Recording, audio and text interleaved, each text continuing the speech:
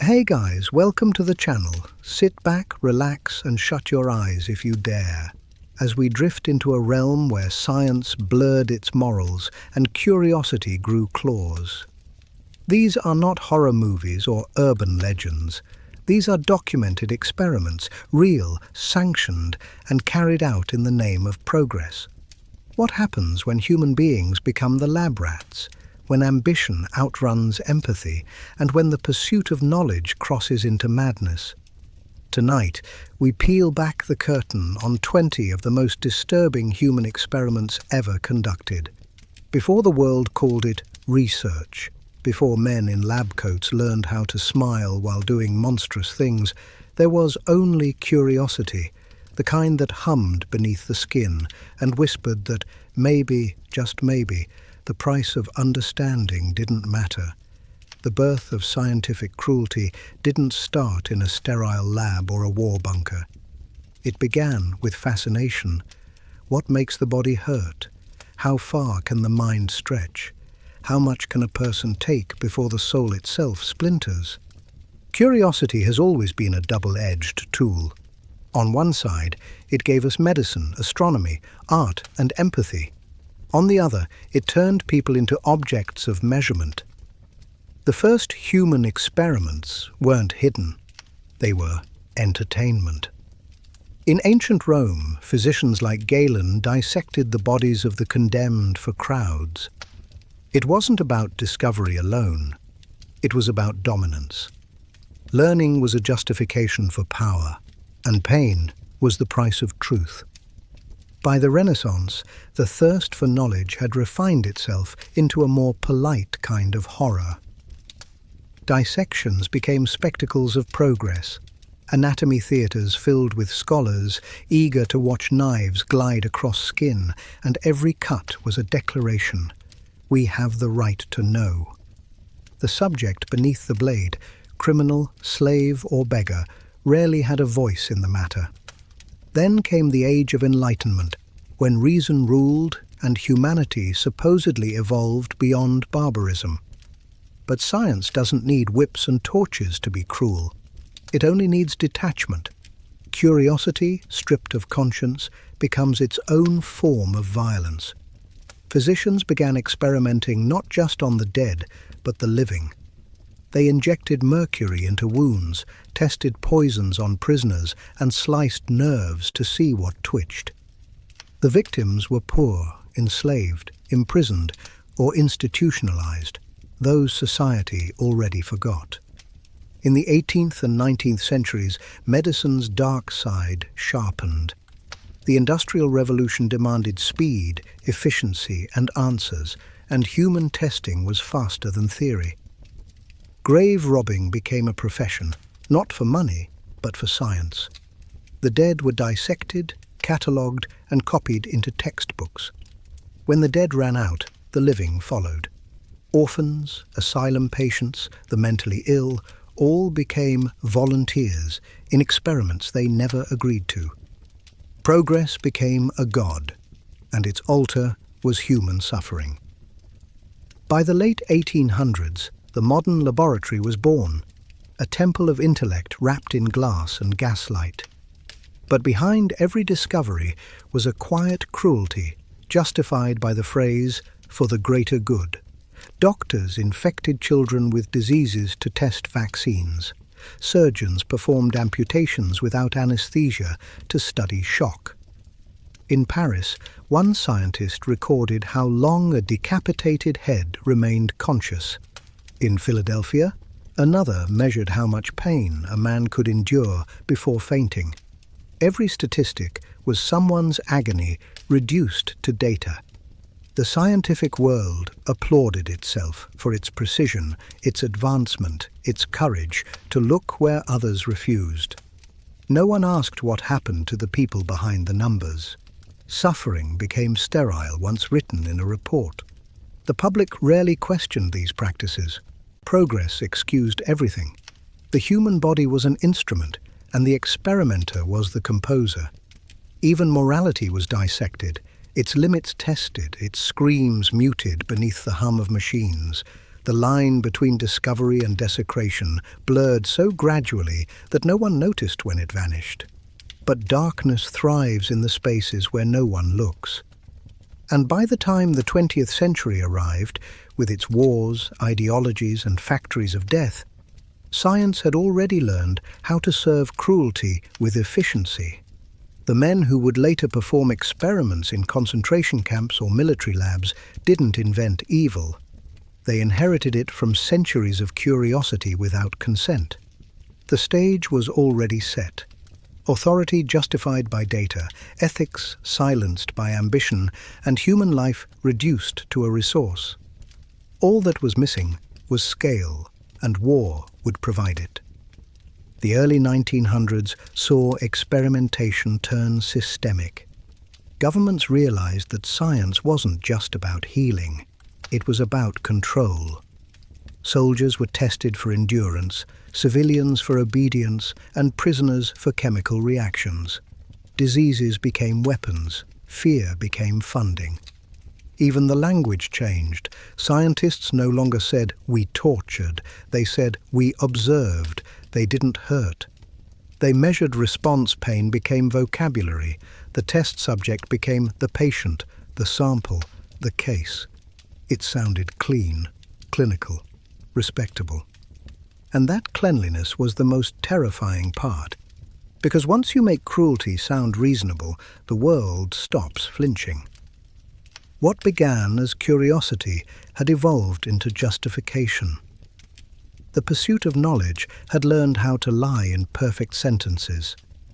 And as the century unfolded, it would give birth to horrors so meticulously documented that no one could ever pretend they didn't know. This was no longer the story of a few mad doctors or overzealous scientists. It was the story of civilization convincing itself that suffering could be science. The blood wasn't hidden anymore. It was sterilized, quantified, and stamped with approval. And from that illusion of control came the darkest chapters humanity would ever write. The experiments that followed, those carried out in the name of progress, patriotism, or pure obsession, would redefine what it meant to be human. Because the question was no longer, what can we learn from pain? It was, how far can we go before we stop calling it pain at all? Cruelty in science didn't begin with monsters. It began with men who thought they were heroes. The history of human experimentation isn't a tale of sadists in secret labs. It's a slow evolution of justification. Each generation of scientists believed they were different from the ones before, that their intentions purified their methods, that the people on the tables were casualties of necessity, not victims of choice.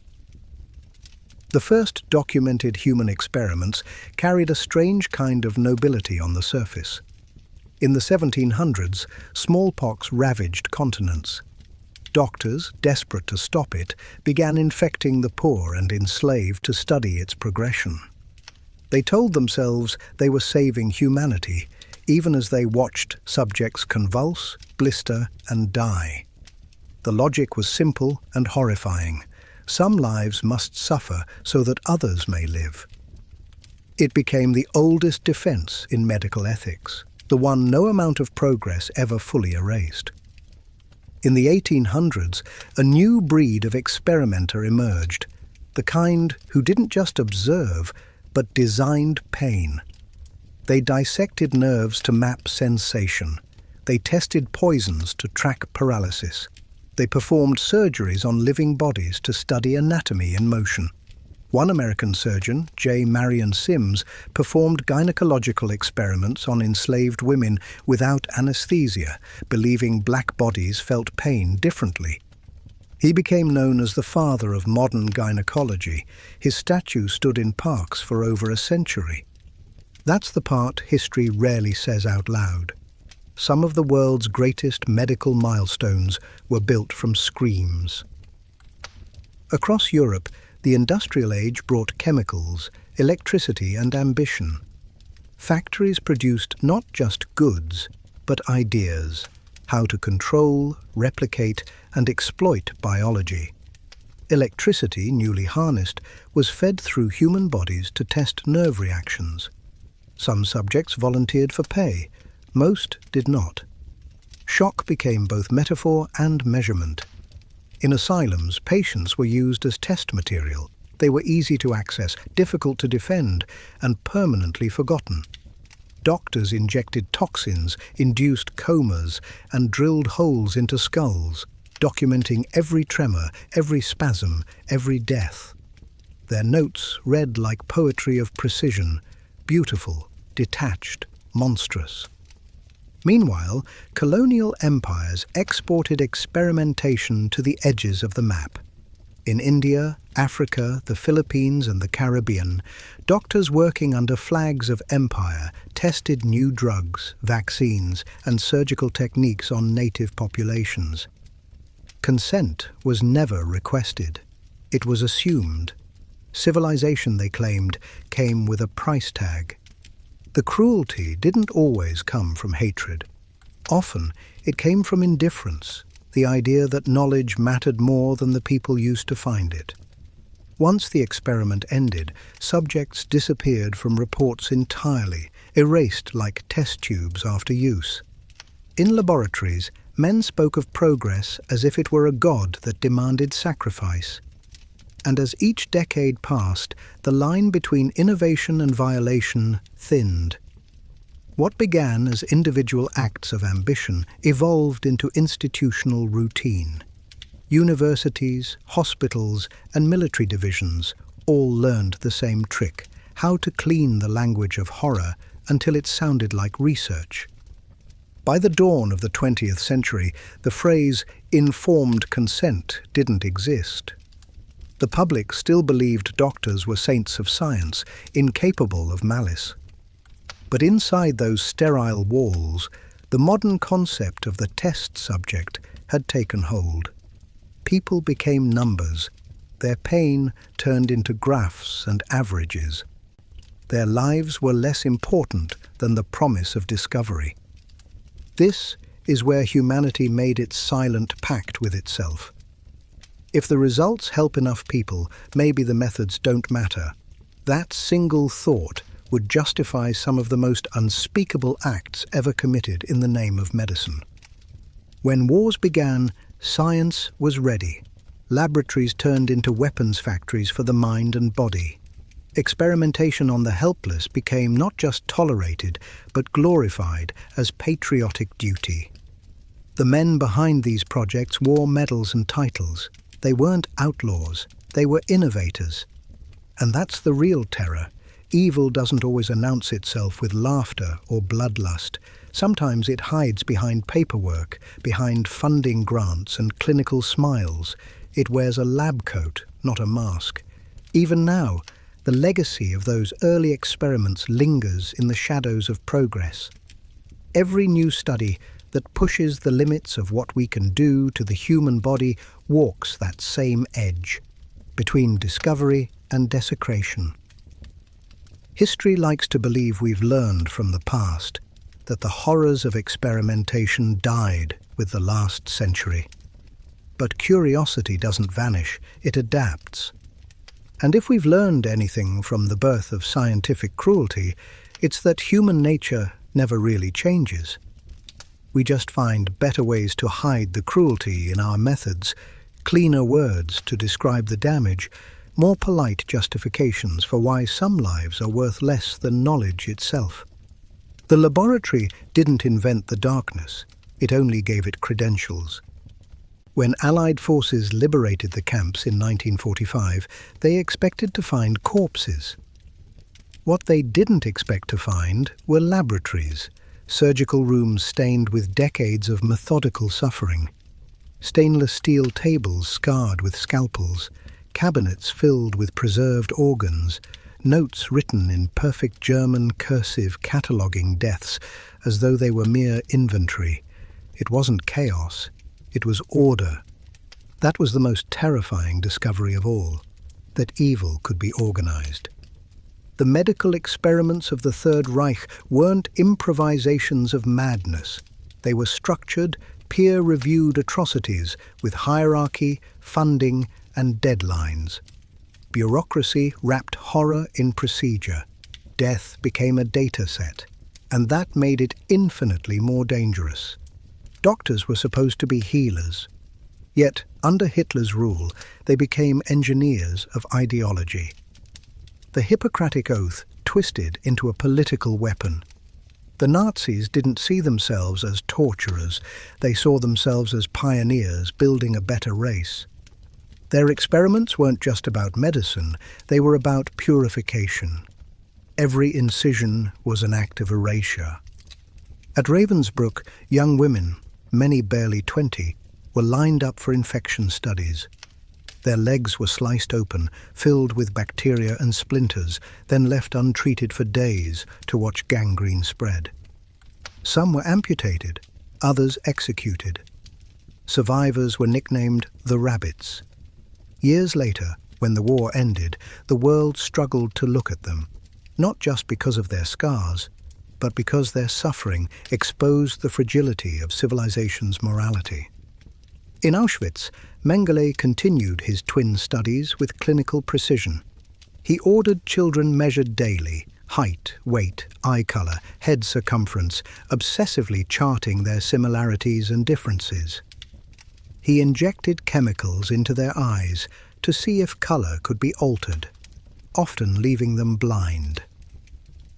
When an experiment ended, he'd personally perform dissections, comparing organs of living and dead twins side by side. He smiled while he worked, humming operas.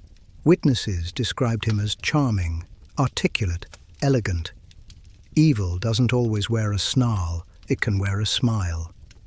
Meanwhile, at Dachau, Rasche continued his high-altitude experiments.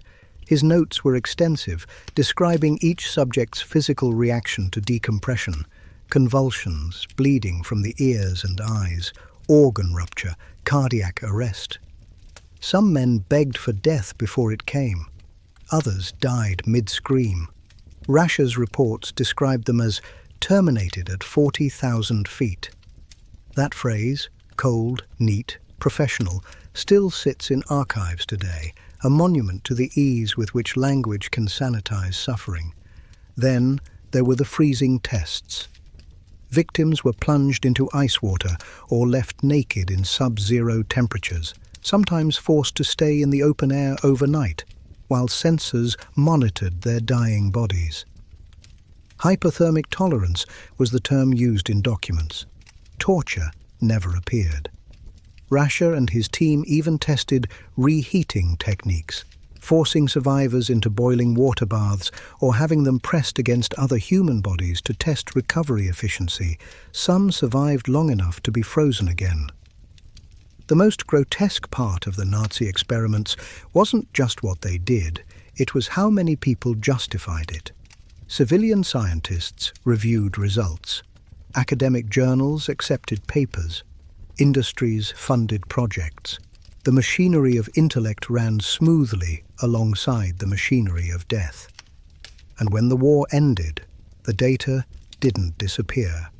It waited, hidden in files, archived in universities, whispered about in medical circles. Some of the Nazi scientists escaped trial entirely. A few even found new homes in foreign governments eager to harvest their knowledge. Operation Paperclip, the US program that relocated German scientists after the war, brought hundreds of researchers to American soil. Officially, it was to aid aerospace and medicine.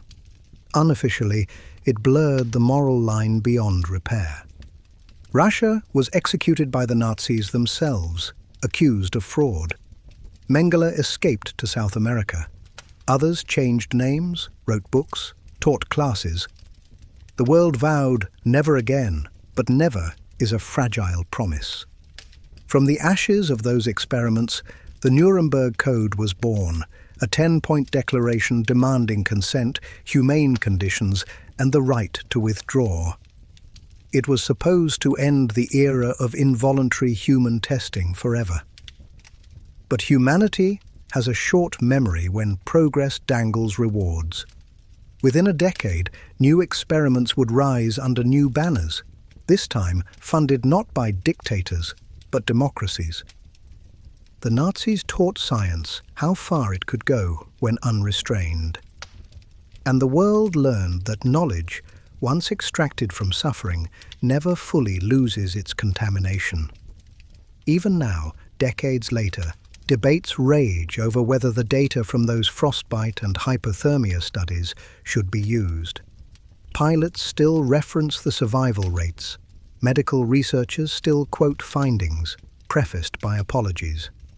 Every citation echoes with the question, does using it make us accomplices? The Holocaust wasn't just a genocide, it was the most grotesque peer review process in history. Scientists studied agony, recorded it, and then argued about its value. And the legacy didn't die in the ruins of Berlin, it spread, invisible, into the veins of modern research. Because once you learn that progress can excuse anything, the next generation doesn't forget. It just rebrands. So when the war ended and the world breathed relief, it didn't realize that the experiments hadn't stopped. They had only crossed oceans. They had new names, new purposes, and new laboratories. They no longer called it purification. They called it defense. And the next chapter of human experimentation would be waged not on the body, but on the mind. When World War II spread across Asia, Japan's empire prided itself on discipline, technology, and order. But beneath that order lived something unspeakable, a secret branch of scientific research that blurred the line between war and moral collapse. Its name was Unit 731, a facility so vast and secretive that even many Japanese citizens never knew it existed. To its architects, it was a medical frontier. To history, it became one of the darkest symbols of what happens when science forgets humanity. Officially, Unit 731 was the Epidemic Prevention and Water Purification Department of the Imperial Japanese Army. In truth, it was an enormous complex built in Harbin, China, where thousands of researchers, soldiers, and doctors worked under the banner of public health. They claimed to be protecting the empire from disease. What they were really doing was transforming human life into an instrument for military experimentation. The world of 1930s Japan was one obsessed with progress and imperial destiny. Science was nationalism dressed in a lab coat. Every breakthrough was framed as service to the emperor, every failure a betrayal. Inside the walled city of Unit 731, researchers were told they were defenders of civilization, standing between Japan and invisible biological enemies. That belief made anything permissible. The facility was built like a small town. It had hospitals, laboratories, barracks, greenhouses, animal pens, even its own railway spur. The men and women who worked there brought their families, attended movie nights, and gardened after hours. It looked like an ordinary community, except for the barbed wire that circled it and the strict secrecy orders that punished questions with death. What happened inside those walls was justified by a simple equation. If we can learn to weaponize disease, we can win wars without bullets.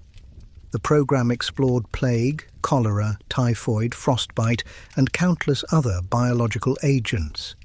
They studied how contagion spread, how it could be contained, and how it might be unleashed. Everything was done under the rhetoric of prevention, but the goals were military. The Empire wanted an invisible weapon, something unstoppable, deniable, and devastating. Unit 731 represented a new kind of horror, technocratic cruelty. These were not sadists working in shadows, but professionals following protocol. Reports were typed, results were graphed. Meetings were held in conference rooms where men debated infection rates the way economists debate interest.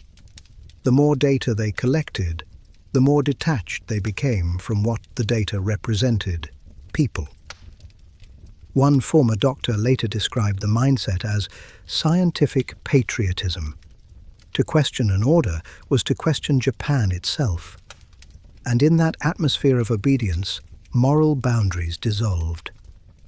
It's easy to condemn from a distance, but it's harder, and more important, to understand how ordinary scientists convinced themselves that their duty outweighed their conscience. As the Pacific War intensified, Unit 731 expanded its influence. It supplied the Army with research on water purification, vaccines, and protective gear, useful, legitimate science wrapped around a core of secrecy. Officially, they were saving Japanese lives. Unofficially, they were preparing for a world where disease itself could be engineered as a weapon. The horror wasn't only in what they did, but in how systematic it became. Files labeled classified were cross-referenced with Army logistics.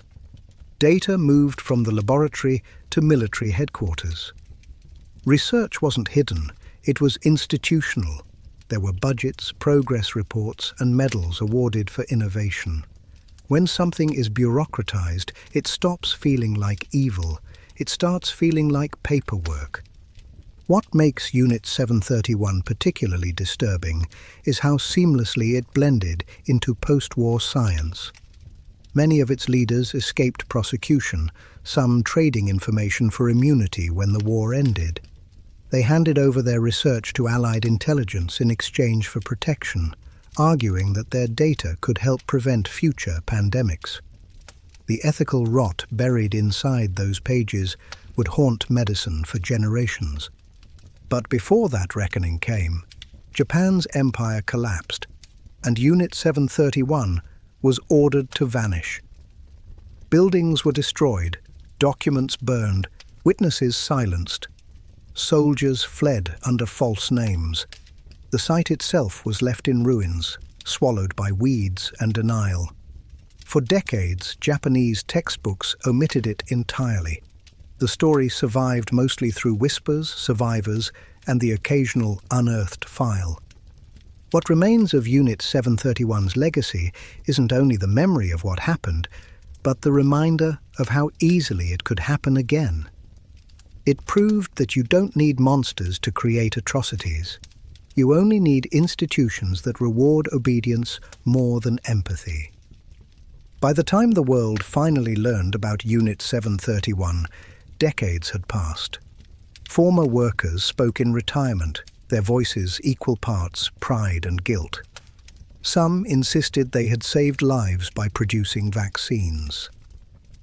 Others admitted the truth, that science without ethics becomes a factory of excuses. Unit 731 wasn't about sadism, it was about systems, about how a nation's most educated minds built a machine of suffering while convincing themselves they were building safety. The true terror isn't what they did, it's that they believed they were right. When Japan surrendered in 1945, the walls of Unit 731 came down in smoke and fire. Witnesses saw columns of black ash rising from the complex as officers torched paper, samples, and equipment. Files that had been catalogued for years vanished overnight. Scientists fled in every direction, some disguised as farmers, others escorted home under new identities. They didn't call it hiding, they called it containment. The Allied occupation forces reached Manchuria expecting to find a medical base. What they found were shattered buildings, fragments of reports, and enough traces of disease cultures to raise global alarm. At first, no one understood what had truly happened there. Even the interrogators struggled to imagine a project of that scale. A few prisoners of war and Chinese survivors began to talk, quietly at first, then with mounting certainty, that Japan had operated a biological weapons division hidden behind the language of health. By 1946, US intelligence officers realized the truth. The facility had been far more advanced than anything the West had built. Japan had gathered data on plague, cholera, frostbite, dehydration, and the limits of infection that no one else possessed. In a post-nuclear world, That kind of information was irresistible. The Cold War had already begun, and biological warfare was the next frontier. Instead of treating Unit 731's doctors as war criminals, American investigators offered them something else: immunity. In exchange for their research, the scientists would never face trial. Their notes were shipped to Washington, translated and filed under Strategic Scientific Intelligence. The logic was painfully familiar. If the data could save lives, perhaps its origin didn't matter.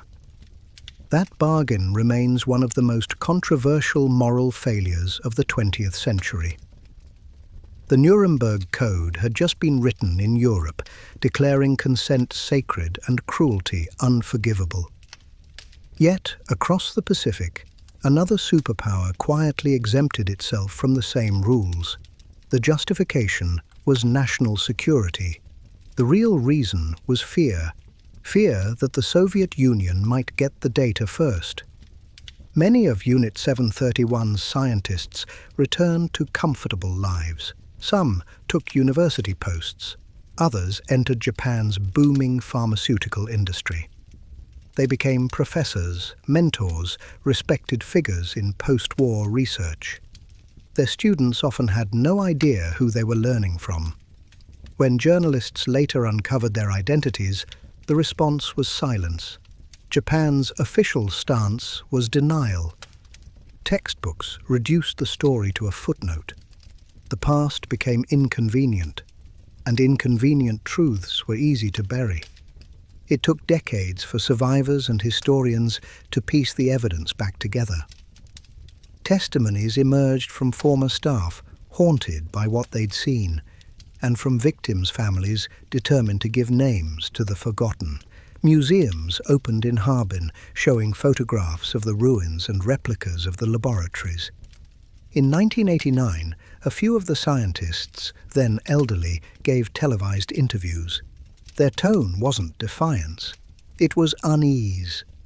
One admitted that the line between duty and guilt had blurred so completely he no longer knew where it was. The aftermath of Unit 731 reshaped the global understanding of bioethics. Governments realized that secrecy could turn research into a weapon, and that knowledge without oversight could destroy trust in medicine itself. The World Medical Association soon adopted the Declaration of Helsinki, expanding on Nuremberg's principles and defining consent not just as permission but as partnership. The ghost of Unit 731 stood behind every clause. Modern science still wrestles with that ghost. Every debate about human testing, gene editing, or pandemic research echoes the same question: who gets to decide what is justified in the name of safety? The story of Unit 731 is not ancient history. It's a cautionary diagram of how bureaucracy and ambition can reshape ethics until they're unrecognizable. In the years that followed, nations built biological weapons programs of their own. The United States, the Soviet Union, Britain, all justified their work as deterrents. Laboratories appeared deep underground, sealed with the same promises of defensive research that once protected Unit 731. Humanity hadn't destroyed the idea of weaponized science. It had professionalized it. Yet there is something else that lingers: remembrance. In Harbin, locals still light candles near the reconstructed gates. In Japan, students visit memorials despite political resistance. The conversations are uncomfortable but necessary. They remind each new generation that the atrocities of Unit 731 weren't the work of monsters. They were the outcome of logic stripped of empathy, of intellect without conscience. Every ethical code written since then, every research review board, every rule about informed consent exists because of what happened there. Science learned painfully that the pursuit of progress must never outrun its humanity. The scientists of Unit 731 once believed they were serving their nation's future. Instead, they became its darkest legacy. And though the ashes of the compound have long cooled, its lesson still burns quietly beneath every laboratory light. There is no discovery worth the cost of forgetting what it means to be human. The Second World War ended, but the obsession with control didn't. It simply changed uniforms. By the 1950s, a new kind of fear haunted the world, the fear of minds being taken over. The Cold War wasn't just fought with bombs or spies. It was fought in laboratories, through syringes, electrodes, hypnosis, and whispers about mind control. And at the heart of that paranoia sat one of the most infamous secret programs ever funded by a government, MK-Ultra. Officially, it was described as behavioral research. In reality, it was the Central Intelligence Agency's attempt to weaponize psychology to find out if a person's identity, loyalty, and memory could be rewritten like files on a tape recorder. The name itself sounded harmless, bureaucratic, but it would become shorthand for everything people feared about invisible power. The seed was planted after the Korean War. American prisoners of war returned home appearing to have confessed to crimes they hadn't committed, speaking in praise of their captors. Washington panicked. The phrase brainwashing entered the public vocabulary, and the CIA decided it needed to understand how it worked before someone else perfected it first. The project began quietly in 1953 under the direction of Sidney Gottlieb, a chemist with an unassuming face and a mind full of dangerous curiosity. He wanted to know if a drug, a sound, or a sequence of sensory manipulations could dissolve a person's personality and rebuild it from scratch. The idea wasn't to cure, it was to control. The agency poured money into universities, hospitals, and private institutions. Scientists, hypnotists, and psychologists were recruited, some willingly, some without realizing who their true employer was. They ran studies on memory erasure, hypnosis, sensory deprivation, and most famously, LSD. The drug was new then, unpredictable, and Gottlieb believed it could open a door to total mental submission. At first, the tests looked almost comedic. Government scientists slipping acid into each other's drinks, writing wild memos about consciousness. But the tone darkened fast. Volunteers stopped being volunteers. The program branched into prisons, psychiatric wards, and military hospitals. Ordinary patients seeking treatment found themselves in studies they never agreed to. MK-Ultra's guiding question was simple and terrifying. Can you make a person do something against their will and make them believe it was their own idea? To find out, the CIA pushed deeper into the human psyche than any agency ever should. They studied sleep deprivation, forced confessions, hypnosis coupled with drugs, and prolonged isolation. Some participants were left in rooms without light or sound for days. Others were given powerful hallucinogens and questioned relentlessly. None of it followed medical ethics. There was no informed consent, no oversight, and no accountability. What made the project especially disturbing wasn't just the secrecy, it was the legitimacy. Reputable institutions, including universities and hospitals, accepted funding from front organizations without knowing or pretending not to know what the experiments were for. Scientific papers were published under coded contracts, their authors unaware they were contributing to a classified psychological arsenal.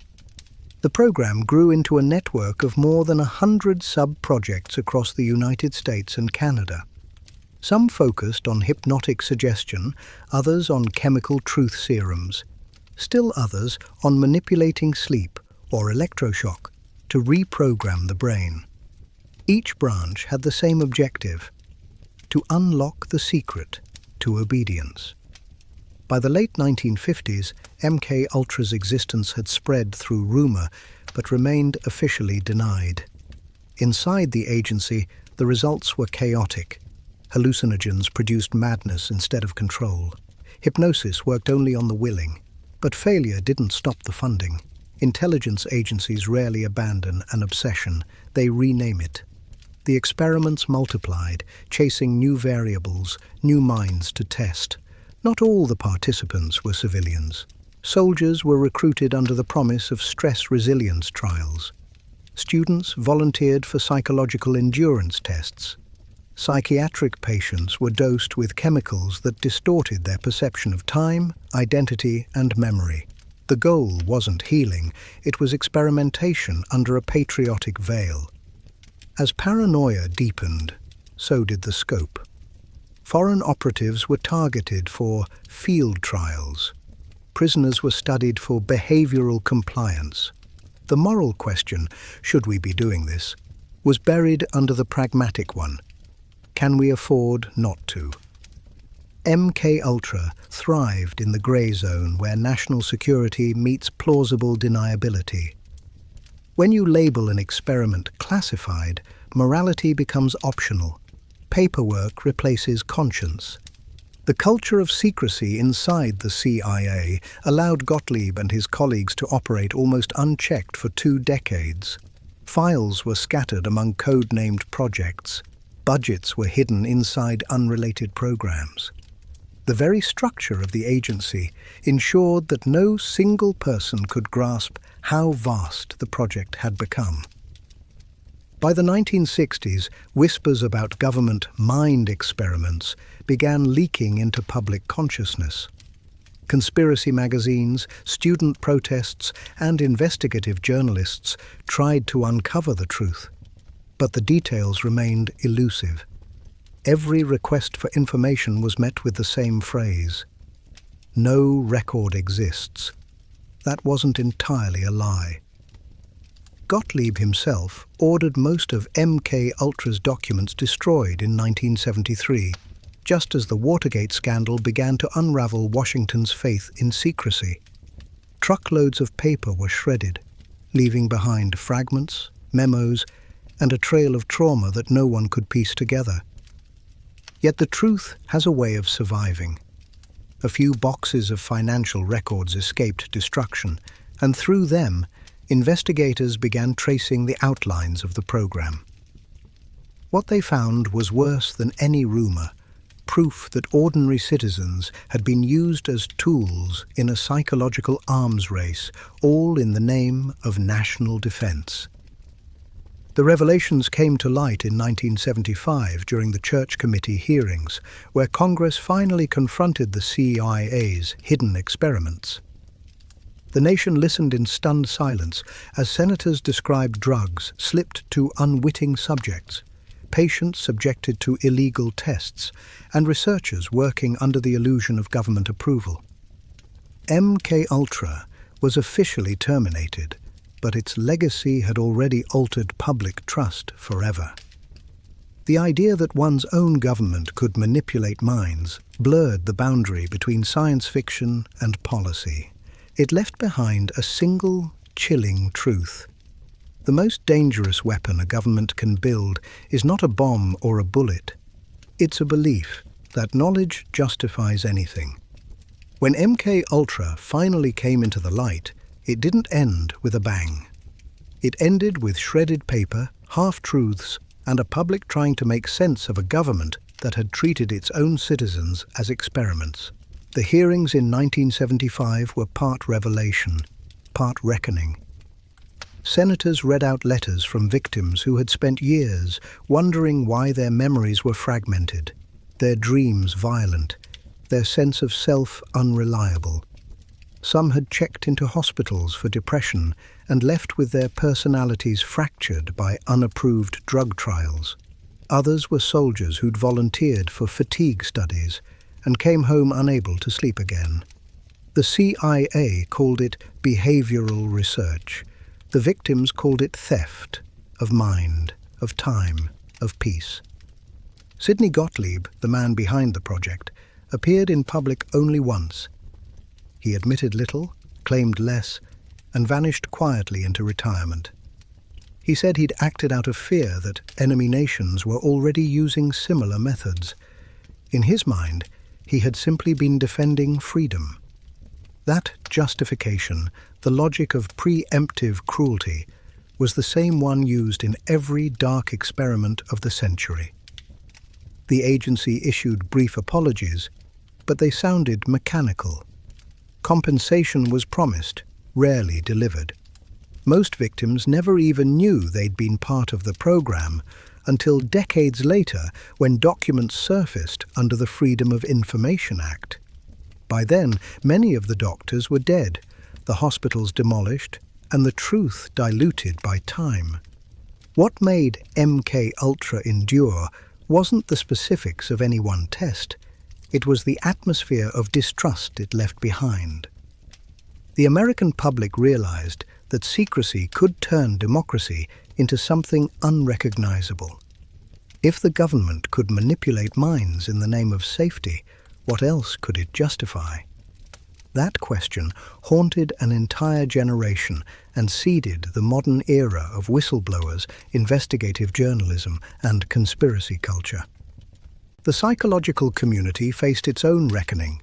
Universities quietly revised ethics boards. Informed consent, once a footnote, became the central pillar of every human subject policy. The very paperwork researchers fill out today, pages of disclosures, signatures, and oversight, exists because MK-Ultra proved what happens without them. Meanwhile, the stories kept surfacing. In Canada, patients at the Allen Memorial Institute described how they were placed in sleep therapy, kept under heavy sedation while messages were played repeatedly through headphones. The doctor in charge, funded through a CIA front, believed he could erase trauma by erasing memory itself. Decades later, survivors spoke of losing entire chunks of their lives, names, songs, even the faces of loved ones. They weren't experiments in healing, they were collateral damage in an invisible war. Pop culture did the rest.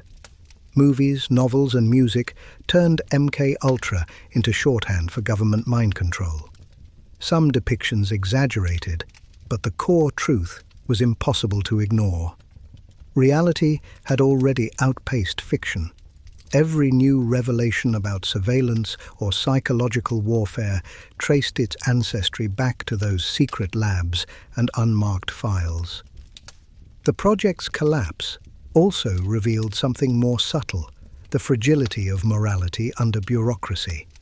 None of the researchers thought of themselves as villains.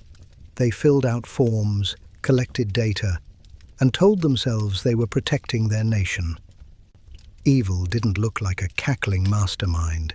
It looked like a man in a white coat, filing reports on time.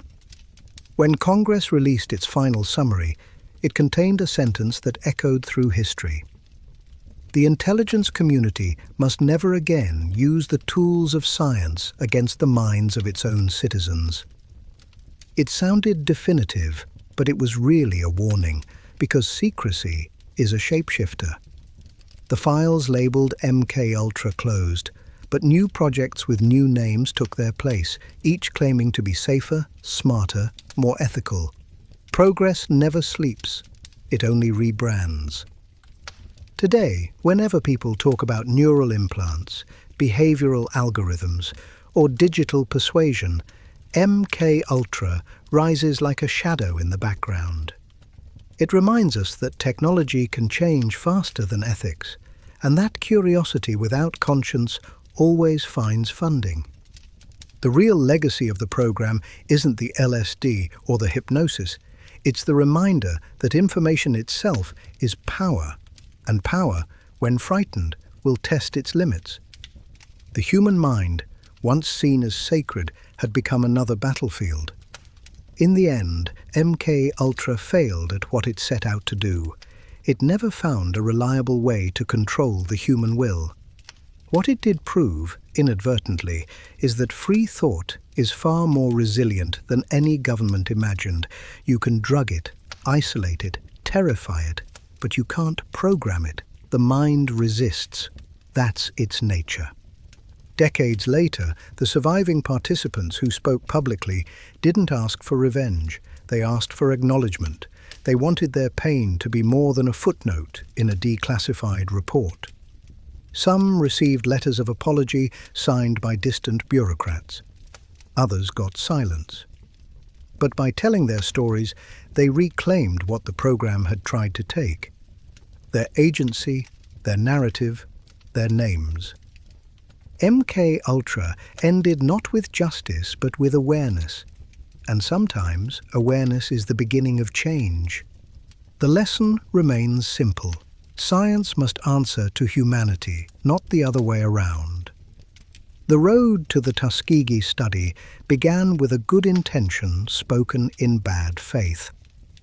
In 1932, the United States Public Health Service launched what it called the Tuskegee Study of Untreated Syphilis in the Negro Male. On paper, it sounded clinical and harmless, an observational project meant to understand the long-term effects of a common disease. In practice, it became one of the most shameful betrayals in the history of modern medicine. The setting was Macon County, Alabama, a place buried in poverty and segregation. Most residents were black sharecroppers, descendants of enslaved families, and the Great Depression had left them with almost no access to health care. When government doctors arrived promising free checkups, free meals, and free burial insurance, the men of Tuskegee saw an opportunity they'd never had before: care from real doctors. 400 began the study. None were told they had syphilis. From the start, the study's language disguised its cruelty. Participants were told they were being treated for bad blood, a local term that could mean anything from anemia to exhaustion. The government physicians drew their blood, noted their symptoms, and performed spinal taps, telling the men these were special treatments. But the doctors had no intention of curing them. Even after penicillin became the standard life-saving therapy in the 1940s, the Public Health Service kept the truth secret. Their goal was to see how the disease destroyed the human body if left alone. It's easy to imagine villains in white coats, but the reality was subtler and far more dangerous. These were educated, polite professionals who convinced themselves that the data they gathered outweighed the pain they caused. They called their deception science. They called the men subjects. They called 40 years of negligence a study in natural history. Every layer of the project was soaked in the quiet arrogance of racism. The doctors saw the men not as individuals, but as a demographic, a population to be measured rather than people to be healed. Reports were written in the calm tone of academic detachment. Tables and graphs replaced faces.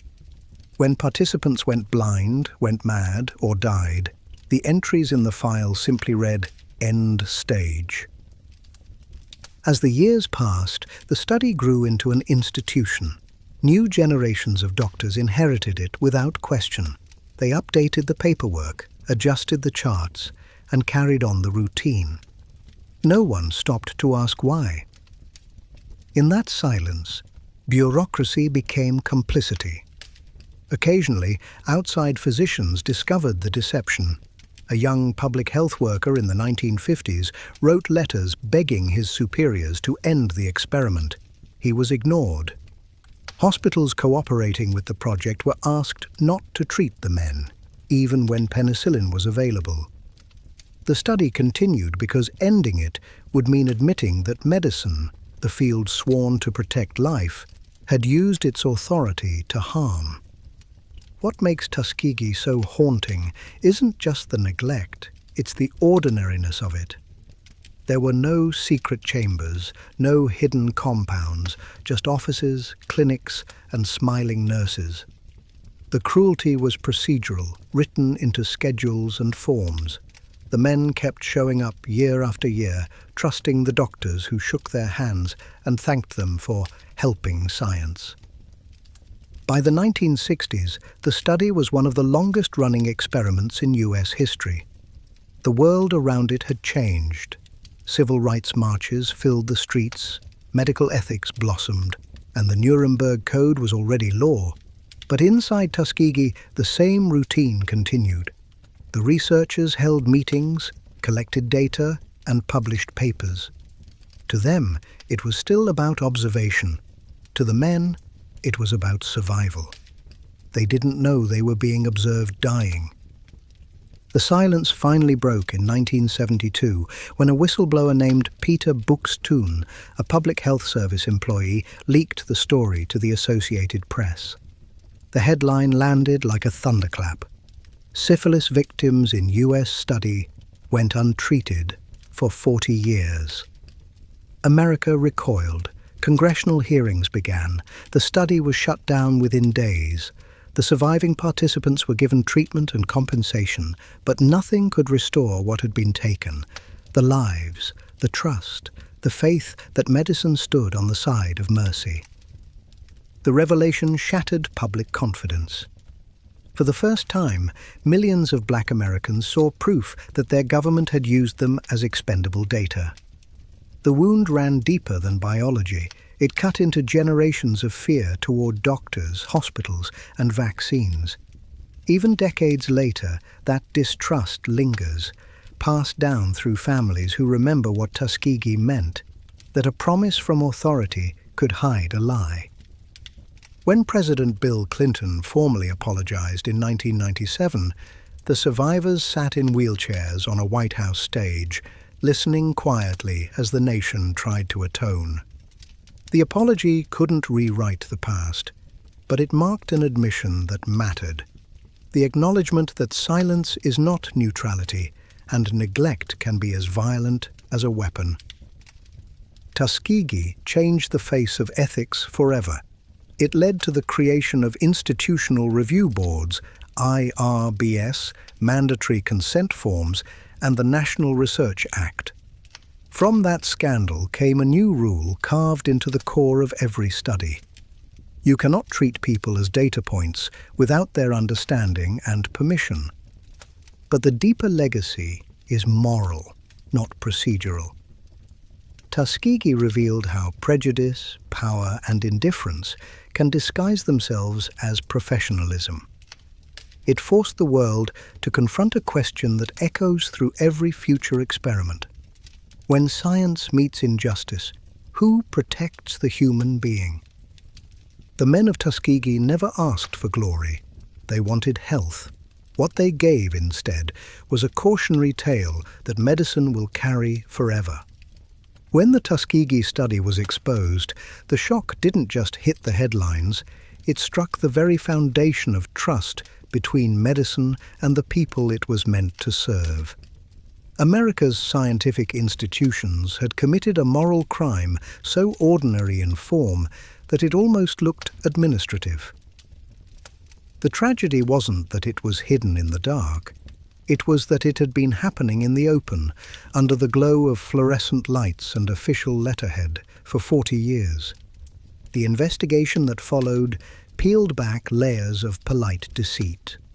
Congressional hearings revealed memos exchanged between government doctors describing the men as subjects for observation. The phrasing was dry, professional, and chilling. It proved that cruelty doesn't always arrive with malice. It often comes disguised as procedure. These men had names, families, laughter, and histories, yet to the scientists, they existed only in rows of data. Public reaction was volcanic. Communities across the country demanded accountability, and for the first time, the American government faced a collective question it couldn't deflect. How could something like this happen in a nation that claimed moral leadership? The answers weren't flattering. The system hadn't broken. It had functioned exactly as designed, built on a hierarchy that valued some lives more than others. The study's collapse triggered sweeping reforms. In 1974, Congress passed the National Research Act, which established the National Commission for the Protection of Human Subjects of Biomedical and Behavioral Research. From that came the Belmont Report, a document that redefined medical ethics in 3 words that should have been obvious all along: respect, beneficence, and justice. Those words were simple, but behind them lay the ashes of Tuskegee. Respect meant every participant must be treated as a person, not property. Beneficence meant that research must aim to help, never harm. And justice meant that no group could be targeted simply because it was convenient or powerless. These principles became the moral compass for modern research, eventually inspiring review boards around the world. But laws and documents can only do so much. The deeper wound was emotional, a rupture in trust that no policy could repair overnight. For many African Americans, Tuskegee confirmed what generations had whispered, that the medical establishment saw them as expendable. Hospitals became places of suspicion. Public health campaigns were met with side eyes and questions that echoed down decades. What aren't they telling us this time? That legacy is still alive today. Every vaccination drive, every clinical trial, every community health initiative that struggles with mistrust traces part of its history back to that study. It wasn't just a medical failure. It was a betrayal written into cultural memory. Survivors of the experiment carried that weight for the rest of their lives. When the US government finally settled a class action lawsuit in 1974, the payments felt symbolic. Money in exchange for the intangible cost of stolen dignity.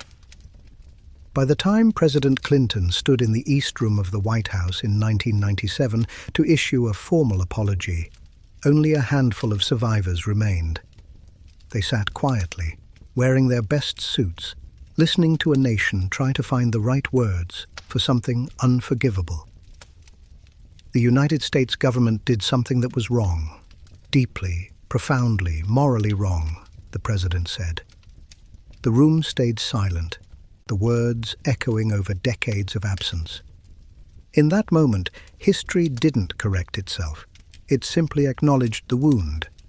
And sometimes, that's the most a nation can do. The Tuskegee study has since become a mandatory case in every medical ethics class, a story recited not for shock value, but for remembrance.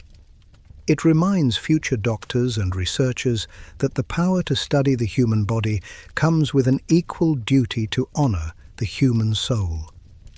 It's not just a lesson about what happened, it's a mirror reflecting what can happen when curiosity outweighs compassion. There's a cruel irony to the whole ordeal. The men of Tuskegee joined the program believing they were helping science, and in a way they did. But not how the doctors intended. They became the final teachers, the unwilling authors of ethics. Their suffering forced medicine to confront its conscience. They changed the rules not by design, but by endurance. The story continues to ripple through modern medicine. Clinical researchers now spend months drafting consent forms that explain every possible risk in plain language. Hospitals hire community liaisons to build relationships with underserved populations. Public health officials use Tuskegee as both warning and promise that transparency must replace secrecy if trust is to survive. Still, the shadow remains. In every debate about experimental vaccines, in every rumor about government cover-ups, you can hear the ghost of Tuskegee whispering, "Remember what they did once."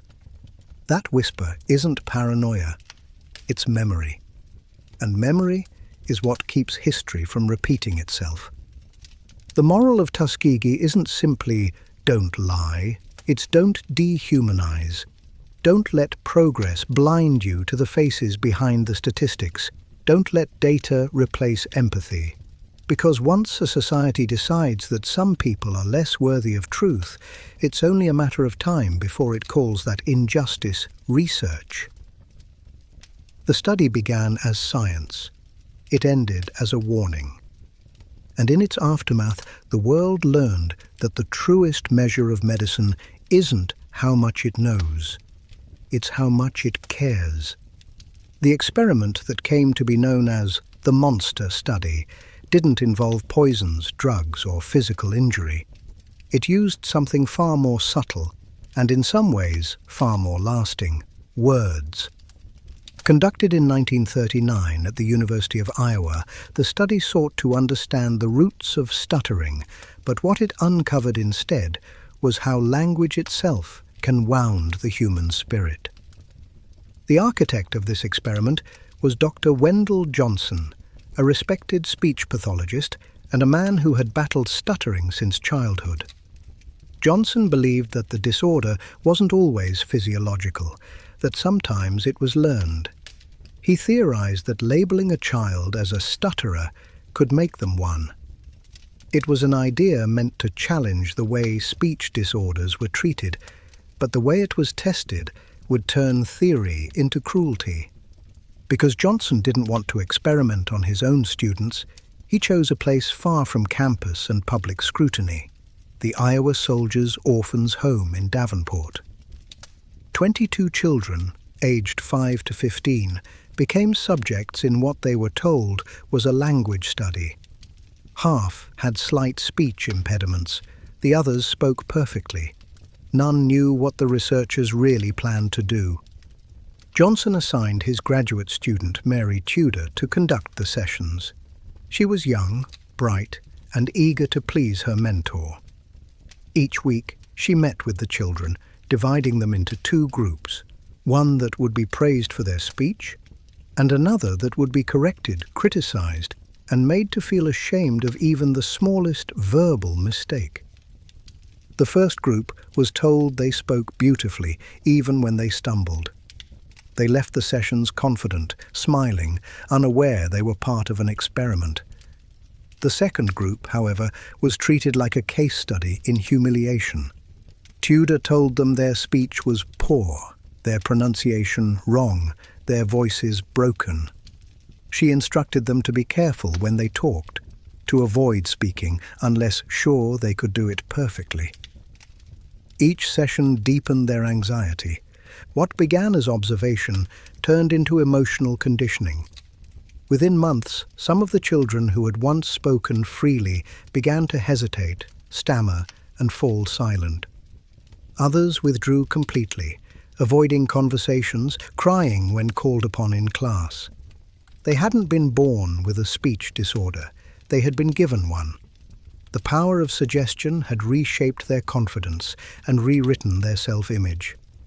The researchers took notes, recorded progress, and congratulated themselves on the consistency of the results. To them, it was evidence that stuttering could indeed be induced through environment and expectation. To the children, it was something else entirely: a collapse of trust in their own voices. Mary Tudor would later say she regretted every word. At the time, she'd believed she was conducting valuable research, guided by an expert she admired. Johnson never publicly apologized. In his eyes, the study had proven a point, but the institution never repaired the damage. The orphans were left to struggle through the psychological scars of being told they were broken. Some never recovered their fluency.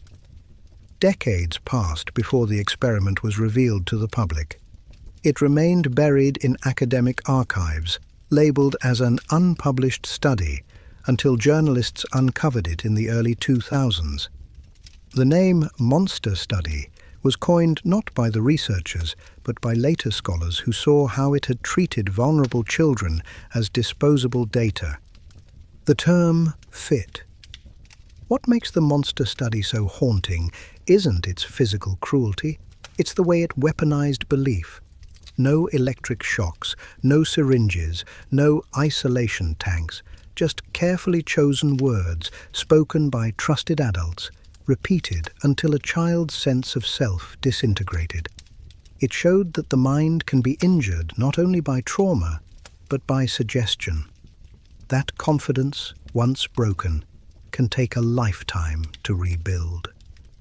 When the truth came out, the University of Iowa issued a public apology and eventually settled lawsuits brought by the surviving participants. The apology came with the usual language: deep regret, ethical standards of the time, lessons learned.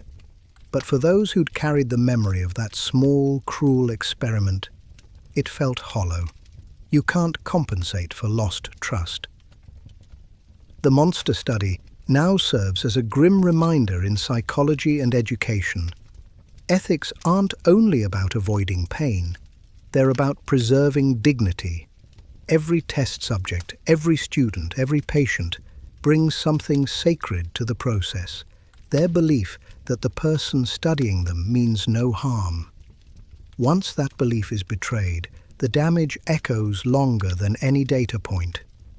The children of Davenport didn't sign consent forms. They didn't know they were part of an experiment. All they knew was that adults with notebooks told them they weren't good enough. Some carried that sentence for decades. If the previous chapters showed how science could harm the body, this one showed how easily it could harm the soul. And it proved something far more uncomfortable: that cruelty doesn't require hatred. It only requires indifference, the willingness to see a person as a variable instead of a voice. Words can heal, words can wound. And sometimes the ones spoken in the name of knowledge cut the deepest of all. The monster study didn't end when the last notebook closed. It lingered in the minds of the children who left those sessions believing their voices were flawed, their words dangerous. Decades later, when reporters tracked some of them down, the memories were still sharp. How they'd been singled out, how their classmates began to tease them, how they learned that silence felt safer than speaking. The experiment was supposed to reveal how speech disorders developed. What it actually revealed was how shame can be engineered. In the years following 1939, the results of the study were quietly discussed in academic circles, but never formally published. Wendell Johnson moved on to other research, becoming one of the most influential figures in speech pathology. His theories about labeling lived on, ironically inspiring new approaches to therapy that emphasized encouragement instead of correction. Yet, the dark method that had proved his point was buried. Universities, after all, prefer their heroes untarnished. For the children, there was no such luxury. Some grew up struggling with speech anxiety that shadowed every conversation, every job interview, every introduction. Others managed to recover their fluency, but the emotional scars remained. The memory of being told at the most impressionable age that something was wrong with them. One participant described it decades later as a curse placed on my tongue. It wasn't until the late 1990s that the story began to resurface. A journalist researching unethical human experiments stumbled upon references to an unpublished study in old university archives. The details were horrifyingly mundane.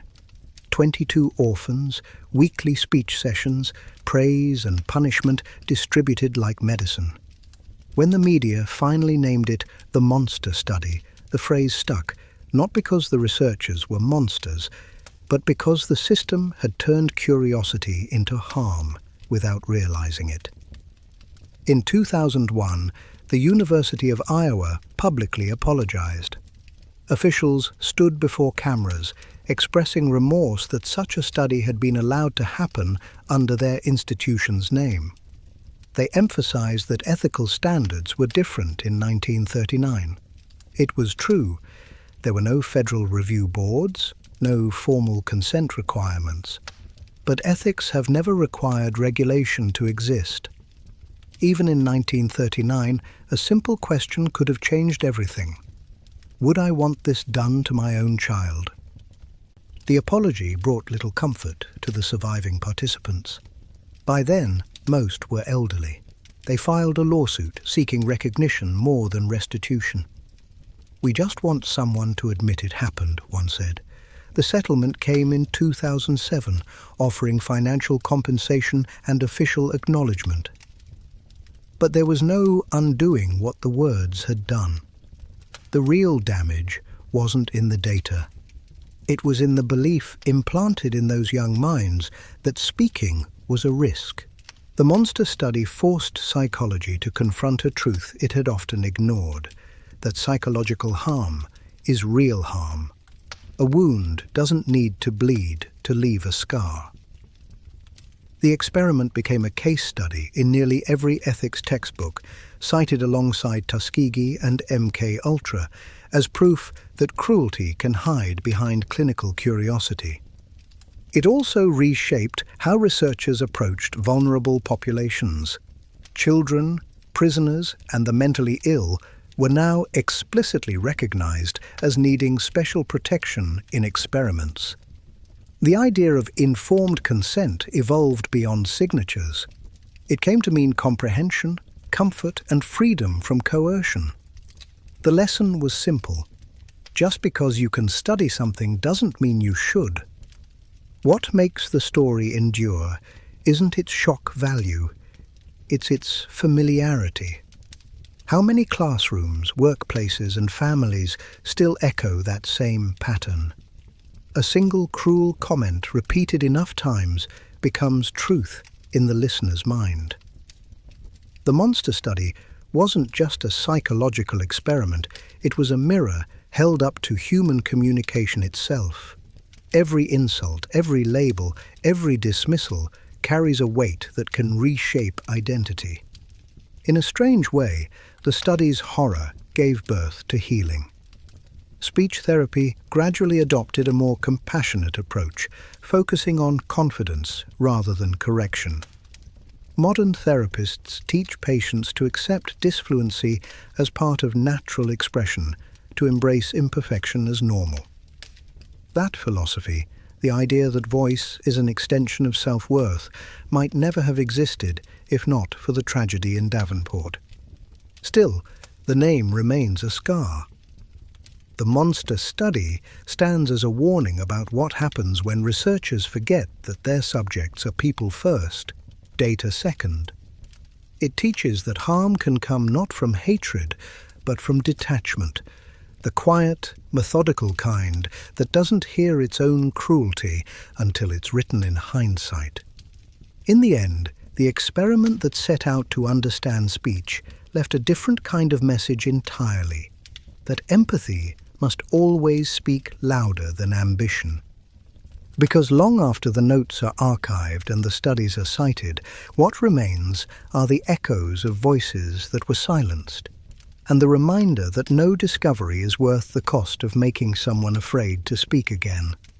If the Cold War was a contest of fear, Project Stargate was its strangest symptom, a government program born not from aggression, but from anxiety. In the 1970s, as the United States watched the Soviet Union invest in parapsychology, someone in Washington asked the question no serious scientist wanted to answer out loud. What if psychic powers are real and the other side gets them first? It sounds like the plot of a pulp thriller. Spies with clairvoyant vision, soldiers bending spoons in sealed rooms, generals reading reports about remote viewing. But it happened. Buried under layers of classification, the US intelligence community quietly spent millions trying to weaponize intuition. The logic was pure Cold War. If there's even a 1% chance of telepathy, we can't afford to let Moscow monopolize it. The effort began at the Stanford Research Institute in California, where physicists Harold Puthoff and Russell Targ convinced the CIA that the human mind might tap into information beyond the senses. They called it remote viewing, the ability to visualize distant locations or hidden objects through mental focus alone. Funding followed. Rooms were darkened, sensors calibrated, and the line between science and seance blurred. Early trials were oddly encouraging. Subjects, nicknamed viewers, described sketches of buildings, submarines, and coded documents that seemed uncannily accurate. Confirmation bias did the rest. The CIA, desperate for an edge in a world of invisible threats, expanded the project under code names like Grill Flame, Center Lane, and eventually Stargate. What began as a curiosity became an institution. Inside nondescript military facilities, volunteers were handed coordinates or sealed envelopes and told to see what lay beyond. Some drew elaborate maps of Soviet air bases. Others described landscapes later confirmed by satellite. Skeptics called it coincidence. Believers called it classified proof of a hidden human potential. The truth lay somewhere in between, a mix of intuition, pattern recognition, and a heavy dose of wishful thinking. Still, in the shadowed halls of the intelligence world, evidence isn't always the point. Possibility is. The CIA and the Defense Intelligence Agency both funded parallel programs, convinced that psychic reconnaissance was cheaper than spy planes. Psychologists, physicists, and soldiers were all brought into the fold. Even the U.S. Army maintained its own remote viewing unit at Fort Meade, where officers sat in quiet rooms drawing pictures of enemy installations, while classical music played softly in the background. From the outside, it sounded absurd. Inside the files, it was deadly serious. Reports carried titles like Coordinate Remote Viewing Experimental Protocols and Potential for Intelligence Collection via Non-Physical Perception. Meetings were held at the Pentagon.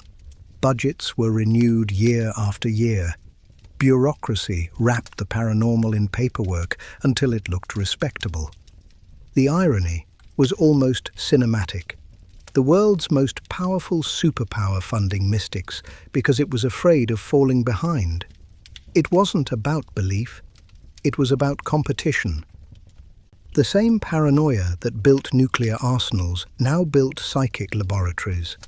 And in that environment, even the impossible got a grant. Some of the viewers became minor legends. Joseph McMonigal, a decorated army officer, claimed to have visualized a secret Soviet submarine and even glimpsed Mars as it looked 1,000,000 years ago. His files are filled with sketches, coordinates, and notes written in the brisk tone of a field report, as though describing something utterly normal. He later said he never thought of himself as supernatural, just unusually focused.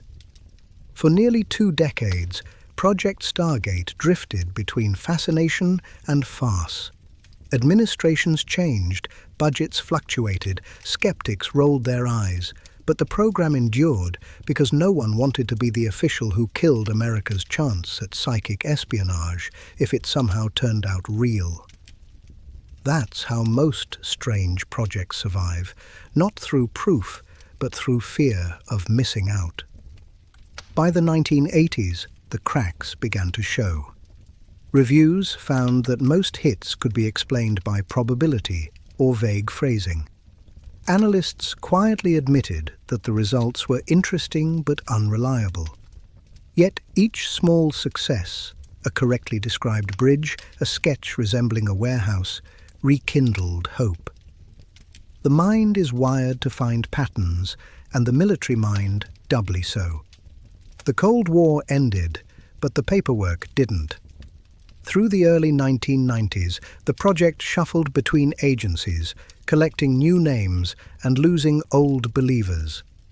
When journalists finally exposed it in 1995, the reaction was part amusement, part disbelief. The CIA declassified thousands of pages, showing years of serious attention given to something that looked like a séance with a budget. But behind the humor was something revealing. Stargate wasn't just about psychics, it was about the psychology of power. It showed how easily fear can bend science, how quickly "what if" becomes "why not." It proved that even rational institutions can chase irrational dreams when uncertainty feels like threat. The researchers weren't villains or con artists. They were professionals operating in a culture where doubt was dangerous. Better to explore every possibility, no matter how strange, than risk being blindsided by an enemy discovery. In that logic, absurdity becomes strategy. When the program finally shut down, a final report concluded that remote viewing had produced no actionable intelligence. Yet, it also admitted something subtle, that participants occasionally described real targets with accuracy beyond chance.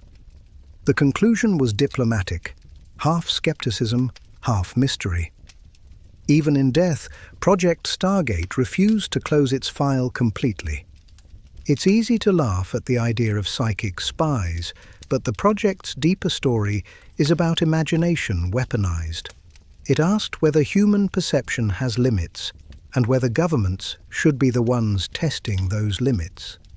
It also left a haunting question for the future. If we ever do find proof that consciousness can reach beyond itself, will we study it to understand or to control? In the end, Project Stargate stands as both curiosity and cautionary tale. It reminds us that intelligence work isn't just about secrets, it's about belief. And sometimes the most dangerous belief of all is the conviction that nothing is impossible. When Project Stargate finally saw daylight, it emerged not with explosions of revelation, but with a sigh. In 1995, after 20 years of quiet funding and secret experiments, the CIA released a report summarizing what it had bought for all those millions: fragments of drawings, lists of coordinates, and an uncertain verdict that sat somewhere between intriguing and inconclusive. For some, it confirmed their worst suspicions, that the government had wasted time chasing ghosts. For others, it confirmed something else entirely, that the line between science and superstition had always been thinner than we admit. The declassification came at a strange moment. The Cold War was over, paranoia had shifted to technology and terrorism, and the age of analog secrecy was ending. Yet buried in those thousands of pages was a portrait of a government so terrified of falling behind that it had tried to turn the human imagination into an intelligence tool. The files were dense, clinical, and often absurd. Session logs describing visions of metallic spheres, sketches of bunkers that didn't exist, evaluations marking accuracy as moderate. You could almost hear the analysts arguing in fluorescent rooms. Was this brilliance or delusion? Most of the scientists involved had already moved on. The public reaction was split between fascination and laughter. Talk shows mocked the idea of psychic spies, while journalists traced the history of remote viewing through its quiet network of physicists, psychologists, and soldiers who had believed, honestly, that they might be expanding human potential. A few of those participants defended the work with calm sincerity. They spoke of intuition, not magic. They said that when you sit in a silent room long enough, the mind sometimes notices things the eyes cannot. That was always the paradox of Stargate. It was built on both skepticism and faith. The CIA didn't truly believe in psychic powers. It believed in not believing might be dangerous. In that fear-driven logic, curiosity became policy. The Cold War had turned every rumor into a potential weapon, every untested idea into a possible threat. If the Soviets were studying telepathy, America would too, not to prove it worked, but to make sure it didn't work against them. Over the decades, Project Stargate generated reams of data, but little understanding. Most sessions produced what statisticians politely called noise, details too vague or inconsistent to verify. Yet every so often, a description landed close enough to reality to keep the funding alive. A sketch of a large crane near water might match a shipyard. A mention of round structures might align with oil tanks. To intelligence officers raised on patterns and probabilities, coincidence can masquerade as evidence. When the CIA finally pulled the plug, it wasn't because the project had failed spectacularly. It had simply stopped justifying its budget. The final evaluation, written by the American Institutes for Research, concluded that remote viewing had not provided operationally useful results. In other words, interesting, but not reliable enough to bet a war on. Still, the public fascination refused to die. The released documents became instant folklore. Filmmakers, conspiracy theorists, and novelists mined them for decades, weaving tales of mind readers and government clairvoyance. The story fit perfectly into the new era of mistrust, a symbol of how power behaves when it's both paranoid and imaginative. The phrase psychic warfare slipped from classified vocabulary into pop culture legend. But beyond the myths and humor, there was something poignant about the people behind the project. Many of the viewers weren't charlatans. They were veterans, scientists, and civil servants who genuinely wanted to help their country. They sat in rooms and stared into the dark because they believed that human perception might hold more than evolution had revealed. Their failure was not moral, but methodological. They mistook intuition for evidence. That's what makes Stargate both ridiculous and tragic. It was born from one of humanity's best instincts, the urge to explore, and twisted by one of its worst, the fear of being left behind. Every nation, when frightened, reaches for the extraordinary. Some build bigger weapons, some build stranger dreams. The program's closure didn't end the fascination with extrasensory perception. It only privatized it. Small research groups, private investors, and self-styled psychic consultants continued experiments in remote viewing, citing the CIA's own files as proof that the government believed. Even today, the archives circulate online, fueling endless debates about whether some truths were buried deeper than others. The reality, as usual, is simpler. Belief is a powerful solvent, capable of dissolving both reason and doubt. What Project Stargate ultimately proved was not that humans can see across space, but that institutions can lose sight of themselves. When fear meets imagination, oversight fades, the paperwork becomes its own justification, and soon the question isn't, does this work, but what if it might? Every age has its superstition. In the Middle Ages, it was alchemy. In the 20th century, it was psychic espionage. Both began with the same spark, the dream that knowledge could grant control over the unknown. Both ended the same way, with a pile of notes, a few strange coincidences, and the quiet realization that the real mystery isn't out there. It's us. Today, Project Stargate exists mostly as a cautionary footnote in the long story of human curiosity. But like all good ghost stories, it leaves behind one lingering question.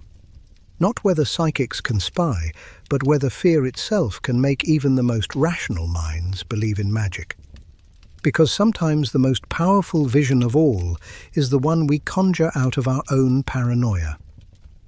In the early 1960s on Staten Island, there stood a place meant to protect the vulnerable, a sprawling institution known as the Willowbrook State School. Its purpose, written in confident bureaucratic language, was to care for children with intellectual disabilities. In reality, it became one of the most horrifying examples of how compassion can decay into cruelty when oversight disappears and human beings become statistics. At its peak, Willowbrook held more than 6,000 residents in facilities designed for barely half that number. Hallways overflowed with children. Food was scarce. The stench of neglect soaked the air. Staff were overworked, underpaid, and desensitized. What had begun as a place of special care had, by the mid-century, transformed into something else entirely, a warehouse for forgotten lives. It was within this setting that one of the most controversial experiments in American medical history took place. In 1956, Dr. Saul Krugman, a respected pediatric researcher from New York University, arrived at Willowbrook with a mission. He wanted to study hepatitis, a disease that ran rampant through the institution. The school's overcrowded, unsanitary conditions made infection almost inevitable. To Krugman, this presented not a tragedy, but an opportunity. His logic, at least on paper, sounded reasonable. Since the children were bound to contract hepatitis anyway, he argued, it would be more humane and scientifically useful to infect them deliberately under controlled conditions. That way, he could study the disease's progression and test potential vaccines. Parents were asked for permission, though consent forms were vague and cloaked in medical jargon. Many signed, trusting the state to do what was right. Others never knew their children were part of an experiment at all. The study lasted more than a decade. Children were intentionally exposed to the hepatitis virus through contaminated food and injections. Some fell gravely ill. A few died. Krugman meticulously documented his results and published them in prestigious journals. He was praised for his contributions to science, even invited to lecture about his findings. The ethics of how he obtained them, those were questions few dared to ask. At the time, public institutions operated under a dangerous illusion that the lives of the marginalized were expendable if their suffering could advance medical knowledge. The residents of Willowbrook, poor, disabled, often abandoned, had no political voice, no advocates, and no choice. They were children, yet treated as experimental material in a facility that already treated them as burdens. When journalists occasionally visited, administrators staged performances of order, clean wards, smiling nurses, happy children shown reading and painting. But behind locked doors, the real Willowbrook was closer to a nightmare. Reports described children left unclothed, lying on floors, covered in filth. Many never learned to speak because there was no one to talk to them with patience. The few who did speak were ignored. Their cries blended with the hum of fluorescent lights. By the late 1960s, the public had begun to suspect that something was wrong. Parents' groups demanded access. Reformers filed complaints.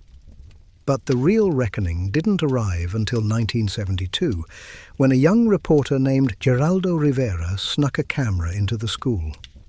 What he captured stunned the nation.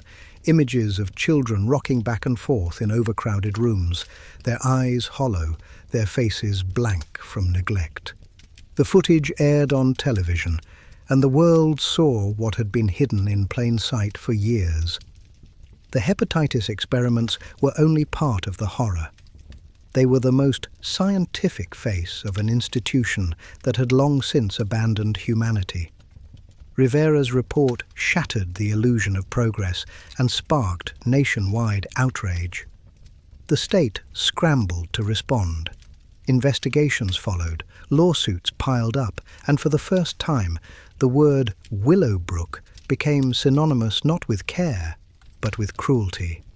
In congressional hearings, Dr. Krugman defended his research, insisting that his studies had advanced public health and helped create a vaccine. Technically, he wasn't wrong. The data did contribute to understanding hepatitis. But the question that echoed through the hearings wasn't about medical results. It was about morality.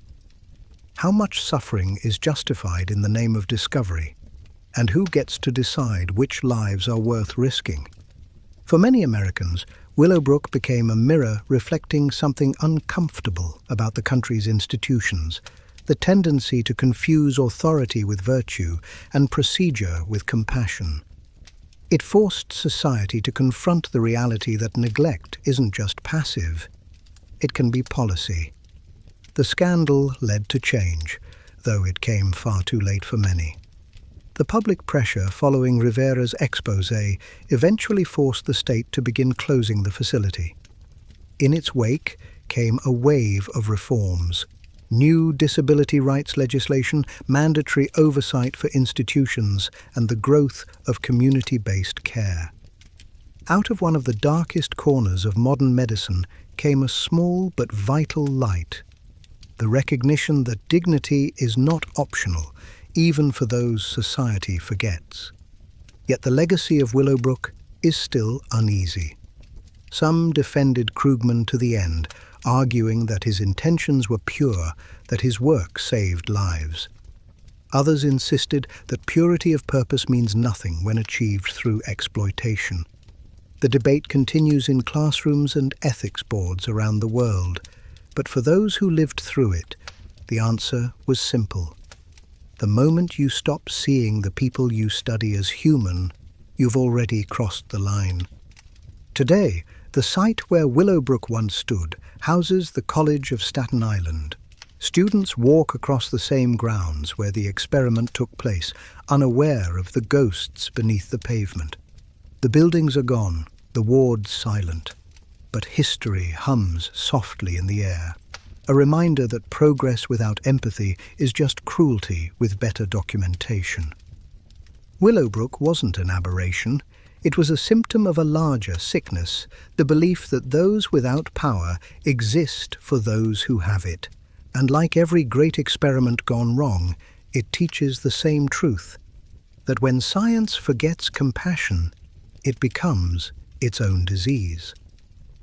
The fallout from Willowbrook didn't come in a single thunderclap. It arrived like a slow-moving wave. After Rivera's broadcast in 1972, Americans could no longer pretend they didn't know. Viewers wrote letters to newspapers demanding justice, parents who had once been silenced found their voices, and lawmakers scrambled to appear horrified. The image of those overcrowded rooms, children packed together like discarded furniture, became an indictment of every system that claimed to care. The state of New York began investigations, but reform took years. Bureaucracy moves slower than outrage. Reports confirmed what the footage had already shown, that Willowbrook had violated nearly every standard of human decency. Children had been restrained for convenience, left unfed for hours, and medicated to keep them quiet. Many were denied schooling altogether. Yet in the paperwork, administrators used sterile language: staffing shortages, behavioral management, containment procedures. Each phrase translated neglect into policy. Public pressure eventually forced Governor Hugh Carey to act. In 1975, the Willowbrook Consent Decree was signed, mandating that residents be moved into smaller, community-based homes where they could receive proper education and care. It was one of the first legal acknowledgements that people with disabilities had a right to live with dignity, not simply to be stored. The decree became a model for disability rights reform nationwide. But closing an institution was easier than closing the mindset that built it. The same attitudes that had justified Willowbrook, the belief that some lives mattered less, that compassion could be rationed, still lingered in other facilities. Inspectors found similar abuses in schools and hospitals across the country. The reformers realized they weren't dismantling one building, they were dismantling a culture. Families who had trusted the state felt betrayed. Some had left their children there because doctors told them it was best. They were promised education, safety, structure. What they got was abandonment disguised as care. The guilt they carried was almost unbearable. Yet many of them became activists, joining lawsuits and marching for rights their children had been denied.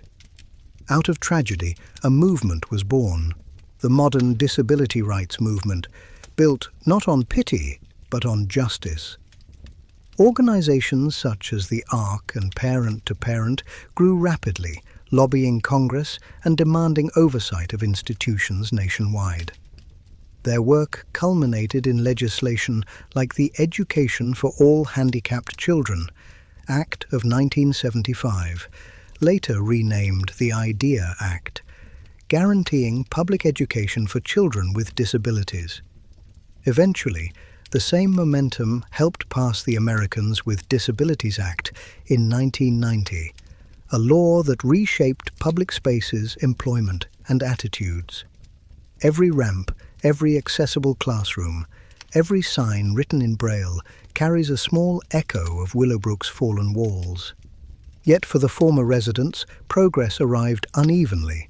Some thrived in community homes, finally treated as individuals rather than case numbers. Others struggled to adapt after years of institutionalization. Many never fully recovered from the trauma of isolation. They were taught for decades that silence was safety. Freedom, for them, was confusing and loud. The ethical debate around Dr. Saul Krugman's hepatitis research lingered long after his death. Defenders argued that his studies directly led to vaccines that saved countless lives. Critics countered that good results don't erase unethical methods.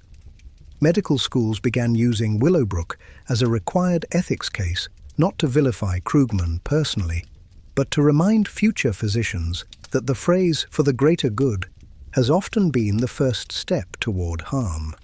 In that way, Willowbrook became both horror story and handbook.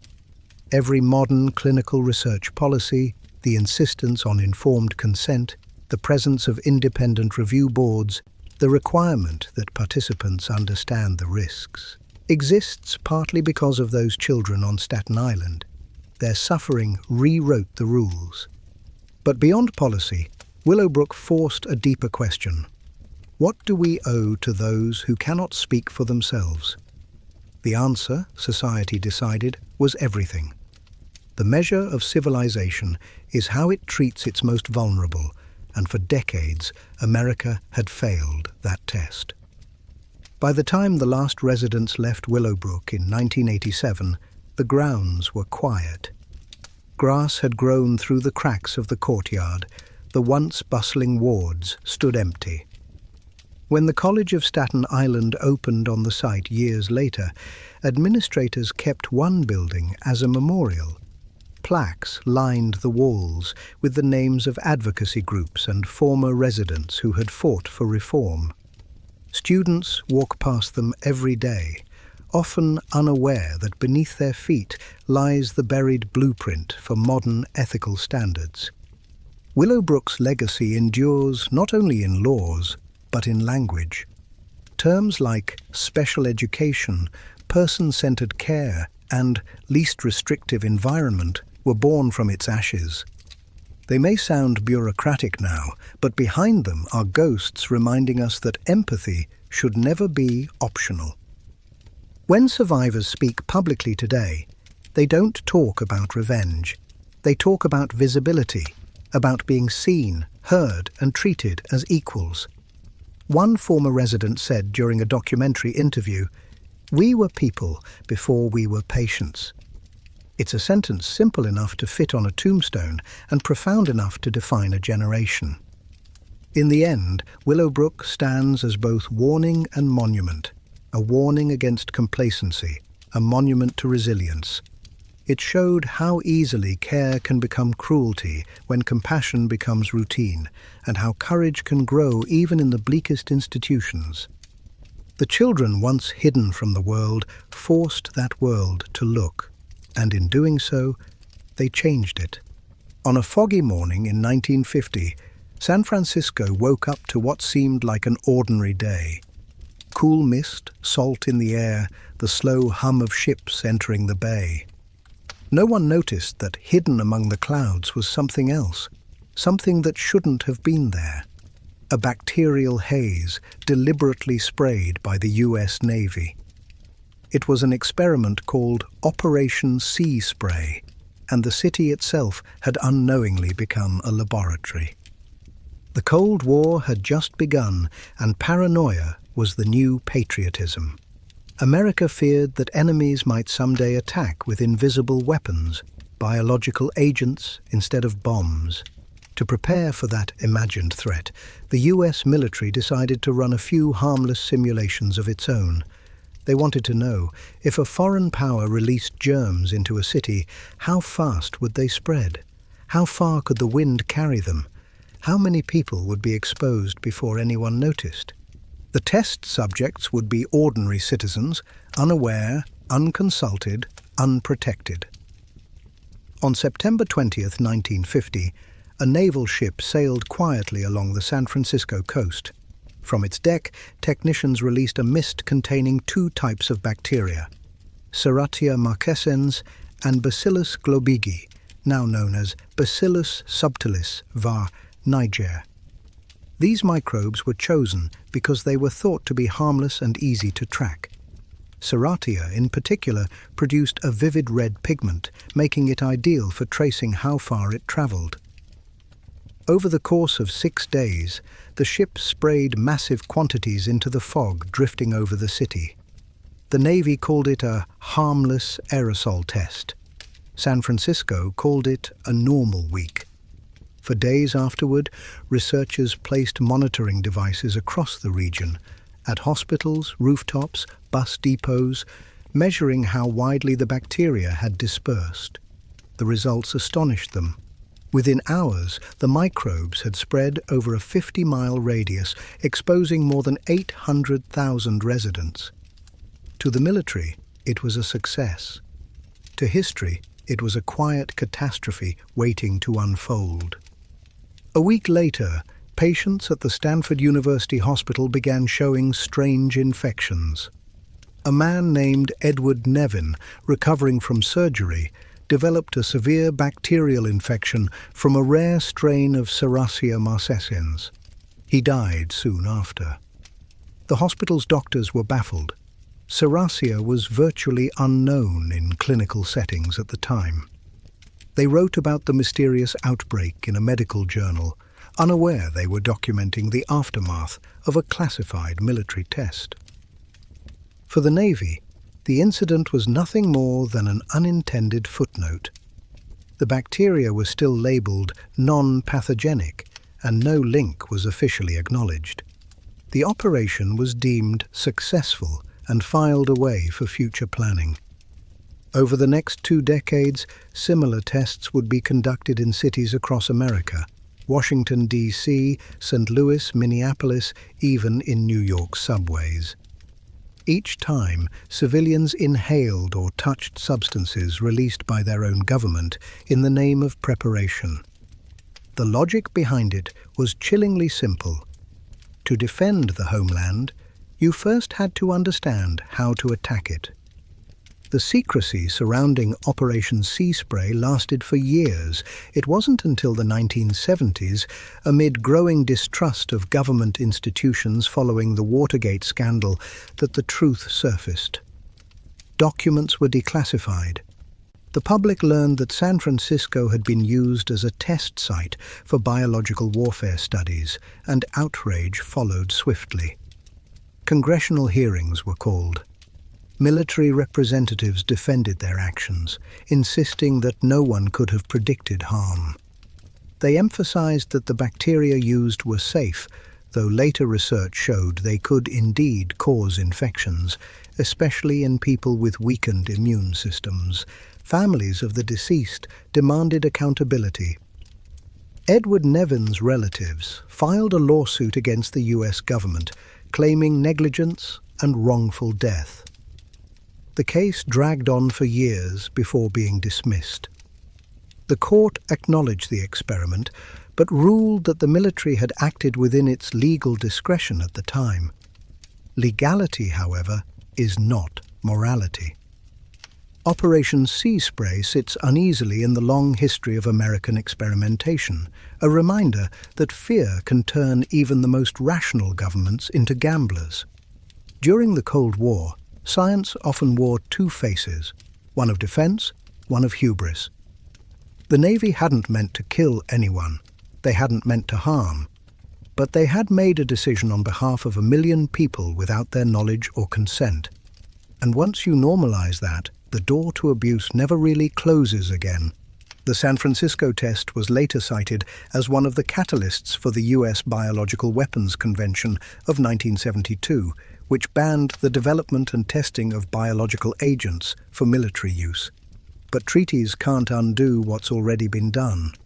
The bacteria had settled, the wind had carried them, and one city's ordinary fog had become the instrument of an invisible experiment. In the years that followed, San Francisco earned a strange kind of fame among conspiracy theorists. Locals whispered that the city had been poisoned, that secret tests were still happening. Some stories stretched the truth, but the unease was real and justified. When citizens learn they've been treated as lab rats once, trust doesn't return easily. What makes Operation Sea Spray so haunting isn't its scale, it's its subtlety. No violence, no headlines, no alarms. Just a quiet act of deception carried by the morning fog. The residents of San Francisco never saw the experiment, never felt it, never even knew it was happening. And that's what made it possible. Because the most dangerous experiments aren't the ones we resist, they're the ones we never realize we're part of. By the time the truth about Operation Sea Spray reached the public in the 1970s, America had already learned to be suspicious. The Pentagon Papers, Watergate, the revelations about MK Ultra, each scandal had chipped away at the illusion that government and ethics naturally traveled together. So when citizens discovered that the US Navy had once sprayed bacteria into the air above San Francisco, the outrage wasn't just about germs, it was about trust.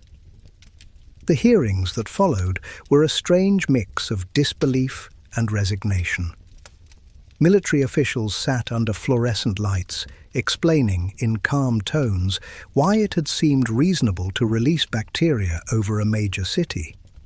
They used words like simulation, aerosol dispersion patterns, and safety protocols.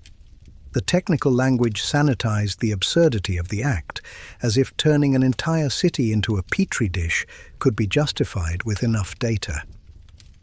Senators asked the obvious question: did anyone give consent? The answer was no. Not the residents, not the local government, not the hospitals that treated the aftermath. The military argued that the bacteria were harmless, citing studies that showed minimal danger. But those studies had been written by the same agencies conducting the tests. It was science folded in on itself, self-referential, self-assured, and completely detached from the people it affected. The hearings unearthed details that sounded like dark satire. Between 1949 and 1969, the US military had conducted 239 open-air tests of biological or chemical agents on its own soil. Some used zinc-cadmium sulfide particles to simulate the spread of anthrax. Others released microorganisms into subway tunnels or over army bases. The pattern was consistent: secrecy first, safety second. Every test was labeled non-hazardous, a phrase broad enough to excuse anything. For the people of San Francisco, the revelations hit like a delayed shockwave. The city had long prided itself on progressivism and innovation. Now it learned it had been used as a test subject. Residents demanded health studies, but the government found no clear statistical evidence linking the bacterial release to long-term illness. Officially, the event remained a harmless simulation. Unofficially, it became part of the folklore of betrayal that defined post-war America. Edward Nevin's family never stopped pushing for accountability. They weren't conspiracy theorists. They were ordinary people who had lost a loved one to a government experiment that no one had consented to. When their lawsuit was dismissed, the message was clear. National security outweighs individual justice. It wasn't the first time that principle had been applied, and it wouldn't be the last. In the decades since, Operation Sea Spray has become a reference point for every conversation about government transparency. It's invoked in debates over classified research, environmental testing, and public health ethics. The idea that a democratic government could secretly experiment on its own citizens doesn't feel unthinkable anymore. It feels like history repeating itself. Yet something important did come from the outrage. The scandal helped push forward a wave of reforms aimed at controlling the scope of military and scientific testing.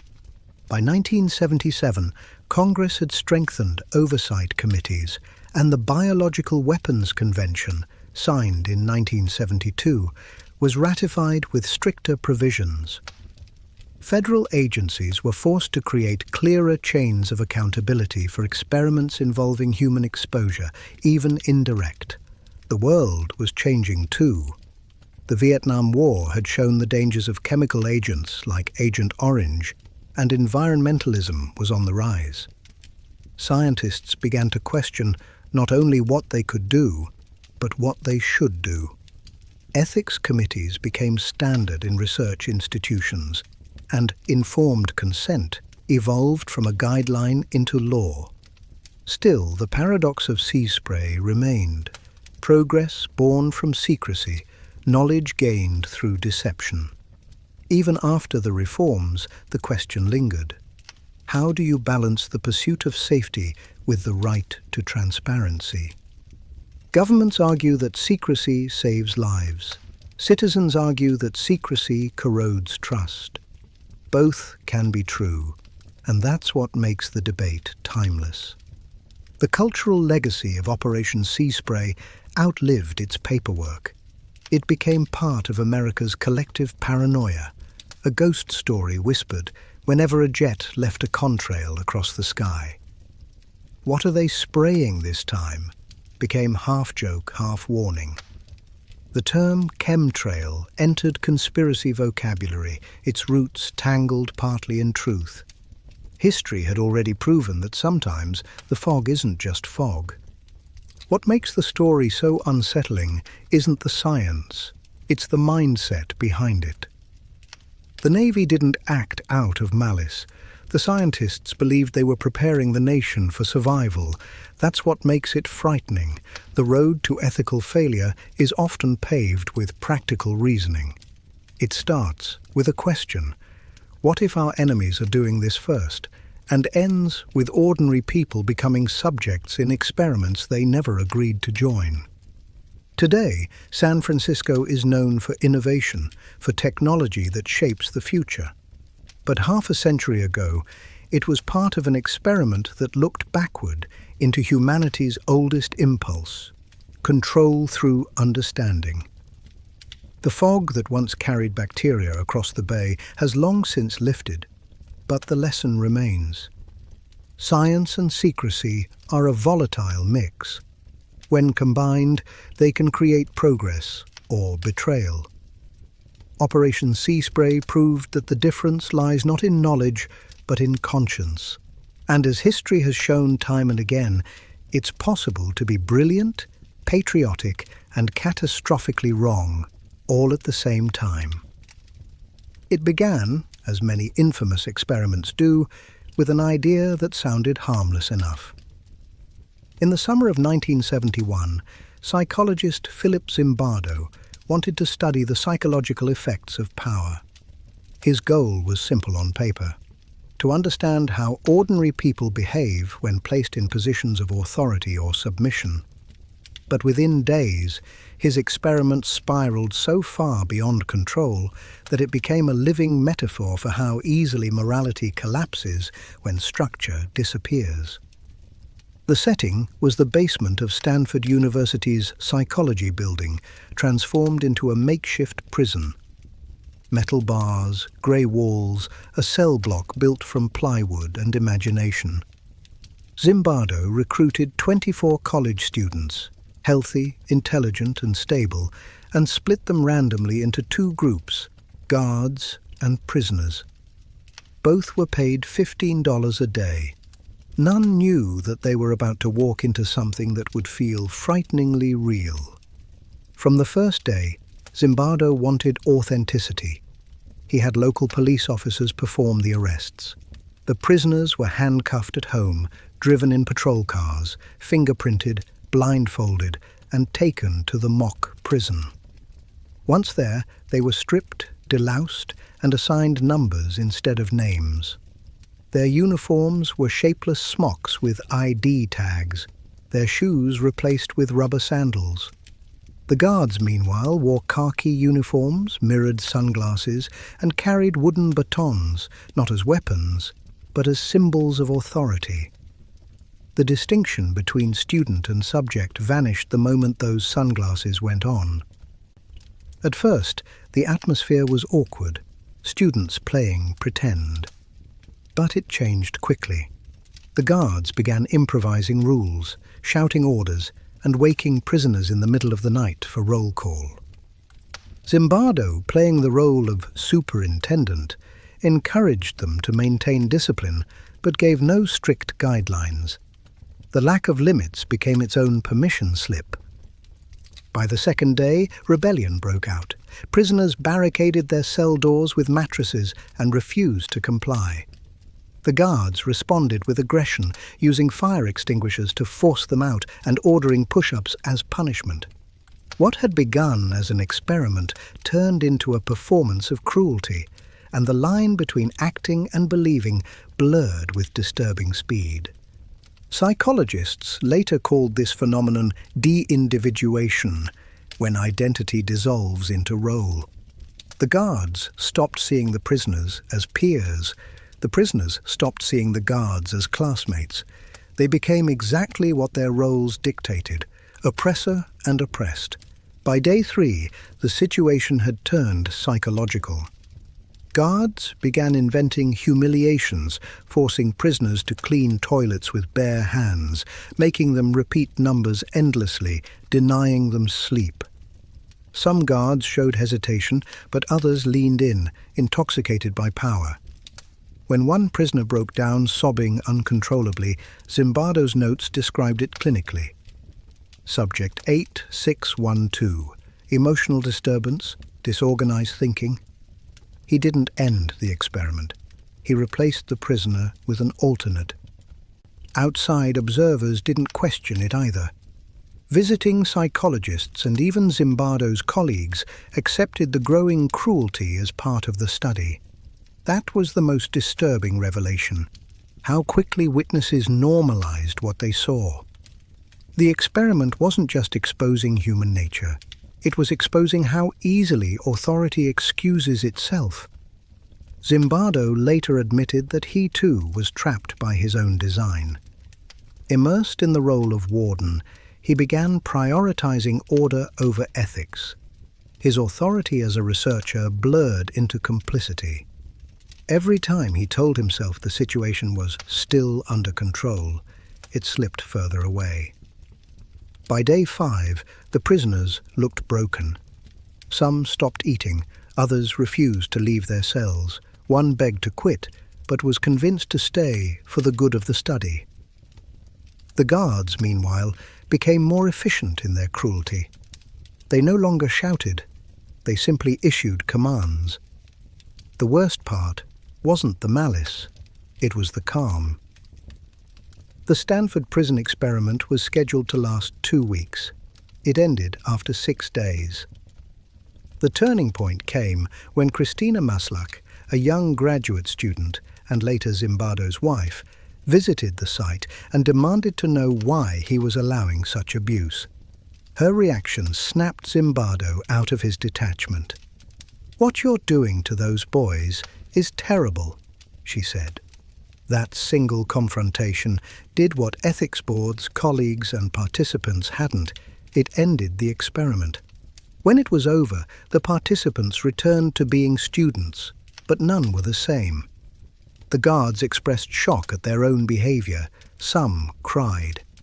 The prisoners said they'd felt trapped, powerless, and genuinely afraid. Everyone involved realized that the roles had consumed them completely. Zimbardo's findings were chilling. It wasn't that bad people become guards. It was that power itself transforms the ordinary. Given authority and lack of accountability, kindness erodes faster than anyone expects.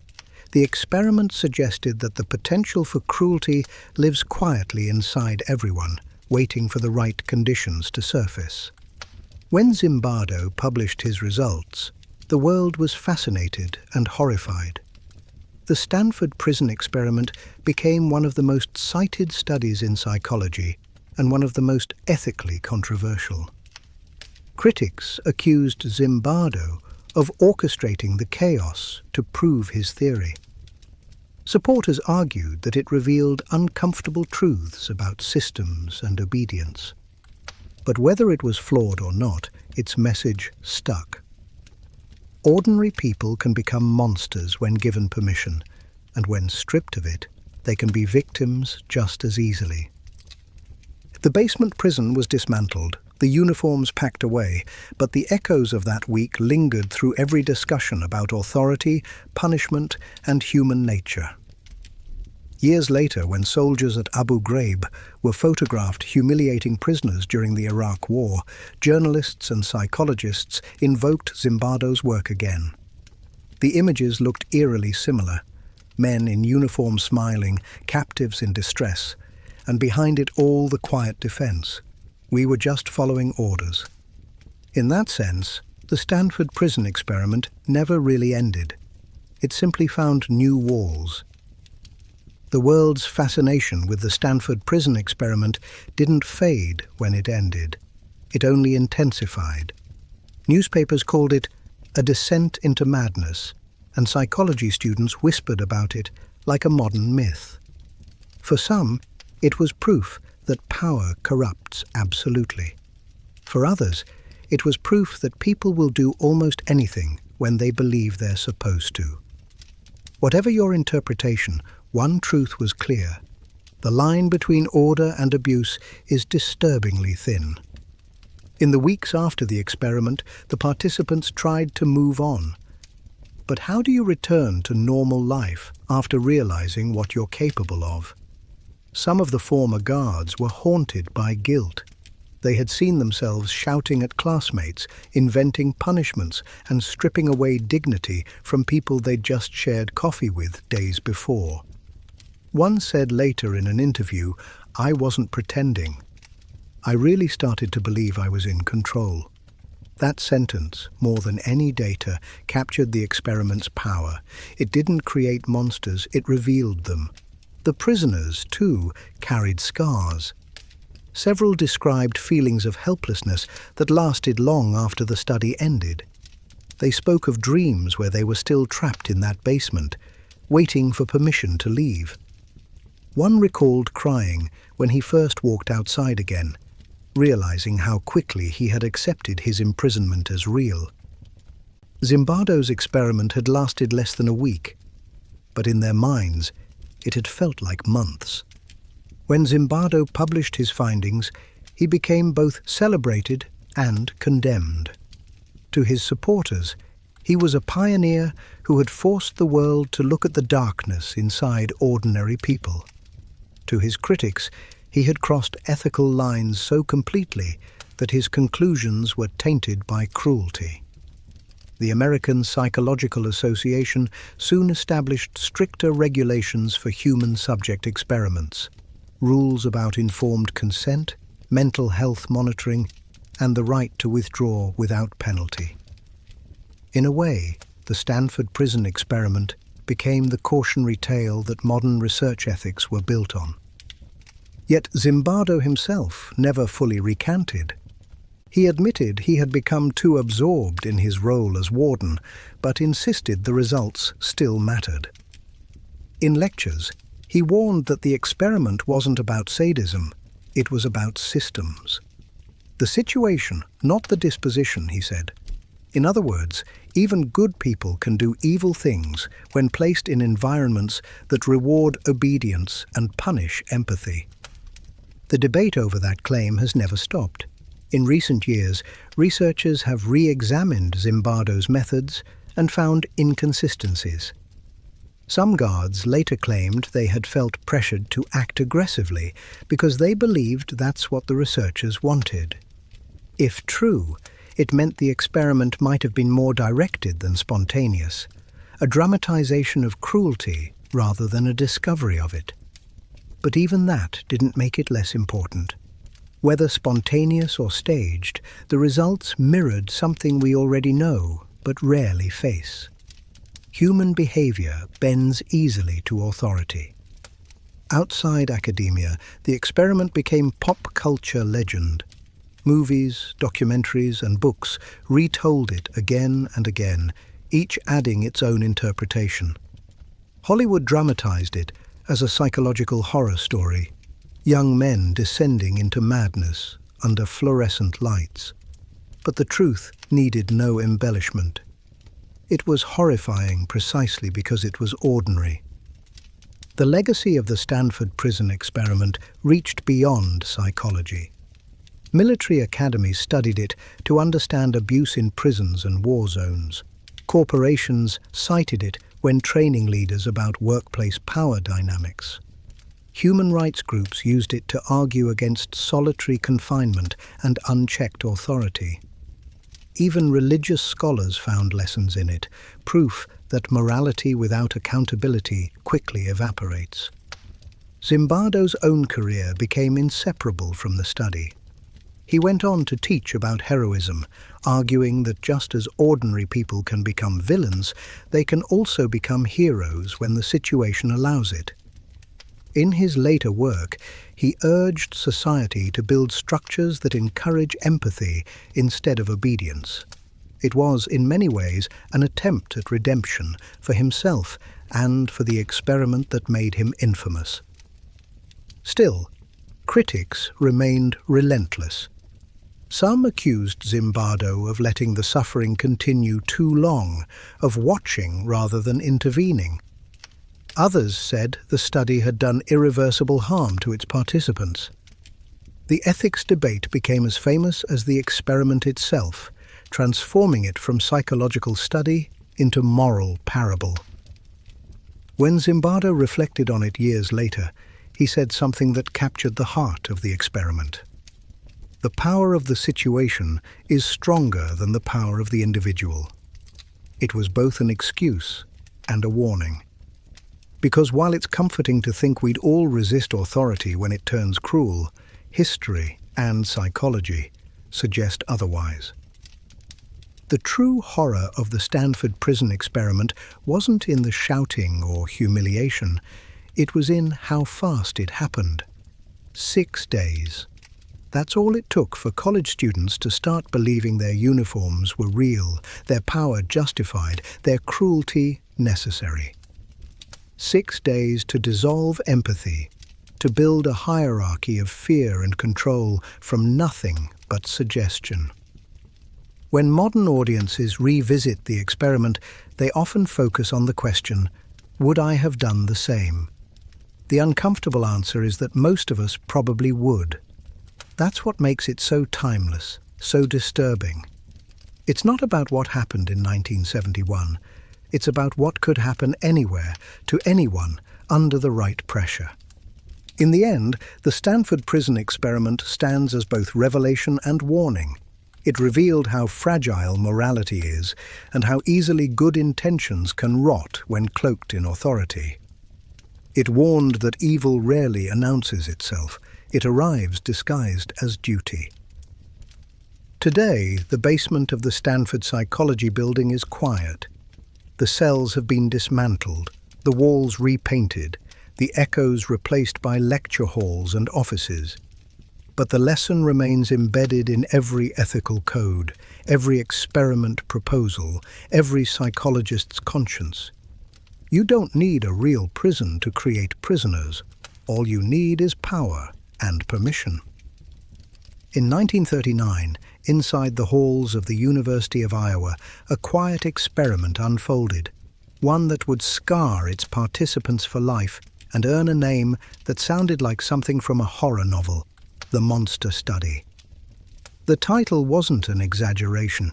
It referred not to monsters made of flesh and claws, but to the kind created when authority plays with the human mind in the name of science. The experiment's architect was Dr. Wendell Johnson, a respected speech pathologist and himself a lifelong stutterer.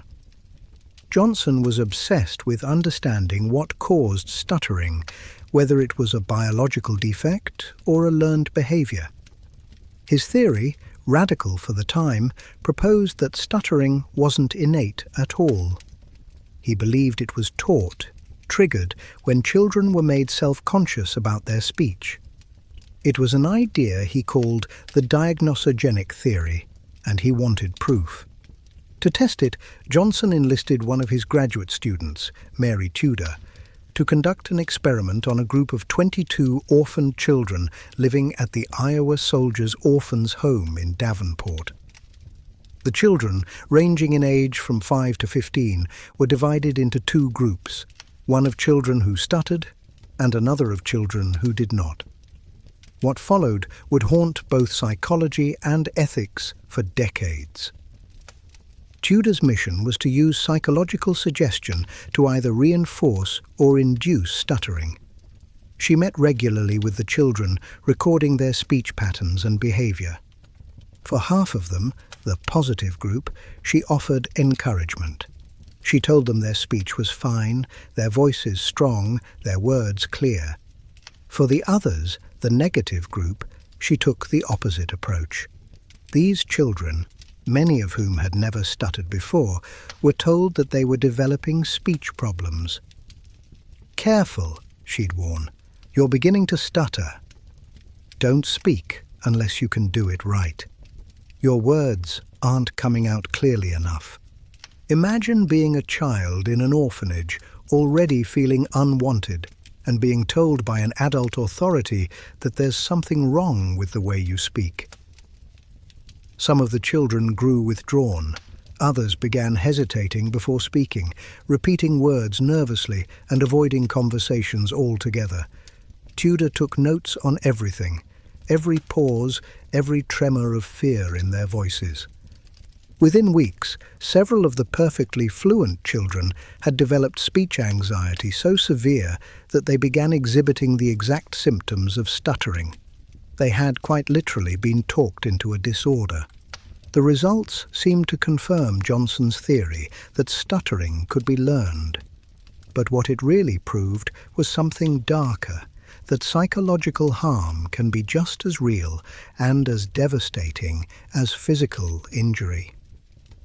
The study was never published in a scientific journal at the time. Even Johnson himself seemed to sense that something about it was wrong. The outbreak of World War II soon shifted attention away from academic research, and the files were quietly stored away. For decades, the experiment remained a secret, one whispered about within the university, but rarely discussed in public. Mary Tudor went on to a modest career in speech therapy, but she never forgot what she'd done. In later interviews, she expressed deep regret, saying, "I really believe I caused some damage. I went to the orphanage intending to help, and I ended up hurting children." Her words were simple, but they cut deep. The children, meanwhile, grew up carrying the consequences. Some struggled with speech for the rest of their lives. Others developed lifelong anxiety around communication, convinced that their voices were defective. Decades later, when journalists uncovered the records, survivors came forward to describe how the experiment had followed them like a shadow. One woman recalled being terrified of speaking aloud in class. Another said she avoided relationships because she feared being mocked for the way she talked. When the story broke publicly in 2001, the outrage was immediate. The University of Iowa issued an apology, calling the experiment regrettable and unethical. But apologies couldn't undo what had been done 60 years earlier. In 2007, the surviving participants filed a lawsuit against the state of Iowa, alleging emotional and psychological abuse. They eventually received a settlement, about $1 million divided among them, but no amount of money could erase decades of humiliation and self-doubt. The monster study stands as one of the most disturbing examples of psychological manipulation in the history of science. Its cruelty wasn't in what it discovered, it was in who it used to discover it. Vulnerable children, already abandoned by society, were chosen precisely because they couldn't refuse. Wendell Johnson had wanted to prove that words could wound. He succeeded far more literally than he ever intended. Today, the monster study is taught in every psychology ethics course as a warning of how easily curiosity can warp into cruelty when empathy is left behind. It raised questions that still haunt research ethics. How far should science go in pursuit of knowledge? Who decides what risks are worth it? And what happens when the subjects of an experiment don't understand what's being done to them until it's too late? The tragedy of the monster study isn't just what happened in 1939. It's how familiar its logic sounds. The harm will be minimal. They'll recover. It's for the greater good. Phrases like these have justified horrors throughout scientific history. They remind us that ethics aren't just about rules. They're about conscience. The children of Davenport never volunteered to be part of science, but science volunteered them anyway. And in doing so, it revealed a truth as old as curiosity itself, that knowledge, when stripped of compassion, becomes cruelty with credentials. When the monster study resurfaced in the early 2000s, it felt like an unearthing, not of a forgotten experiment, but of buried guilt. The University of Iowa had long known the files existed, but few outside academia had ever heard of them. When journalists stumbled upon the documents, they found pages of meticulous notes, observations of trembling children, their hesitant words transcribed in cold academic precision. It read like a case study in cruelty disguised as curiosity. The story made national headlines. For the first time, the surviving participants, now elderly, learned what had actually been done to them as children. Most had no idea they'd been part of a psychological experiment. They just remembered feeling broken. One woman, who had been 8 years old during the study, said she spent her entire life terrified to speak in public. "They told me my voice was bad," she said in a recorded interview, "and I believed them." It's hard to measure the true damage caused by the monster study, because its weapon wasn't physical, it was linguistic. The harm was delivered through suggestion, authority, and repetition. What Mary Tudor and Wendell Johnson discovered, though they didn't mean to, was how language itself can wound the psyche. When children are told they are flawed, they begin to shape their identity around that flaw. Every hesitation becomes proof, every silence becomes shame. When the university finally issued its apology in 2001, it came wrapped in the usual administrative language. "We regret that this research occurred." It was the kind of statement that acknowledges history without confronting it.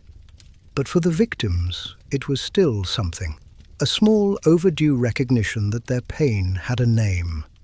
The lawsuit that followed, filed in 2003, demanded both accountability and compensation. The plaintiffs claimed lifelong emotional distress, humiliation, and speech impairment caused by the experiment. The state of Iowa initially denied wrongdoing, arguing that the researchers had acted according to the standards of their time. That defense, though legally sound, felt morally hollow.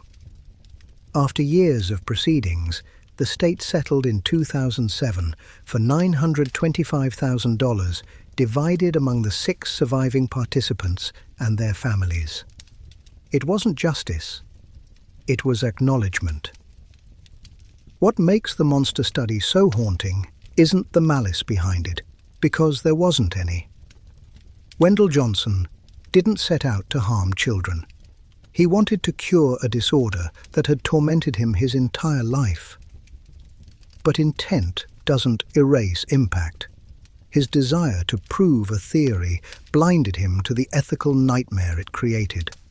In that way, the study became a perfect storm of empathy lost in translation. Scientific ambition colliding with human fragility. The fallout went beyond legal settlements and apologies. The rediscovery of the experiment forced a reckoning within speech pathology itself. Johnson's original diagnosogenic theory was largely discredited, replaced by more nuanced understandings of stuttering as a complex interplay of genetics, neurobiology, and environment. But the moral lesson of his work became far more influential than his scientific conclusions. Today, every student entering the field of communication disorders learns about the monster study, not for its findings, but for its failures. It serves as a stark warning about the ethical obligations researchers hold toward their subjects, especially children. Informed consent, once treated as paperwork, became sacrosanct. Vulnerable populations, orphans, prisoners, patients, were reclassified as groups requiring heightened protection. Ethics boards began asking not only, "Can we do this?" but "Should we?" That shift in thinking didn't happen in a vacuum. The monster study joined a growing list of mid-century horrors. The Tuskegee syphilis study, the Willowbrook experiments, MK-Ultra, each revealing how easily good intentions can go wrong when empathy is replaced by objectivity. Together, they transformed the ethical landscape of human research. And yet, the irony remains. Johnson's core idea that words shape reality was right, just not in the way he hoped. He proved that labeling someone as defective can make them believe they are. That insight became foundational to modern psychology, speech therapy, and education. Today, clinicians emphasize positive reinforcement, self-acceptance, and desensitization, approaches designed to undo the very harm that the monster study inflicted. Decades later, Mary Tudor's private journals revealed a woman haunted by remorse. "I think about those children often," she wrote. "We never meant to hurt them, but we did. I wish I could tell them I'm sorry. It's rare to find such plain regret in the language of science, which usually hides behind objectivity." But her words made the experiment human again, not in its method, but in its remorse. For the survivors, forgiveness was complicated. Some said they accepted the apology, but never forgot the feeling of being made to doubt their own voice. Others refused to forgive, insisting that what was stolen from them, confidence, ease, the simple joy of speaking freely, could never be repaid. The monster study remains a chilling reminder that cruelty doesn't always come from hatred. Sometimes it comes from detachment, from the belief that data matters more than people. It forces us to confront an uncomfortable truth about science itself, that curiosity without compassion is indistinguishable from indifference. In the end, the experiment's legacy isn't the discovery of a cause for stuttering. It's the discovery of a boundary, a line drawn in the sand between knowledge and exploitation, between inquiry and harm. And though that line was drawn in tragedy, it's one that modern science dares not cross again. Because words, as those children learned, can shape more than speech. They can shape identity, they can break it too. In 1961, deep inside the halls of Yale University, a young psychologist named Stanley Milgram set out to answer a question that had haunted the world since the Nuremberg trials. How could ordinary people commit atrocities simply because they were told to? The world had just witnessed the horrors of World War II, and the defense of "I was just following orders" had become both infamous and terrifying. Milgram wanted to know if obedience itself could explain how good people do evil. What he discovered shook psychology and human self-image to its core. The setup was deceptively simple. Milgram posted a newspaper ad offering participants $4.50 to take part in a study on learning and memory. The volunteers who showed up believed they were helping with an experiment about punishment and education. They were introduced to another participant, supposedly another volunteer, but who was actually an actor, a Confederate in Milgram's team. The two drew slips of paper to determine who would be the teacher and who would be the learner. The draw was rigged. The volunteer always became the teacher. The learner was strapped to a chair in another room with electrodes attached to his arm. The teacher's job was to read out pairs of words, and each time the learner gave a wrong answer, the teacher was instructed to deliver an electric shock, starting at 15 volts and increasing by 15 each time, all the way up to a lethal 450 volts.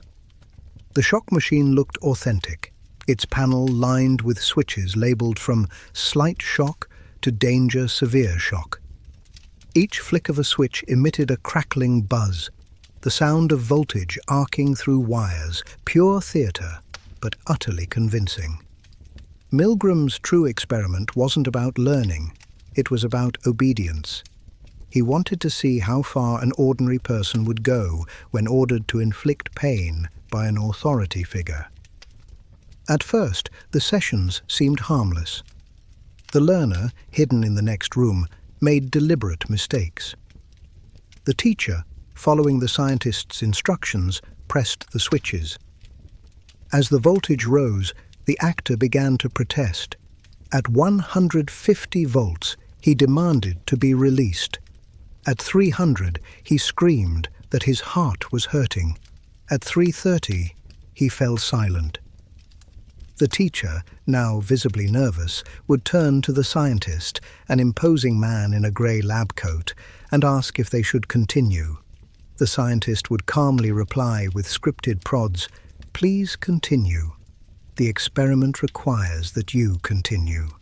It is absolutely essential that you continue. You have no other choice. You must go on."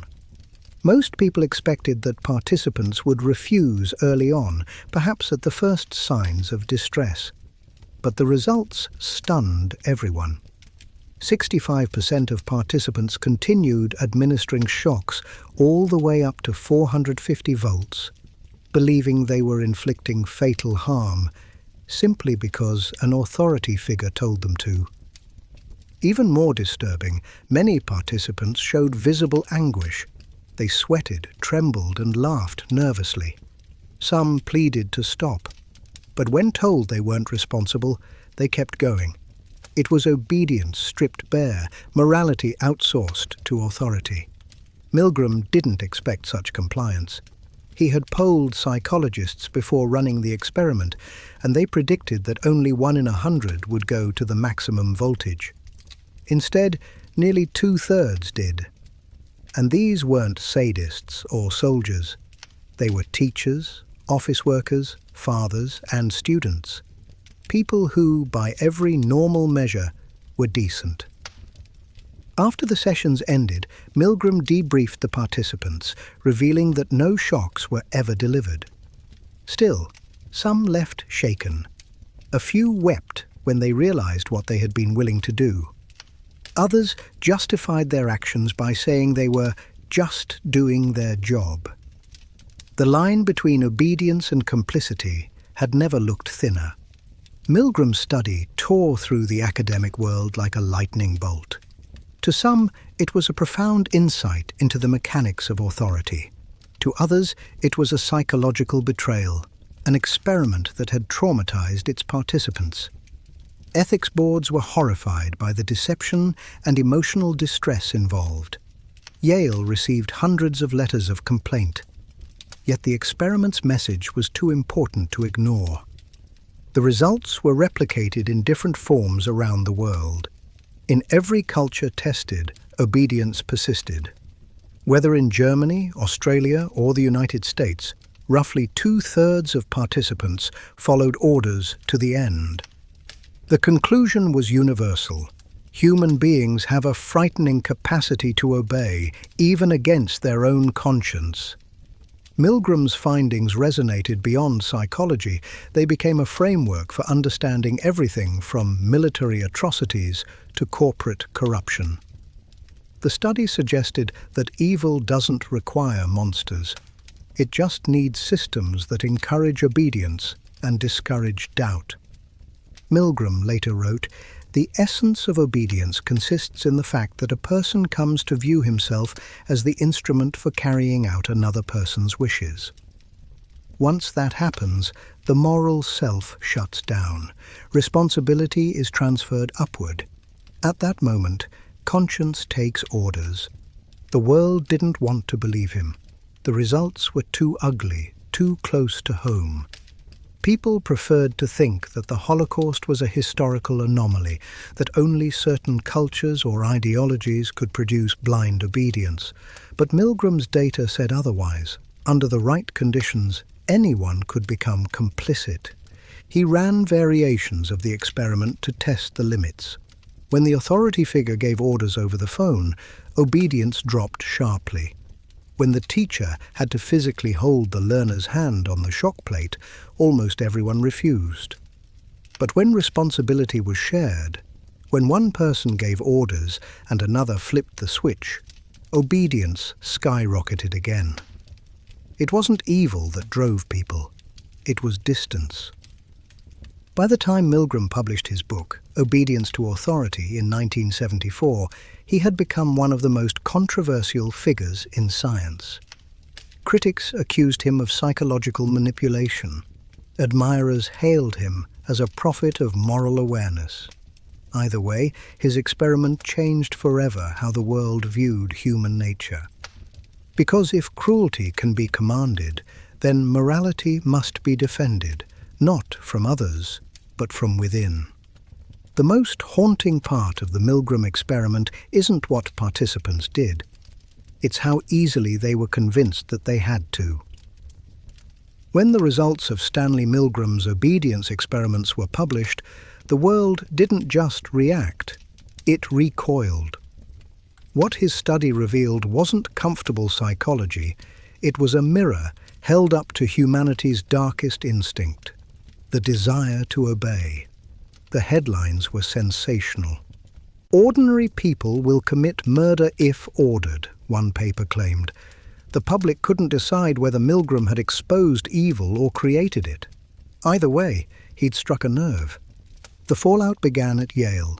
The university was inundated with complaints from ethicists, psychologists, and even clergy members accusing Milgram of psychological cruelty.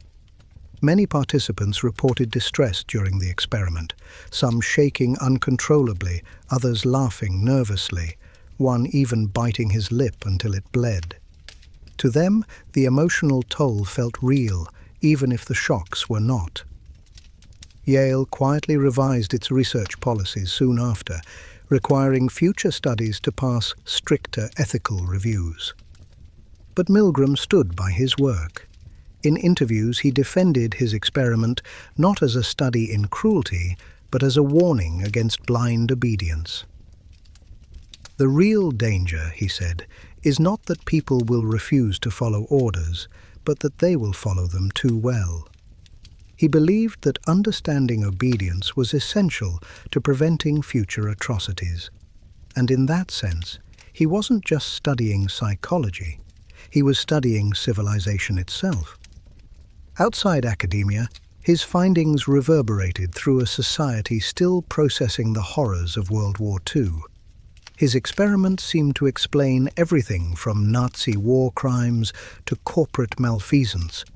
It suggested that the same mechanism that made soldiers obey unjust orders could make office workers ignore ethical breaches or citizens accept injustice as just how things are. Yet Milgram's critics argued that his experiment oversimplified evil. They said that obedience wasn't inevitable, that context and culture mattered.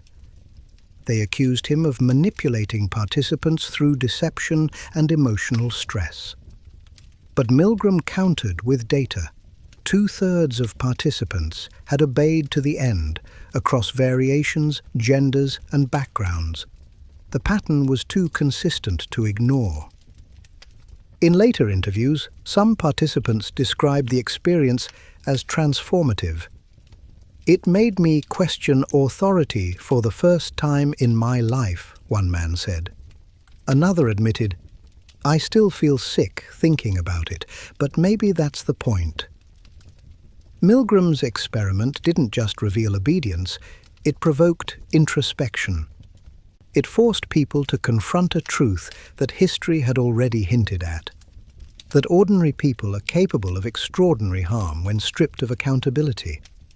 The ethical storm surrounding the study eventually reshaped the field of psychology. Research boards began demanding informed consent, debriefing, and psychological support for participants. The Belmont Report of 1979, which formalized modern ethical standards for human experimentation, was born partly from the outrage Milgram stirred. Ironically, his controversial methods helped prevent future ethical breaches. He broke the rules so the rules could be rewritten. The ripple effects spread far beyond science. Militaries began studying his work to understand the psychology of obedience in soldiers. Corporations cited it in leadership and compliance training, warning managers against the dangers of authoritarian hierarchy.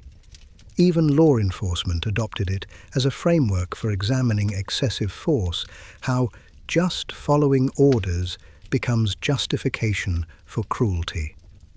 The experiment also found eerie echoes decades later.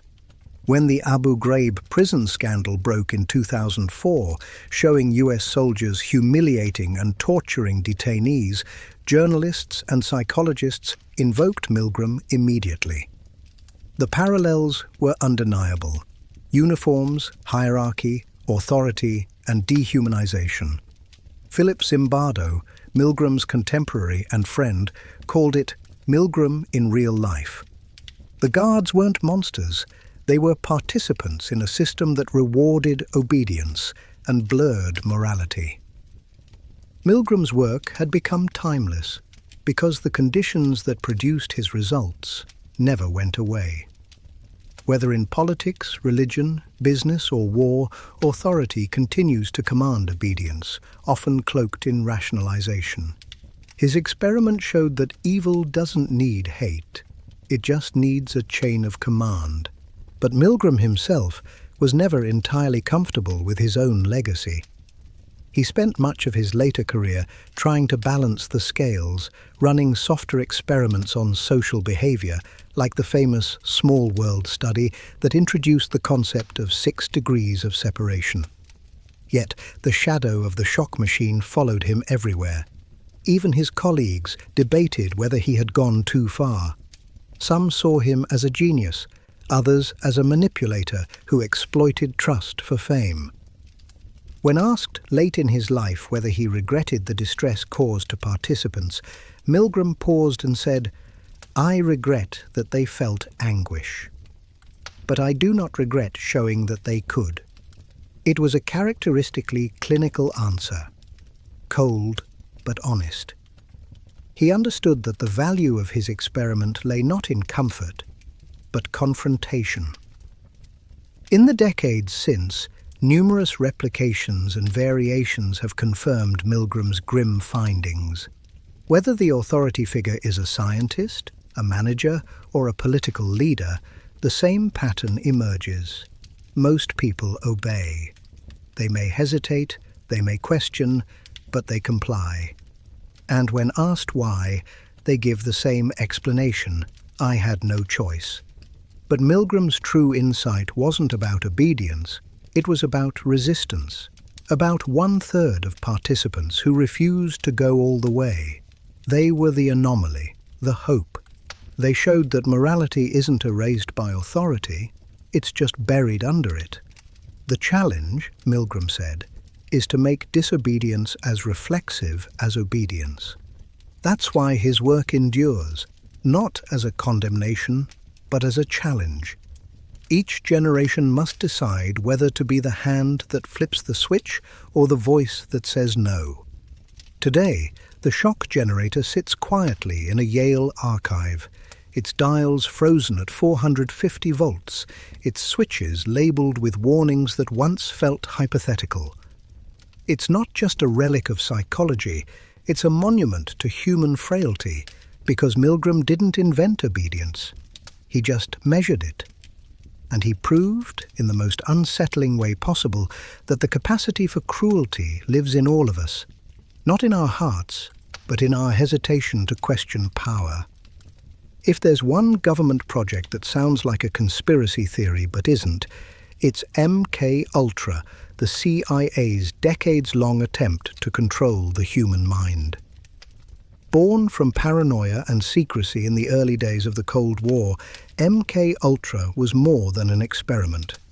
It was a sprawling labyrinth of science, fear, and moral collapse, a real-world horror story where psychiatrists, soldiers, and unsuspecting civilians became test subjects in America's search for psychological dominance. The story begins in 1953, a time when the United States was convinced it was losing the invisible war of ideas. The Korean War had just ended, and reports surfaced of American POWs confessing to crimes they hadn't committed. Washington panicked. The explanation, they decided, wasn't coercion, it was brainwashing. The term had just entered public vocabulary, and the CIA wanted to know if it was real, and more importantly, if it could be replicated. The agency's answer was MK Ultra, a program so vast it eventually included more than 150 sub-projects spread across hospitals, universities, prisons, and even brothels. Its goal? To explore every method imaginable for manipulating the human mind. Hypnosis, sensory deprivation, sleep deprivation, electroshock therapy, and, most infamously, psychedelic drugs. The man in charge was Sidney Gottlieb, a mild-mannered chemist with the moral flexibility of a Cold War scientist. He was fascinated by LSD, which had recently been discovered by Swiss chemist Albert Hofmann. Gottlieb believed it might be a truth serum, a weapon, or even a key to total mind control. The CIA began buying up nearly all available supplies of the drug, turning it into both a research tool and a weapon of fear. At first, the tests were internal. CIA employees were dosed with LSD without their knowledge, just to see how they'd react. One officer reportedly ran screaming through Washington, convinced he was being chased by monsters. Another jumped from a hotel window to his death after an unannounced trip left him delirious. His name was Dr. Frank Olson, and his fall became one of MK Ultra's darkest secrets. Soon, the experiments expanded outward. Gottlieb authorized tests on civilians, prisoners, and psychiatric patients, often without consent. In one program, codenamed Operation Midnight Climax, the CIA set up safe houses in San Francisco and New York. Prostitutes, on the agency payroll, lured men into rooms wired with two-way mirrors. There, they were secretly dosed with LSD while agents observed from behind glass, taking notes on how the drug altered behavior.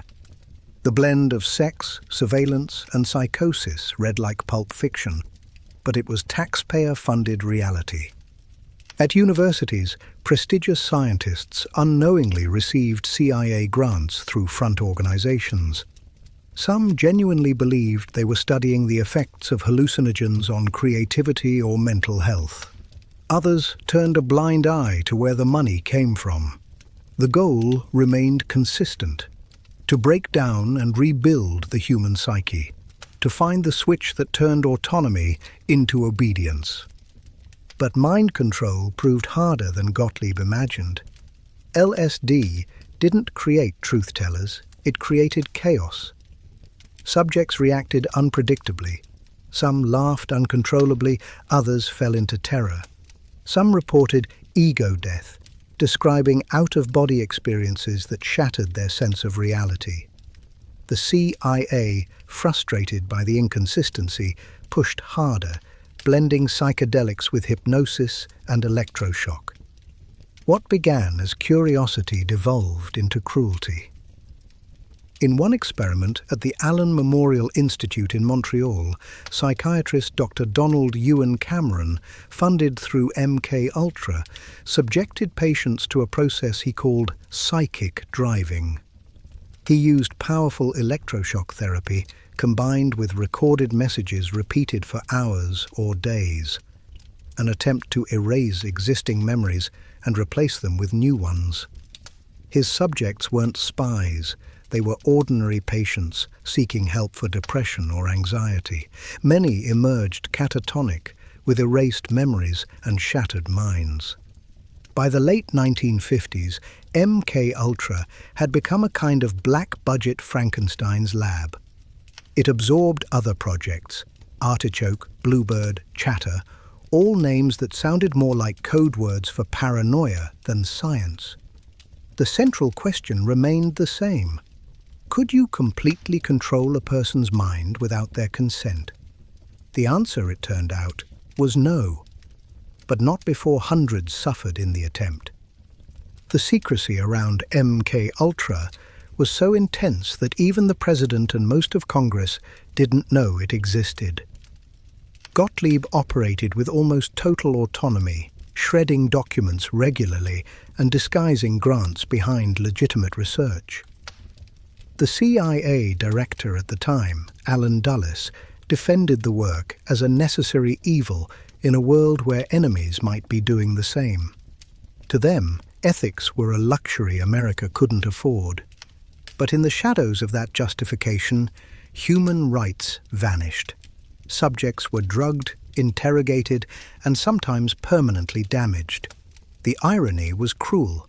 In trying to protect freedom, the CIA violated it in the most personal way imaginable, inside people's minds.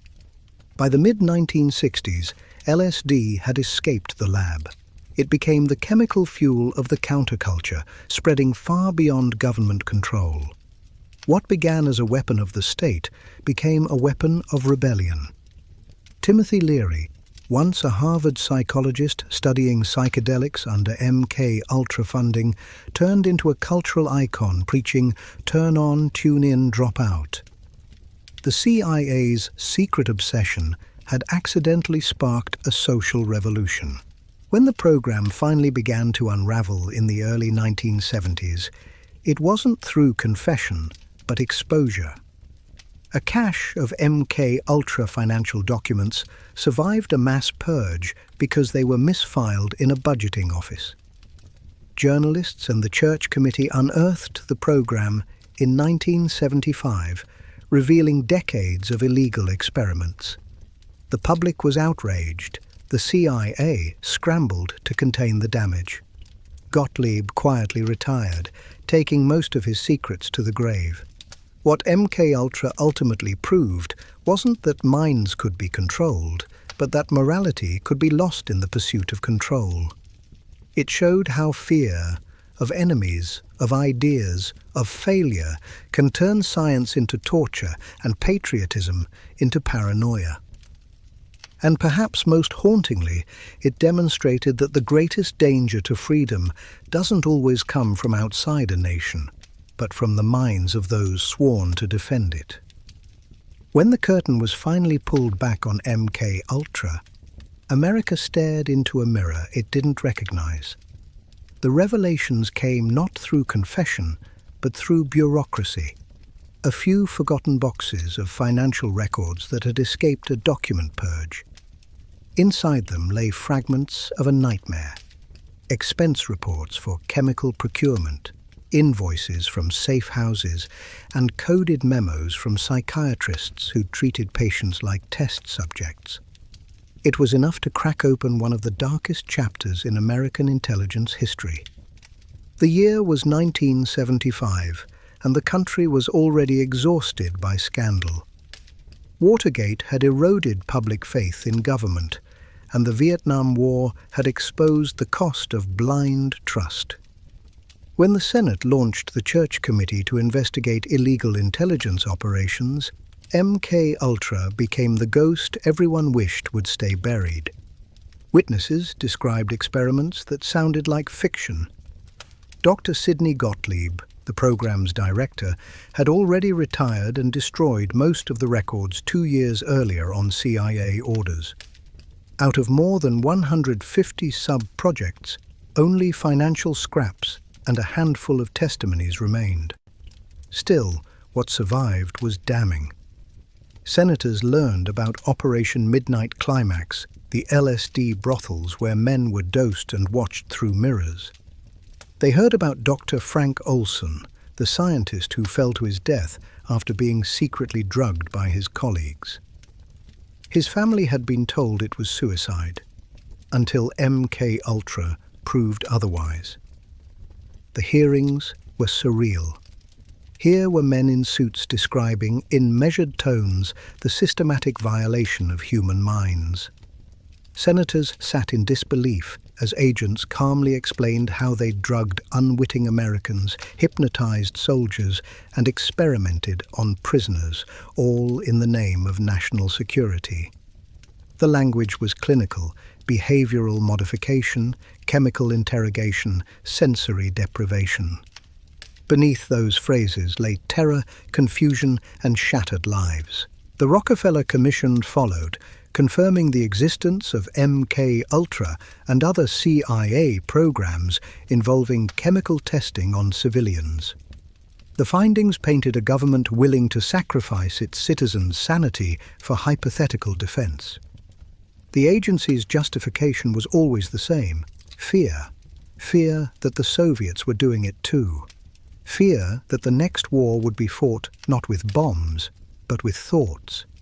But there was never proof that the Soviet Union had similar programs, just rumors. MK-Ultra had been built not on intelligence, but on insecurity. It was the paranoia of empire turned inward. Public outrage was immediate. Newspapers dubbed it America's own brainwashing project. Victims began coming forward: patients, prisoners, veterans, each with fragments of memory and trauma. Many couldn't even prove they'd been involved because the records were gone. The CIA, ever elusive, offered selective apologies but denied direct responsibility. Gottlieb, questioned in closed hearings, claimed the experiments had produced no operational benefits. Translation: it hadn't worked, but that didn't make it less horrifying. Among those most outraged were the families of Frank Olson and the Canadian patients of Dr. Donald Ewan Cameron. Olson's son, Eric, spent decades trying to expose what really happened to his father. In 1976, President Gerald Ford invited the Olson family to the White House and formally apologized, the first and only public admission of MK-Ultra's human cost. But to this day, debate rages over whether Frank Olson's fall from a New York hotel window was suicide, accident, or murder.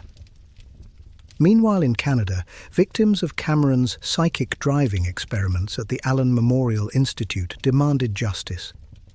They had gone to him for therapy and left with their memories erased, their personalities fractured.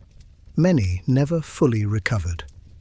After years of litigation, the Canadian government and CIA quietly paid compensation to some victims, though most cases were dismissed. The truth was too fragmented to fully verify, too monstrous to fully deny. By the time the dust settled, MK Ultra had become a symbol of everything that can go wrong when secrecy meets science. It changed how America viewed its intelligence agencies. The Freedom of Information Act gained momentum, and citizens began to question what else might be hidden. If they could do this, people asked, what else could they do? The irony was that MK Ultra never achieved its goal. After 2 decades of research, the CIA learned that you can't control a mind. You can only destroy it. The drugs caused hallucinations, paranoia, and psychosis, but no truth serum emerged, no hypnotic soldiers, no brainwashed assassins. What they discovered instead was the fragility of human sanity and the moral bankruptcy of treating people as tools. Still, the legacy lingered. MK Ultra became the seedbed for countless conspiracy theories, some true, most not. It was whispered about in coffee shops and shouted about in protest rallies. Decades later, its shadow appeared in pop culture, movies, novels, and shows like Stranger Things, where the government's psychic experiments on children felt ripped straight from declassified pages. But behind the cultural myth was a truth far bleaker. The real MK Ultra wasn't about telekinesis or mind control. It was about dehumanization. It was the scientific rationalization of fear, the belief that any atrocity can be justified if it's wrapped in the flag of security. When the Church Committee delivered its final report, one senator said it best: "The United States must not adopt the tactics of its enemies. We must not become the monster we fear." Those words could have been written for every scientist, every spy, every bureaucrat who'd looked the other way while ethics dissolved in secrecy. Sidney Gottlieb spent his final years living in quiet isolation, raising goats and meditating on spirituality. He never faced trial, never expressed remorse. When asked later why he'd done it, he simply said, "We were fighting a different kind of war." That war, of course, was never won. It simply changed shape, from chemical to digital, from LSD to algorithms. MK Ultra's legacy lives on in the eternal struggle between innovation and integrity, between progress and paranoia. In the end, MK Ultra didn't prove that minds could be controlled. It proved that fear could be. And it reminded the world that once a government decides the ends justify the means, there are no limits to what it will justify. The experiments are over, the files are burned, but the warning remains. In the frozen plains of northeastern China, near the city of Harbin, stood a facility that officially didn't exist. A complex so secret that locals called it simply the Factory of Death. Its real name was Unit 731, and it was the epicenter of Japan's most horrifying wartime atrocities.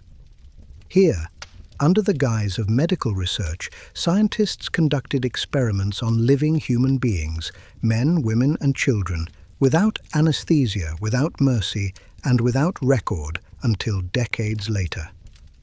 The story of Unit 731 begins in the 1930s, when the Japanese Empire, obsessed with expansion and superiority, sought to master biological warfare.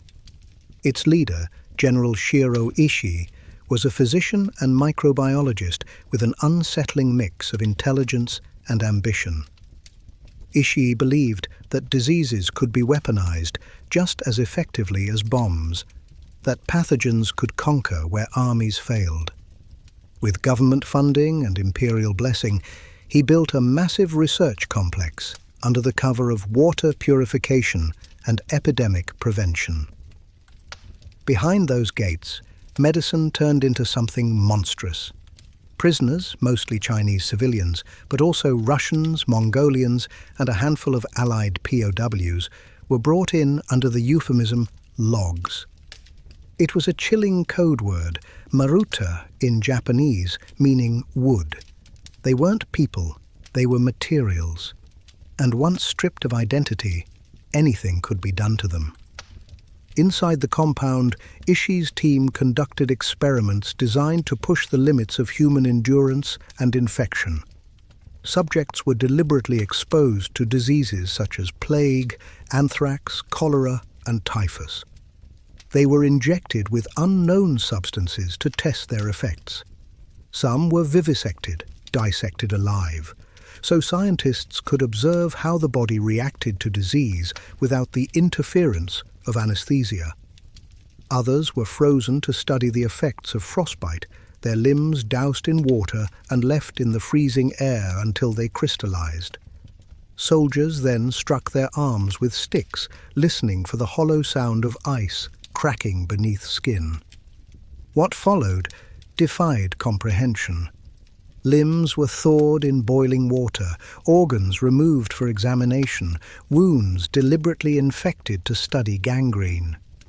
Some prisoners were subjected to pressure chambers until their eyes burst. Others were deprived of food and water to measure the exact point of death. Pregnant women were infected to see if diseases could cross the placenta. Infants were born and experimented on.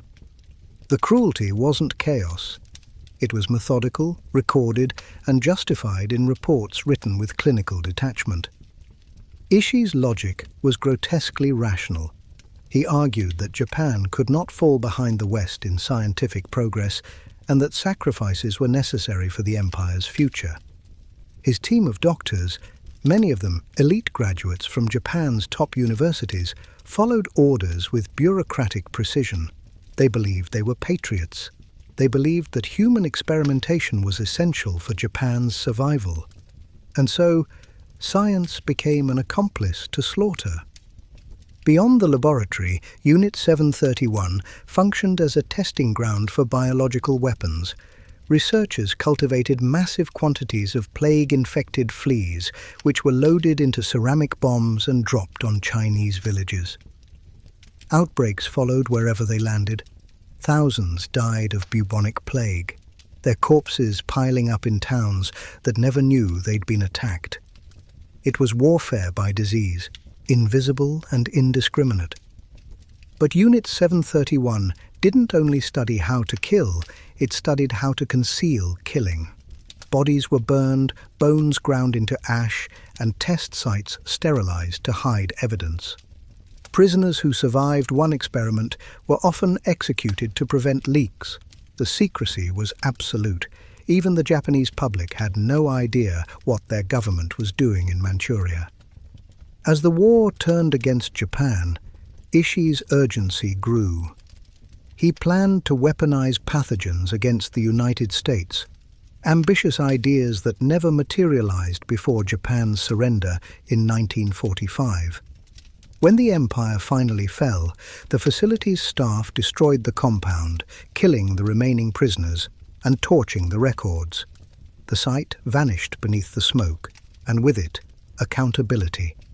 But secrets rarely stay buried forever. After the war, Soviet and American investigators uncovered fragments of what had happened. What they found was so horrific that it defied belief. Yet instead of facing justice, Ishii and his colleagues struck a deal. The US Army, desperate for biological warfare data, granted them immunity in exchange for their research. America's post-war hunger for scientific advantage outweighed its moral outrage. The Soviet Union was pursuing similar data, and in the logic of the Cold War, atrocities became assets. The immunity deal was signed quietly, and Ishii lived out his days in Japan as a free man. He even lectured at universities, discussing medical ethics with students who had no idea what his hands had done. Some of his subordinates went on to successful medical careers, building Japan's post-war pharmaceutical industry. Not one of them ever served prison time. For decades, the Japanese government denied the existence of Unit 731. Survivors' testimonies were dismissed as propaganda, but truth has a persistence all its own. In the 1980s and 1990s, Journalists and historians uncovered more evidence: photographs, documents, confessions. Former doctors, now elderly, began to speak, some out of guilt, others out of pride. Their accounts confirmed everything: the vivisections, the frostbite experiments, the plague bombs. The world finally began to understand the full scale of what had happened in that frozen compound. Today, a small museum stands near the ruins of Unit 731, a sterile building on the same soil where thousands died. Its halls are filled with glass cases containing surgical tools, restraints, and yellowed documents that once bore the seal of the Imperial Japanese Army. Visitors walk silently, reading displays that describe each experiment in careful, factual language. But no words can fully capture the horror of what took place there. Unit 731 wasn't a failure of science. It was the triumph of science without conscience. It proved how easily intellect can be twisted when morality is sacrificed to ideology. In those labs, the pursuit of knowledge became indistinguishable from the pursuit of cruelty. And the most chilling part, it wasn't the work of monsters, it was the work of men in white coats, convinced they were serving progress. After Japan's surrender in 1945, the ashes of Unit 731 cooled beneath the snow of Manchuria, but the horror lingered, waiting to be unearthed. The world had defeated fascism, but it had yet to confront the quiet cruelty of science gone mad. When Allied investigators arrived at the ruins of the facility, they found charred remains, shattered glass, and hastily buried equipment. Most of the human records, autopsy logs, infection charts, and experiment films had been burned. But the ghosts of Unit 731 refused to vanish. The Soviet Union moved first. Having captured several members of Ishi's team during its advance into Manchuria, it held a tribunal in Khabarovsk in 1949. The evidence presented there was devastating. Testimony from captured Japanese scientists who described in chilling detail the experiments they had performed: vivisections, frostbite trials, plague bomb tests, and mass executions. The Soviets publicized the proceedings, documenting how Unit 731 had weaponized disease for war. The world, still reeling from Nuremberg, largely ignored it. In the West, the reports were dismissed as communist propaganda. Few realized the truth hiding behind the headlines. It was all real. Meanwhile, in the United States, a different story unfolded. As the Cold War intensified, the CIA and US Army sought every advantage against their new enemy. Biological warfare research was no exception. When American officers reviewed Ishi's data, they were stunned by its depth. Pathogen behavior, infection rates, human endurance statistics, all gained through unspeakable methods. Rather than condemn it, US military officials saw it as too valuable to destroy. They struck a secret bargain with Ishi and his subordinates: immunity from prosecution in exchange for full access to their findings. And so, the men who had presided over one of the greatest crimes of the 20th century walked free. Shiro Ishii returned to Japan, lived quietly under an assumed identity, and reportedly worked with the US on biowarfare programs in the 1950s. Other members of Unit 731 joined Japan's post-war medical and pharmaceutical industries. Some even became professors, teaching the next generation of doctors without ever acknowledging the human cost of their research. For decades, Japan officially denied everything. The government insisted that Unit 731 was a fabrication of enemy propaganda, and no official apology or recognition was issued. Survivors who dared to speak out were ignored, even vilified. Many of them, Chinese villagers, Korean laborers, and Soviet prisoners, carried physical and psychological scars from the experiments. Some were left sterile, others suffered chronic infections and trauma. The silence surrounding them was as cruel as the experiments themselves. It wasn't until the 1980s that cracks began to form in Japan's wall of denial. Former Unit 731 personnel, now elderly, began to confess. Some claimed remorse, others boasted of their scientific contributions. Their interviews confirmed the unimaginable. A few even brought photographs, faded black and white images of bound prisoners, surgical tables, and rows of preserved organs. Historians pieced together fragments of evidence, reconstructing what official history had tried to erase. In 1989, journalist Hal Gold published Unit 731 Testimony, the first English-language account based on Japanese sources. It was followed by survivor memoirs and documentary films that gave voice to those once silenced. China, for its part, established the Unit 731 Museum in Harbin in 1985, turning the site into a memorial and educational center. Yet Japan itself remained hesitant to confront its past.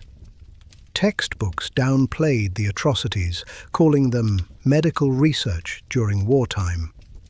The denial wasn't just political, it was cultural, rooted in the desire to preserve national honor at the expense of historical truth. Meanwhile, legal battles brewed.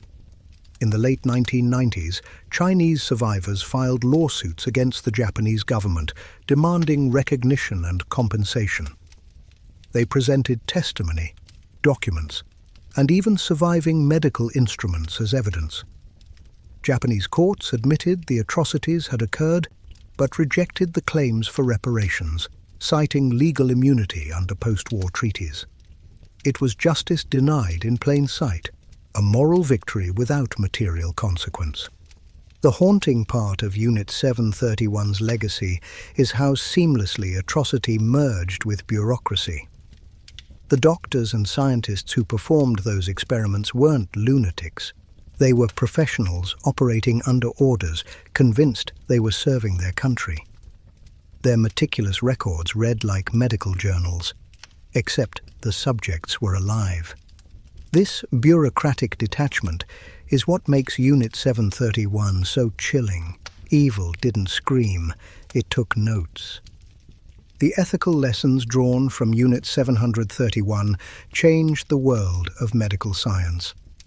In the aftermath of World War II, the Nuremberg Code was established, defining the first international standards for human experimentation. It required voluntary consent, the right to withdraw, and a moral duty to avoid unnecessary suffering. But while Nazi doctors were prosecuted and executed, their Japanese counterparts largely escaped justice. History's judgment was uneven, and its silence deafening. Today, the ruins of Unit 731 remain partially intact. The compound's concrete walls still stand, cracked and weathered, their corridors filled with the echoes of forgotten screams. Visitors walk through reconstructed laboratories, reading placards that describe what happened in precise clinical language. Each room feels colder than the last, not from temperature, but from realization. The site is both museum and tomb, proof that remembrance can coexist with denial. Even now, the legacy of Unit 731 lingers in the uneasy relationship between science and ethics.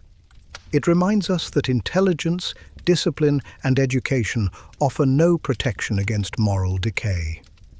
The people who froze limbs, who dissected the living, who cultured death in petri dishes, many believed they were doing good. They saw themselves not as killers, but as pioneers.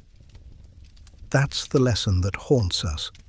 The most dangerous evil is the kind that justifies itself. In the end, Unit 731's story isn't just about war. It's about what happens when compassion becomes an inconvenience. It's about how easy it is for the word experiment to become a mask for atrocity. And it's about how nations, no matter how civilized, can convince themselves that morality is expendable in the pursuit of power.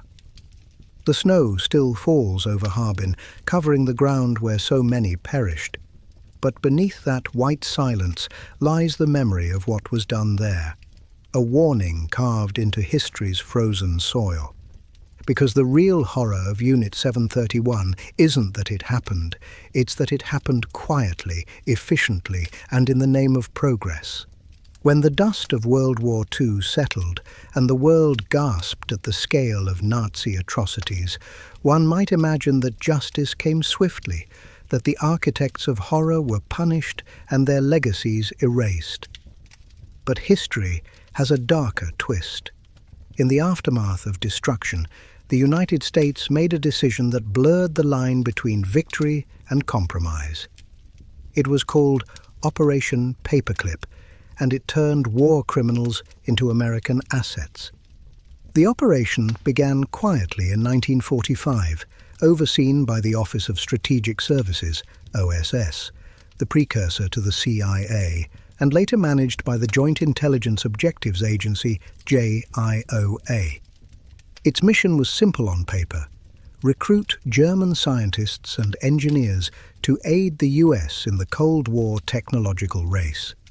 But its moral implications were anything but simple. Many of the men chosen weren't just scientists. They were members of the Nazi Party, some complicit in forced labor, human experimentation, and weapons of terror.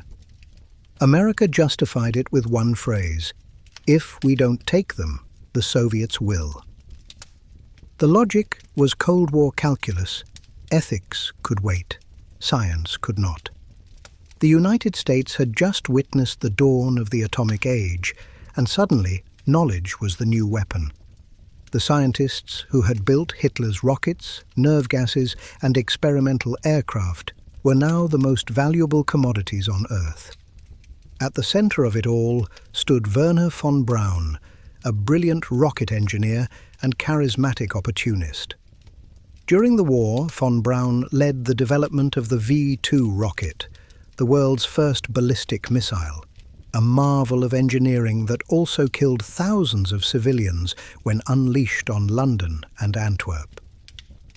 His rockets were assembled by slaves from the Mittelbau-Dora concentration camp, where prisoners worked underground in deadly conditions. Thousands died digging tunnels and building weapons meant to destroy cities they'd never see. And yet, when the Allies arrived, von Braun was not treated as a war criminal. He was treated as a prize. Along with his team of over 100 engineers from the Peenemünde Army Research Center, he surrendered to American forces and was quietly whisked away under Operation Paperclip. The Nazis had lost the war, but their scientists were about to win a second one, this time under a new flag. The US government faced a dilemma: how to bring these men to America without public outrage. The solution was simple and cynical. They altered the records. Files were scrubbed, Nazi affiliations erased, and sanitized biographies were created to make the recruits appear harmless. Von Braun, once an SS officer, was rebranded as a technical specialist. Others who had conducted experiments on prisoners were simply labeled as medical researchers. By 1946, the first wave of paperclip scientists arrived in the United States under new identities. They were sent to military bases, laboratories, and universities. Their job: to help America outpace the Soviet Union in technology, weaponry, and space exploration. And they delivered. Von Braun and his team became the backbone of NASA's space program, designing the Saturn V rocket that would eventually carry humans to the moon. It was the ultimate redemption arc. Former Nazi engineers now celebrated as heroes of science, their dark pasts buried beneath the roar of rocket engines. The photographs are surreal. Von Braun smiling beside John F. Kennedy, giving lectures about space exploration, standing proudly in front of American flags. Few who saw those images knew about the corpses that once lay beneath his rocket factories. Operation Paperclip wasn't limited to rocketry.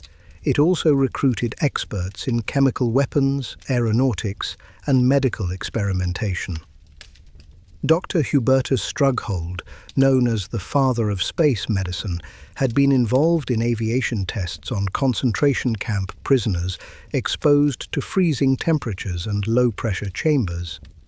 Yet in the United States, he was given a lab, a title, and a reputation as a pioneer in astronaut physiology. NASA even named an award after him, until journalists exposed his past decades later, forcing his quiet erasure from the agency's history books. Similarly, scientists like Walter Schreiber, who oversaw typhus vaccine experiments on inmates, and Kurt Blohm, who researched biological warfare for the SS, were brought to America despite their connections to Nazi programs. Each time, intelligence officers justified it. These men had information too valuable to waste. Ethics were a luxury the Cold War could not afford. Not all Americans agreed. Some officials protested the recruitment of known Nazis, warning that it undermined the moral foundation of post-war justice. But their objections were drowned out by urgency.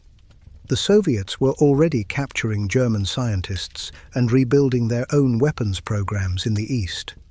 In the ideological arms race between capitalism and communism, morality was collateral damage. By the 1950s, Operation Paperclip had quietly reshaped American science. Former Nazi engineers designed missiles for the US Army and Air Force, developed jet propulsion systems, and advanced medicine and aerospace technology. Their fingerprints were on everything from intercontinental ballistic missiles to early spacecraft. In a cruel twist of history, the same minds that once built tools of destruction now propelled humanity toward the stars. But the ghosts of their past never truly faded. Survivors of Nazi camps and their descendants watched in disbelief as the men who had served their tormentors became respected scientists in America. The contradiction was unbearable. Justice in Nuremberg, forgiveness in Washington. When questioned about his wartime role, von Braun famously deflected, "My rockets worked perfectly, except they landed on the wrong planet." It was a quip that revealed the same moral detachment that had made Paperclip possible. Operation Paperclip officially ended in 1959, though many of its scientists continued working well into the 1970s. The program remained classified for decades, its details hidden behind bureaucratic euphemisms like technical talent acquisition. When the files were declassified in the 1980s, the public learned what the government had chosen to forget: that the price of victory in the Cold War had been paid in part with silence. The legacy of Operation Paperclip is complicated. Without it, the US might never have won the space race or developed advanced aerospace technology as quickly as it did. But it also proved that moral compromise, once justified, becomes habit. In saving knowledge, America sacrificed innocence. The rockets that carried mankind to the moon were powered not just by fuel and ambition, but by a history that still stains the launch pads. By the time the files of Operation Paperclip were declassified in the 1980s, the myth of the heroic space race had already been carved into American history. Children grew up idolizing astronauts. The Saturn V stood as a symbol of human triumph, and men like Wernher von Braun were remembered as visionaries who brought humanity to the stars. What most people didn't know, what they were never told, was that the same genius who built the rocket that carried Neil Armstrong to the moon had once built missiles for Hitler. When the truth began to surface, it hit like an aftershock. Journalists dug through the archives, uncovering sanitized personnel files, altered documents, and memos detailing how American intelligence had deliberately concealed the Nazi affiliations of hundreds of German scientists. The public was stunned. How could the United States, fresh from the Nuremberg trials, have turned around and offered sanctuary to the very people it condemned? The answer was as simple as it was damning: pragmatism.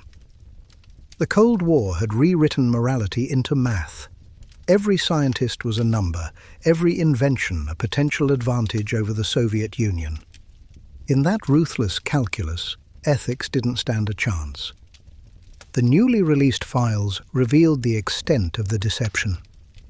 The U.S. Army's Joint Intelligence Objectives Agency had literally created fake biographies for certain recruits, removing their Nazi Party memberships, erasing SS ranks, and fabricating testimonials.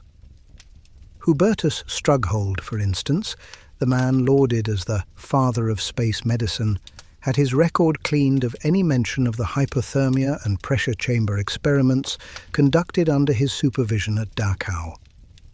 Arthur Rudolph, another paperclip recruit who had overseen slave labor at the Mittelwerk 5-2 plant, became the project director of NASA's Saturn V program. In 1984, long after his celebrated career, he was quietly stripped of his U.S. citizenship and deported when his Nazi past could no longer be ignored. Even Kurt Blom, a Nazi doctor accused of experimenting with biological weapons on concentration camp prisoners, managed to walk free after Nuremberg.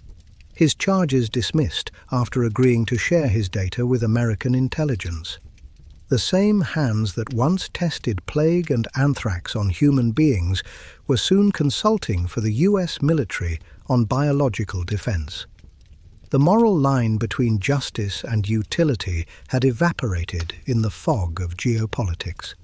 To many Americans, these revelations shattered a comforting illusion. The United States had defined itself as the world's moral compass after World War II, the liberator, the defender of freedom, the nation that had stood against fascism. Yet here it was, quietly employing the architects of Nazi terror, turning them into symbols of progress. It wasn't treason, it was hypocrisy dressed as pragmatism. As historians began to piece together the details, one uncomfortable truth emerged. Operation Paperclip had succeeded brilliantly. The scientists it recruited didn't just contribute to U.S. defense, they transformed it. Their research helped develop intercontinental ballistic missiles, advanced jet propulsion, and the very foundations of NASA's space program. America's leap into the technological future had been built, quite literally, on the minds of men whose ethics belonged to another century. But the reckoning was slow. When the truth came out, most of the paperclip scientists were already dead or retired. There were no trials, no apologies, no public confessions, only footnotes in history books and the quiet removal of their names from NASA plaques. Strughold's name was erased from the Aerospace Medical Association's annual award in 2013, nearly 30 years after his death. Von Braun remained enshrined in museums and documentaries, his Nazi past politely summarized as a complicated legacy. The moral contradiction didn't end with the Cold War. Operation Paperclip became the blueprint for future intelligence programs that blurred ethics for national security. It taught governments that information, no matter how it's obtained, is worth more than justice. It was the silent birth of the modern intelligence mindset. We do what we must, and history will catch up later. And history did catch up. Survivors of Nazi concentration camps and their descendants began speaking out against the program. They asked how a country that had sworn never again could have welcomed the perpetrators into its laboratories. Their anger wasn't just about the past. It was about betrayal.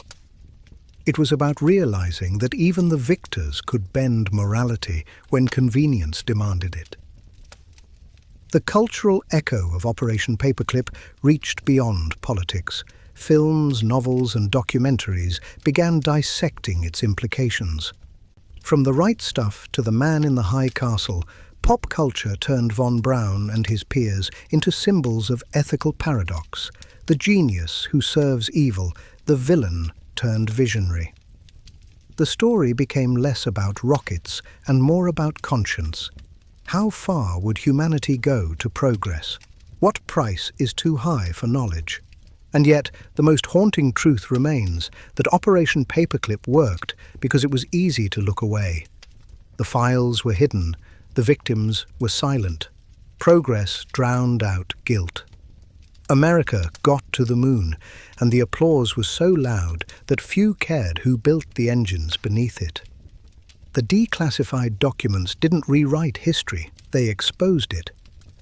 They showed that the moral victory of World War II was not as clean as the history books claimed. They reminded the world that even the most righteous nations can make deals with devils when the stakes are high enough. But perhaps the greatest irony of all is that the same men who once built weapons of annihilation ended up inspiring humanity's greatest dream: reaching the stars. Their knowledge lifted mankind off the earth, but the moral gravity of what they'd done never truly released its hold. When you stand before the towering Saturn V rocket in a museum today, it's easy to feel awe, pride, even nostalgia. But if you look closer, you might see something else too, the shadow of a truth history tried to bury. The engines that thundered humanity to the moon were powered not just by science, but by the silence of conscience. Operation Paperclip is more than a story about rockets or war. It's a warning about the seductive nature of progress, the idea that the future can justify the past. Because once a society accepts that knowledge outweighs morality, it risks repeating the same bargain again and again. And in every bargain like that, something priceless is lost. In the summer of 1971, deep in the basement of Stanford University's psychology department, a man decided to test the limits of human behavior. His name was Dr. Philip Zimbardo, and his idea was deceptively simple. What happens when ordinary people are placed in positions of power or subjugation inside a simulated prison? What happens when the lines between authority and cruelty blur? The experiment was meant to last 2 weeks. It lasted 6 days. Zimbardo, inspired by reports of brutality in American prisons, wanted to understand whether violence stemmed from the personality of guards or from the system itself. To find out, he recruited 24 college students, all psychologically healthy, from across the campus. They were split randomly into 2 groups, guards and prisoners, and paid $15 a day to participate in what was framed as a social study on prison life. But what began as an academic simulation quickly spiraled into a psychological nightmare. The prison was built in the basement of Stanford's psychology building, complete with barred doors, solitary confinement, and cells constructed from converted offices. Prisoners were stripped, deloused, given identical smocks, and assigned numbers instead of names. Their individuality was erased in a matter of hours. The guards, meanwhile, were issued uniforms, sunglasses, and batons. Zimbardo instructed them to maintain order, but gave no clear rules on how. The ambiguity was the point. It was the breeding ground for power. Within hours, the roles consumed them. The guards began to assert dominance, first through minor commands, push-ups, roll calls, forced cleaning.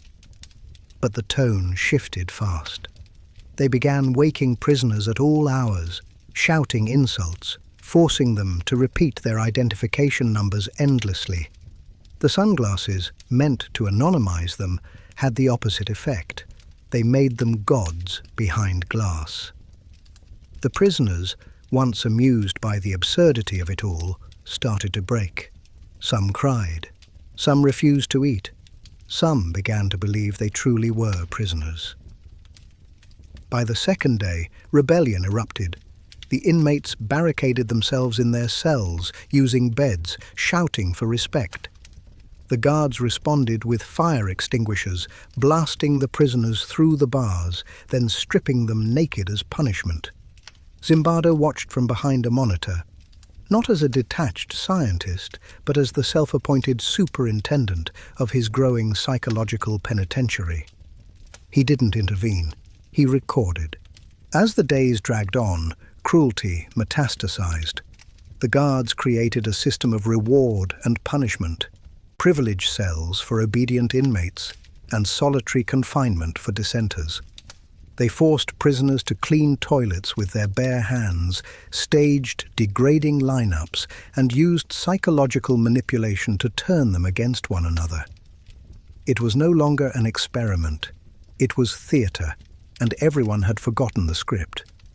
The most chilling part wasn't that the guards were sadistic, it was how quickly they became so. They were students, not soldiers. But the moment authority was granted, empathy evaporated. One guard, later nicknamed John Wayne by his peers, adopted a southern accent and began acting out the role of a cruel warden, inventing punishments with gleeful creativity. When asked later why he did it, he shrugged. It was fun. Meanwhile, the prisoners began showing signs of acute emotional distress. One participant suffered a complete breakdown within 36 hours, screaming, crying, unable to distinguish between reality and the experiment. Zimbardo released him reluctantly, more concerned about preserving his data than the man's sanity. Others followed, requesting parole rather than withdrawal. They genuinely believed they were trapped. By day 4, the prison had become a pressure cooker of fear and obedience. Guards pushed boundaries further, testing how far they could go before Zimbardo stopped them. He didn't. The line between scientist and participant had vanished. He had become part of his own experiment, a warden more concerned with maintaining control than observing behavior. Outside the basement, life went on. Students went to class. The sun shone over Palo Alto, and no one knew that a psychological dystopia was unfolding just a few floors below. The guards continued to escalate.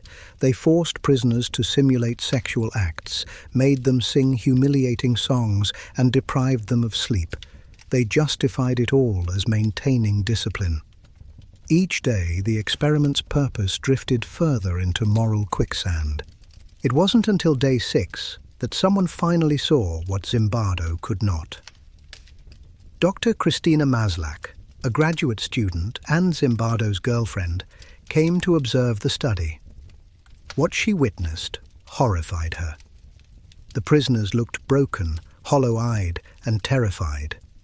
The guards strutted through the hallway like predators.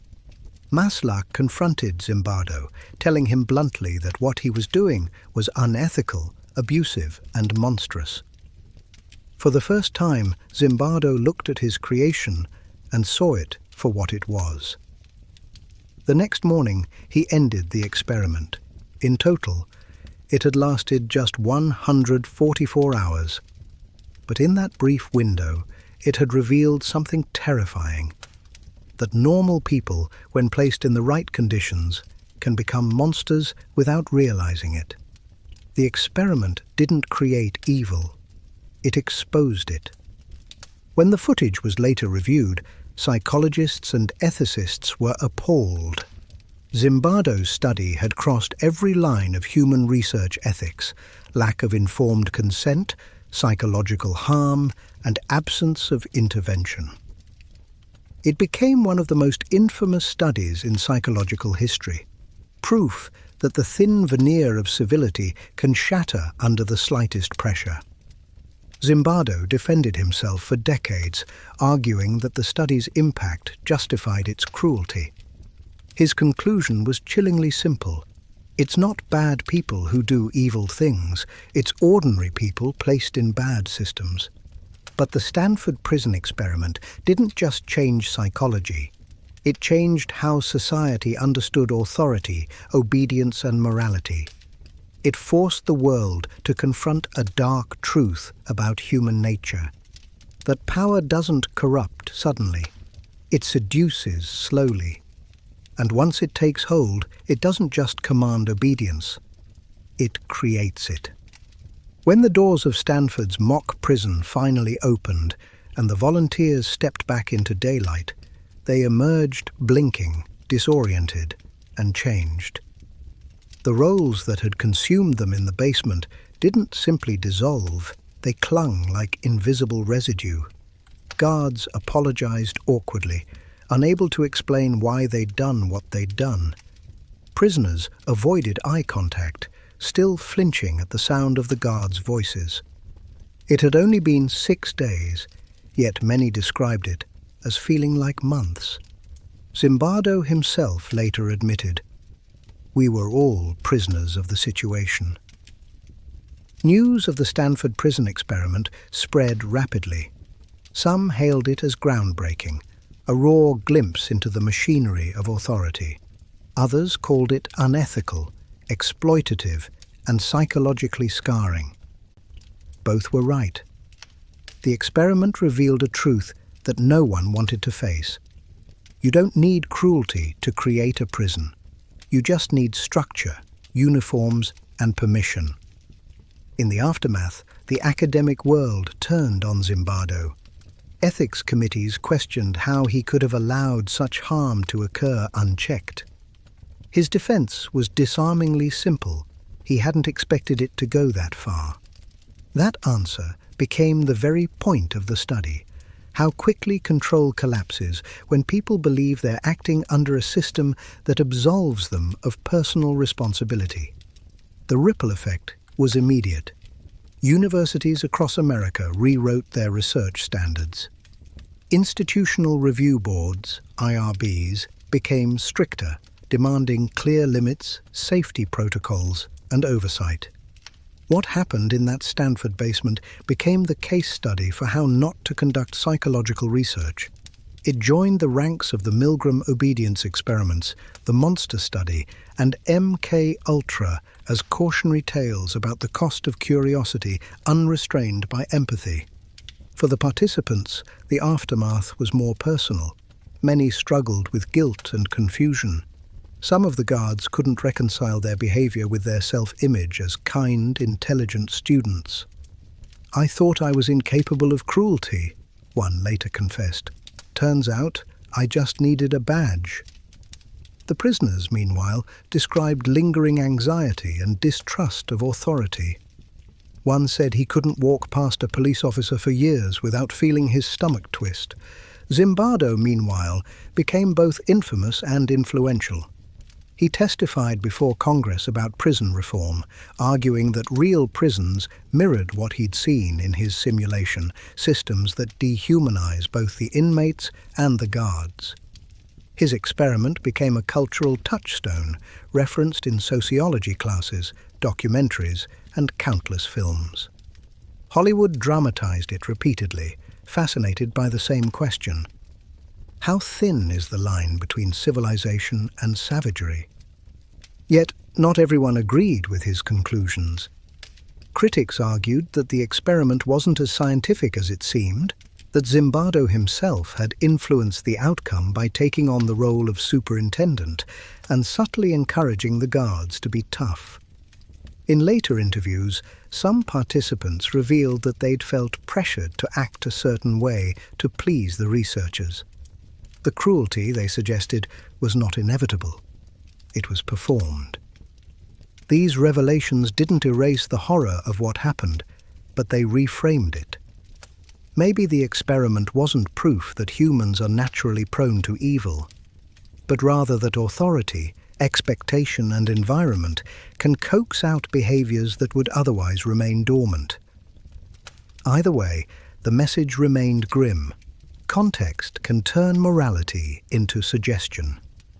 In the decades that followed, Zimbardo expanded on his findings, developing what he called the Lucifer effect, the process by which good people commit evil acts when placed in corrupt systems. He linked it to real-world atrocities, from Abu Ghraib to Guantanamo Bay, where American soldiers, much like his student guards, humiliated and tortured prisoners under the pretense of orders.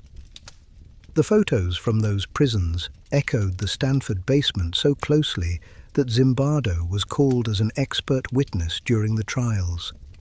He didn't defend the soldiers, but he did defend the idea that they were products of a toxic system, not inherently monstrous individuals.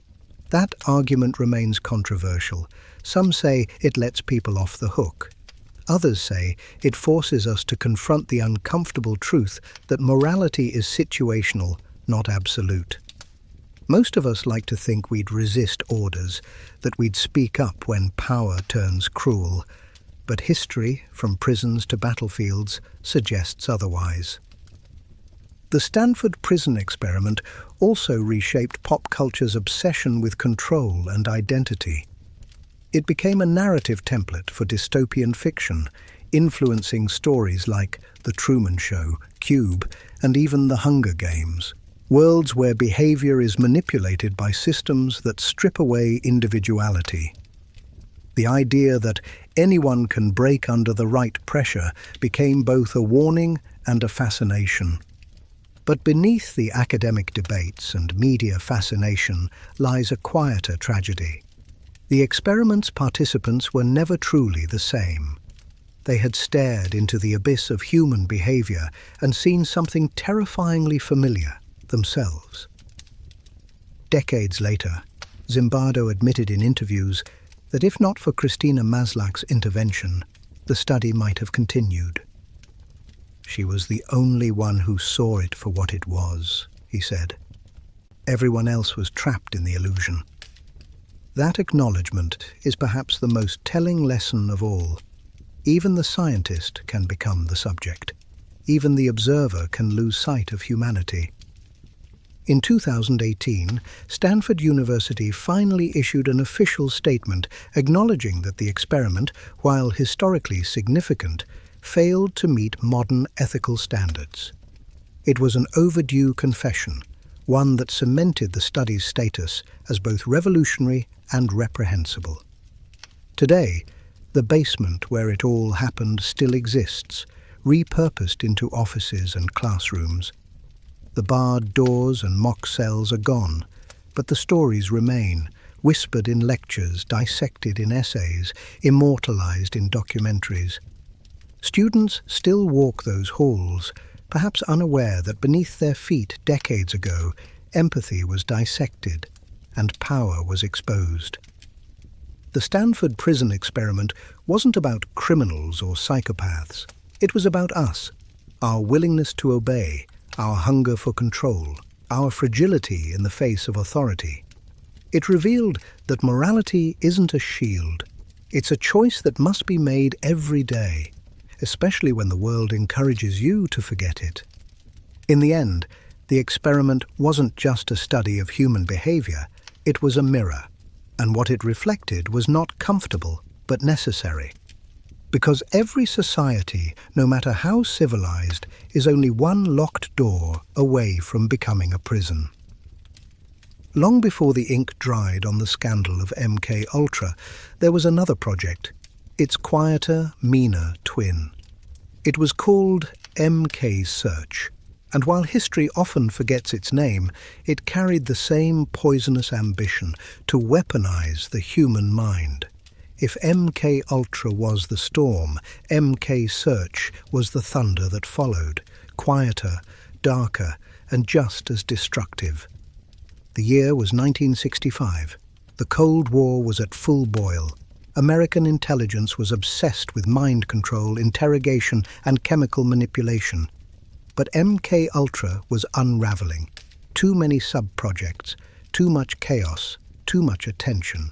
So the CIA quietly folded it, only to resurrect it under a new banner, MK Search, a streamlined continuation that combined MK Ultra's psychological work with the Army Chemical Corps' biological research. The name may have changed, but the mission didn't. Find a substance, a method, or a mechanism that could control behavior, erase memory, and extract secrets. It was the ultimate fantasy of espionage, a tool that could make anyone talk, obey, or forget. The mind was the new battlefield, and the CIA wanted to conquer it. Under MK Search, two main sub-projects emerged. The first was MK Chickwit, focusing on identifying new drugs and compounds, hallucinogens, truth serums, and exotic toxins from around the world.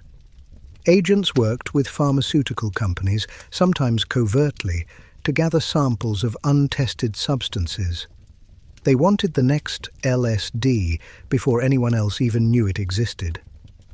The second was MK Often, a collaboration with the US Army's Chemical and Biological Warfare Laboratories at Edgewood Arsenal. This one went even further. MK Often wasn't just about chemicals, it was about the occult. The CIA began investigating psychic phenomena, clairvoyance, and black magic as potential tools for psychological manipulation.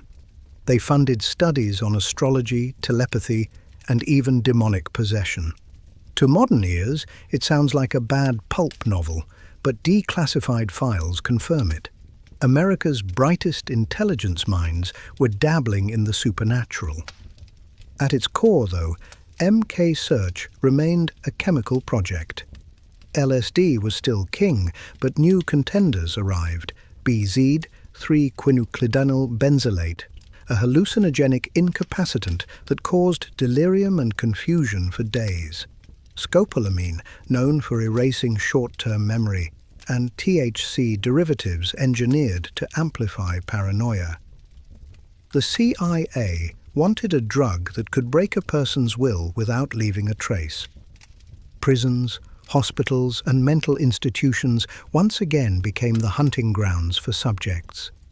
Inmates, psychiatric patients, and even military personnel were dosed without their consent. The goal was always the same: observe, record, refine. Reports describe men driven to temporary insanity, their sense of time and identity dissolving into hallucination. Others were left permanently damaged. The agency's internal memos described the experiments in sanitized language, behavioral impact studies, neurochemical evaluations. But beneath the jargon was human suffering written in chemical form.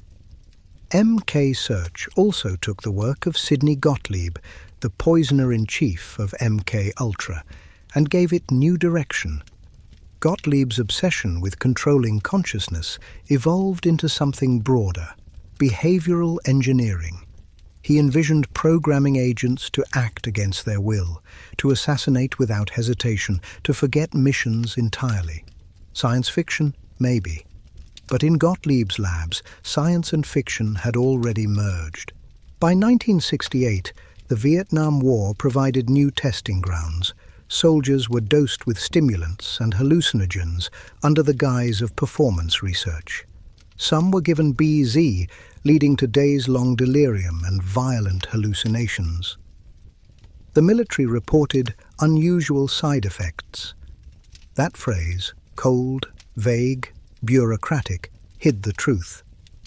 Some soldiers never mentally recovered. The line between scientific inquiry and torture blurred completely. The CIA's obsession with mind control became a feedback loop of paranoia. They feared the Soviets were doing the same, though there was never real proof.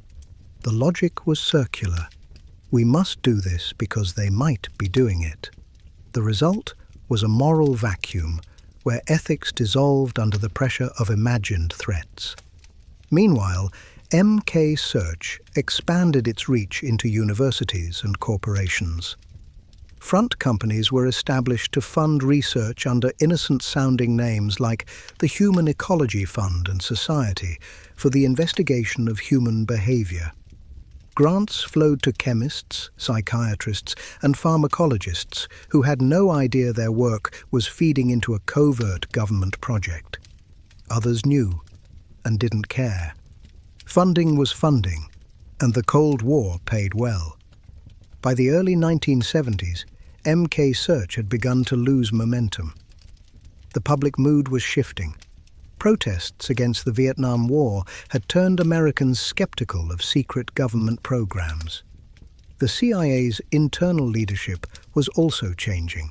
The new director, Richard Helms, ordered the destruction of MK Search records in 1973, just as he had done with MK Ultra. Thousands of documents were shredded, leaving only fragments for future investigators to piece together. When the program was finally exposed during the Church Committee hearings in 1975, the reaction was disbelief. MK Ultra had already horrified the public, but MK Search added a new layer of absurdity. Psychic testing, witchcraft, drugged soldiers. It sounded like a fever dream, except every word of it was true. What set MK Search apart wasn't its ambition, it was its persistence. Even after public outrage, even after the deaths and cover-ups, the CIA kept pushing the same agenda: control the human mind, no matter the cost. It was science, stripped of conscience, operating in the shadows of paranoia and power. And the irony: after nearly 2 decades of experiments, hundreds of tests and millions of dollars, the CIA discovered what it had refused to believe from the start. The human mind cannot be controlled. It can only be broken. MK Search closed quietly in 1973, its final reports buried under layers of classification. Sidney Gottlieb retired soon after, vanishing into private life like a ghost. He would later be described as a man who had stared too long into the abyss of human experimentation. But the abyss stared back, and it still does. MK Search may have ended, but its legacy didn't die. Its influence rippled into modern neuroscience, military psychology, and interrogation techniques. Every time a government defends secrecy in the name of security, a little piece of MK Search still breathes. Because the lesson it left behind was as chilling as it was clear. Once you try to own the human mind, you lose your own in the process. When the curtain finally closed on MK Search, it didn't slam shut. It drifted down slowly, quietly, like smoke from a fire the government didn't want anyone to smell. Officially, the program was terminated in 1973. Unofficially, its ghost continued to whisper through the halls of American intelligence for years afterward. What was left of the documentation was almost useless. Fragments of memos, redacted reports, budgets with blacked-out titles. Out of thousands of files, only a few hundred pages survived the shredders, scraps that read like riddles written by mad scientists. Some mentioned neuropsychological conditioning and behavioral compliance agents. Others referenced substances that didn't even exist in chemistry textbooks. For decades, historians and journalists tried to decode what was left, piecing together a puzzle missing most of its pieces. But enough evidence survived to confirm the truth. MK Search was not an aberration. It was a philosophy. The idea that control, not understanding, was the ultimate goal of science. And even though the CIA had officially ended its mind control programs, the pursuit of influence over human behavior never really stopped. It just changed its name, its methods, and its medium. In the 1980s, whispers of new behavioral modification projects began surfacing in intelligence circles. These were no longer about LSD or hypnosis. They were about technology, electromagnetic fields, sleep deprivation techniques, subliminal messaging, and psychological operations. The tools had evolved, but the intent remained the same: shape perception, bend will, and control the narrative. MK Search had simply gone digital. The surviving records also revealed chilling human stories. Some of the test subjects, military volunteers, hospital patients, prisoners, never fully recovered. They described vivid hallucinations, permanent anxiety, and memory loss. A few even believed they had been implanted with behavioral triggers, post-hypnotic suggestions designed to activate under specific cues. Though there's no proof such triggers worked, the belief alone was enough to ruin lives. Paranoia was the experiment's last and most effective weapon. One internal report, dated 1971, summed up the entire program in language as sterile as it was sinister. The human organism is highly susceptible to suggestion when deprived of context. It was a bureaucratic way of saying, strip someone of reality, and they'll believe anything. That insight, born from the wreckage of MK Ultra and refined in MK Search, would go on to define modern psychological warfare. When the Church Committee hearings exposed MK Search in 1975, it was lumped together with MK Ultra in the public eye. The details blurred, the outrage merged, and the distinction between the two faded into conspiracy folklore. But insiders knew MK Search was more methodical, more operational. It wasn't just about discovering the limits of the mind. It was about building tools that could be used in the field. During the hearings, Senator Frank Church famously warned, "If a government ever gains the capacity to impose total surveillance on its citizens, it will have the power to make tyranny total." He was talking about wiretaps and bugs, but his words carried the unspoken ghost of MK Search. The experiments had proven that the body could be controlled. The next frontier was the mind, through fear, through propaganda, through information itself. After the scandal, the US intelligence community faced a reckoning, or at least the appearance of one. Executive Order 11,905, signed by President Gerald Ford in 1976, officially banned experimentation on human subjects without informed consent. But the language was loose, leaving plenty of space for research partnerships and psychological operations that didn't technically violate the order. The ethics improved on paper. In practice, the grey zones remained. Some of the scientists who worked on MK Search faded into academia, publishing studies on psychopharmacology and behavioral science. Their research, sanitized and stripped of classified origins, found its way into legitimate medical journals. One former CIA consultant went on to develop early forms of neuro-linguistic programming, NLP, techniques that would later be adopted by therapists, salesmen, and even political strategists. The irony was exquisite. Tools born from covert control became instruments of persuasion in everyday life. And yet, MK Search didn't fully die. It just evolved. The post-9/11 era saw the resurrection of psychological manipulation as an official strategy. The CIA's enhanced interrogation techniques, developed in black sites and detention centers, echoed the same principles from the 1960s. Sensory deprivation, disorientation, isolation, and chemical stressors. The words had changed, but the logic hadn't. The human mind was still a battlefield. The cultural fallout of MK Search, like its predecessor, became fuel for 1,000 conspiracy theories.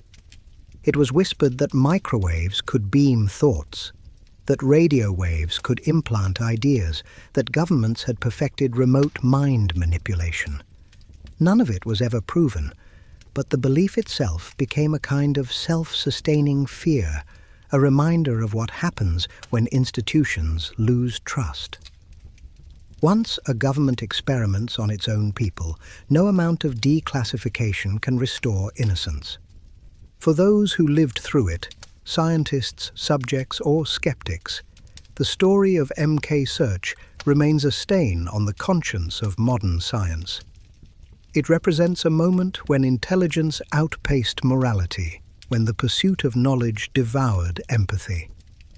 In trying to control others, the program proved the one thing it sought to deny, that human will cannot be engineered without destroying humanity itself.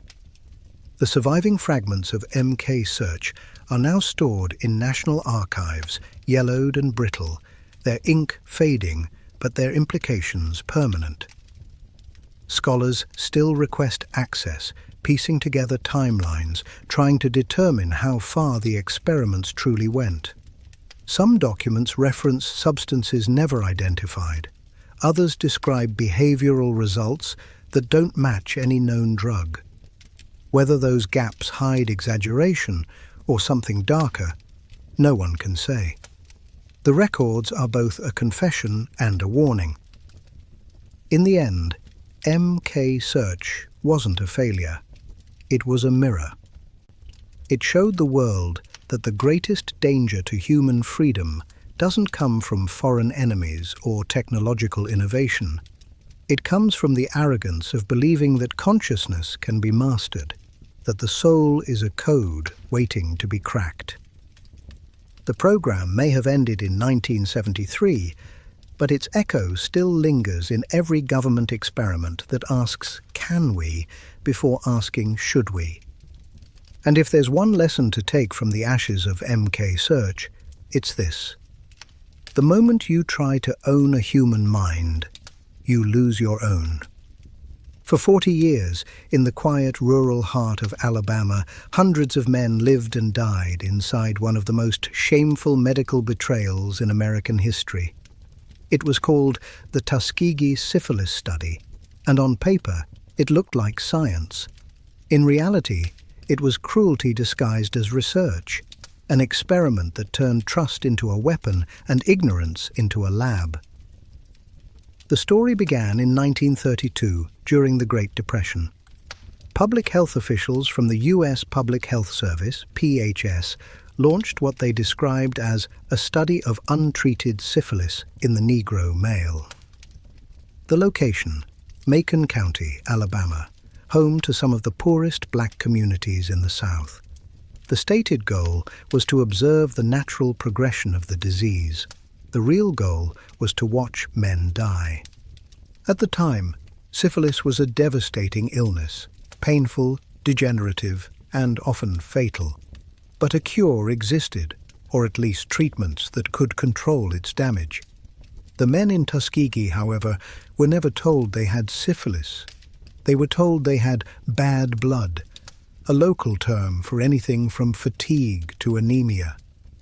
They were promised free medical care, hot meals, and burial insurance. To men who had little of anything, it sounded like a blessing. 600 men were enrolled, 399 with syphilis and 201 without. All were poor, mostly illiterate sharecroppers. None gave informed consent, because none were told the truth. The doctors, white men in starched coats, arrived with needles and clipboards, calling them patients. In reality, they were subjects. The men trusted them because they were government doctors. They trusted the system that, in turn, saw them as data. The study was supposed to last 6 months. It lasted 40 years. Over the decades, the Public Health Service monitored the men's decline with meticulous cruelty. They charted the fevers, lesions, neurological breakdowns, blindness, and insanity that came as the disease advanced. They watched men go mad, watched their wives infected, watched babies born with congenital syphilis. They documented it all with clinical precision, as though cataloguing the slow decay of human life was a scientific triumph. When penicillin became the recognized treatment for syphilis in 1947, The ethical choice should have been simple: cure them. But instead, doctors withheld it. They actively prevented the men from receiving treatment, even going so far as to coordinate with local draft boards and hospitals to ensure that no participant received the life-saving drug. The study's integrity, its purity of data, mattered more than human lives. It was bureaucratic evil, not born of rage, but of routine. Doctors wrote polite memos, filed tidy reports, and congratulated one another for maintaining continuity of observation. To them, it wasn't murder, it was research. Throughout the 1950s and 60s, the study continued quietly. Medical journals published findings based on the data, praising the PHS for its comprehensive analysis. Not a single mainstream scientist questioned the ethics. The men kept showing up for their checkups, believing they were being treated, unaware that the doctors were watching them die in slow motion. Then came Peter Buxton, a young public health employee who stumbled upon the reports in the late 1960s. He couldn't believe what he was reading. The study was still running, decades after penicillin had become standard care. Buxton filed internal complaints, which were ignored. He persisted. When his reports failed to provoke action, he leaked the story to the Associated Press in 1972. On July 25, 1972, the story broke, and America's conscience shattered. Headlines screamed betrayal. Newspapers called it a 40-year nightmare. Congressional hearings were immediate, and public outrage was volcanic. How could this happen in the United States, decades after the Nuremberg Code had defined informed consent as the cornerstone of ethical research? The answer was chillingly simple: because no one cared enough to stop it. When the truth reached the men of Tuskegee, many refused to believe it at first. They had spent years trusting those doctors, showing up for examinations, proudly participating in what they thought was government medicine. When they learned the truth, that they'd been used, tricked, and denied life-saving care, some wept. Others refused further treatment, saying, "You watched me die once. You won't do it again." The US government's response was slow but public. The study was terminated immediately, and a class action lawsuit followed. In 1974, the survivors and their families received a $10 million settlement, a fraction of what was owed. The government established the National Research Act, creating institutional review boards to oversee experiments involving human subjects. For the first time, the law formally required informed consent. But money and policy couldn't repair the damage. The betrayal ran deeper than medicine. It infected generations of trust. Black Americans, who had long been skeptical of government institutions, now had proof that their lives could be treated as expendable. The Tuskegee study became a symbol of systemic racism disguised as science. A story whispered in clinics, passed down like a warning. Never trust them with your body. Even today, its shadow lingers in public health. Surveys show that medical distrust among African Americans traces directly back to Tuskegee. During the AIDS crisis, during COVID-19, during every major health initiative since, echoes of that betrayal have resurfaced.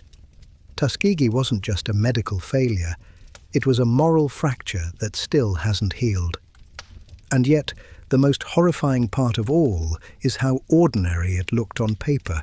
The memos, the progress reports, the grant renewals, all written in neutral tones, filled with data tables and percentages. No rage, no remorse, just statistics. It was a genocide by paperwork. The men of Tuskegee were not nameless. Their names were Charlie Pollard, Herman Shaw, Freddie Lee Tyson, and hundreds more. Fathers, husbands, veterans, farmers, each one believing that cooperation with government doctors meant hope. each one deceived by the same system sworn to protect them. When the study finally ended, only 74 of the original 399 infected men were still alive. Their suffering had spanned generations. Some had buried wives and children infected because of the study's lies. In 1997, 65 years after the experiment began, President Bill Clinton stood before the survivors and issued a formal apology on behalf of the US government. "What the United States government did was shameful," he said, "and I am sorry." The men, frail and elderly, listened in silence. Some nodded, some cried. Forgiveness, they knew, could never rewrite history.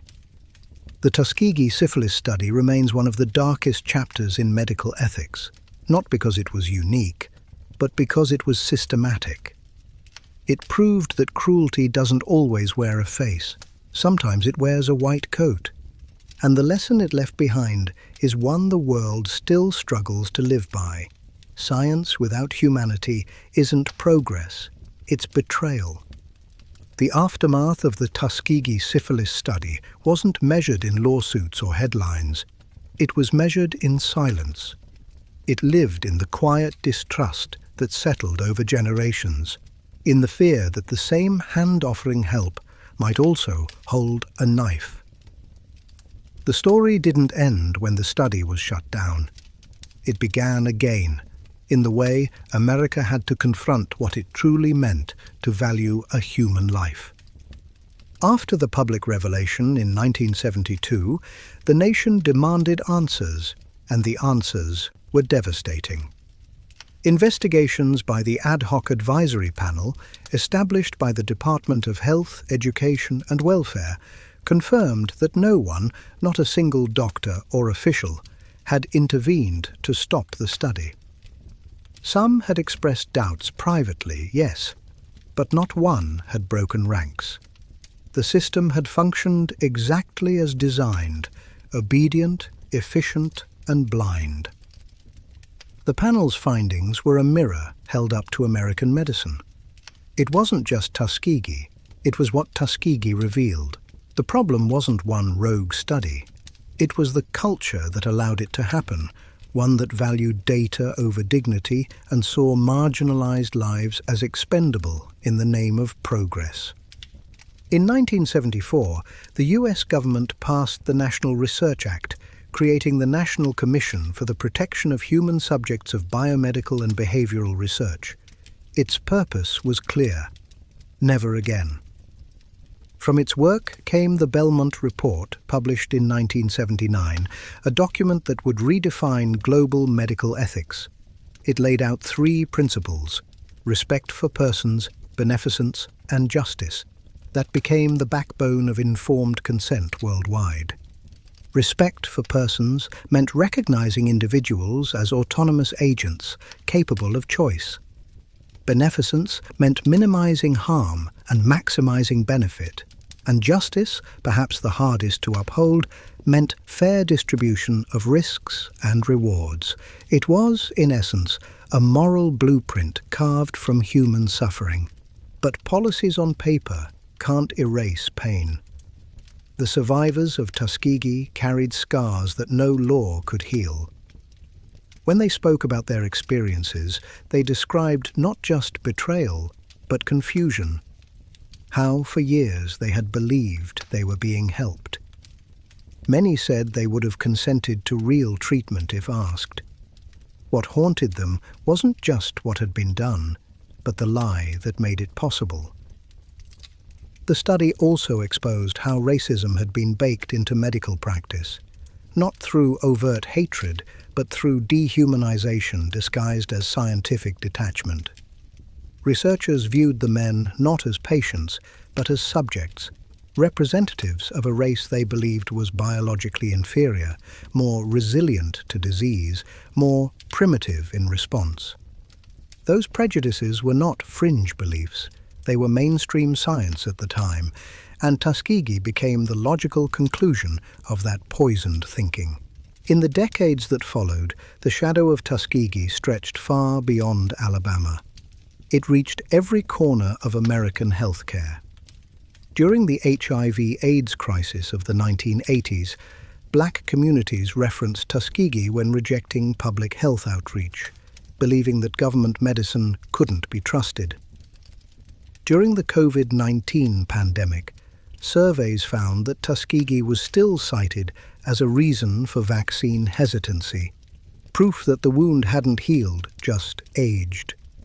The distrust was not paranoia, it was memory. And that memory became a rallying point for reform. The Office for Human Research Protections, OHRP, was created to enforce ethical standards in research.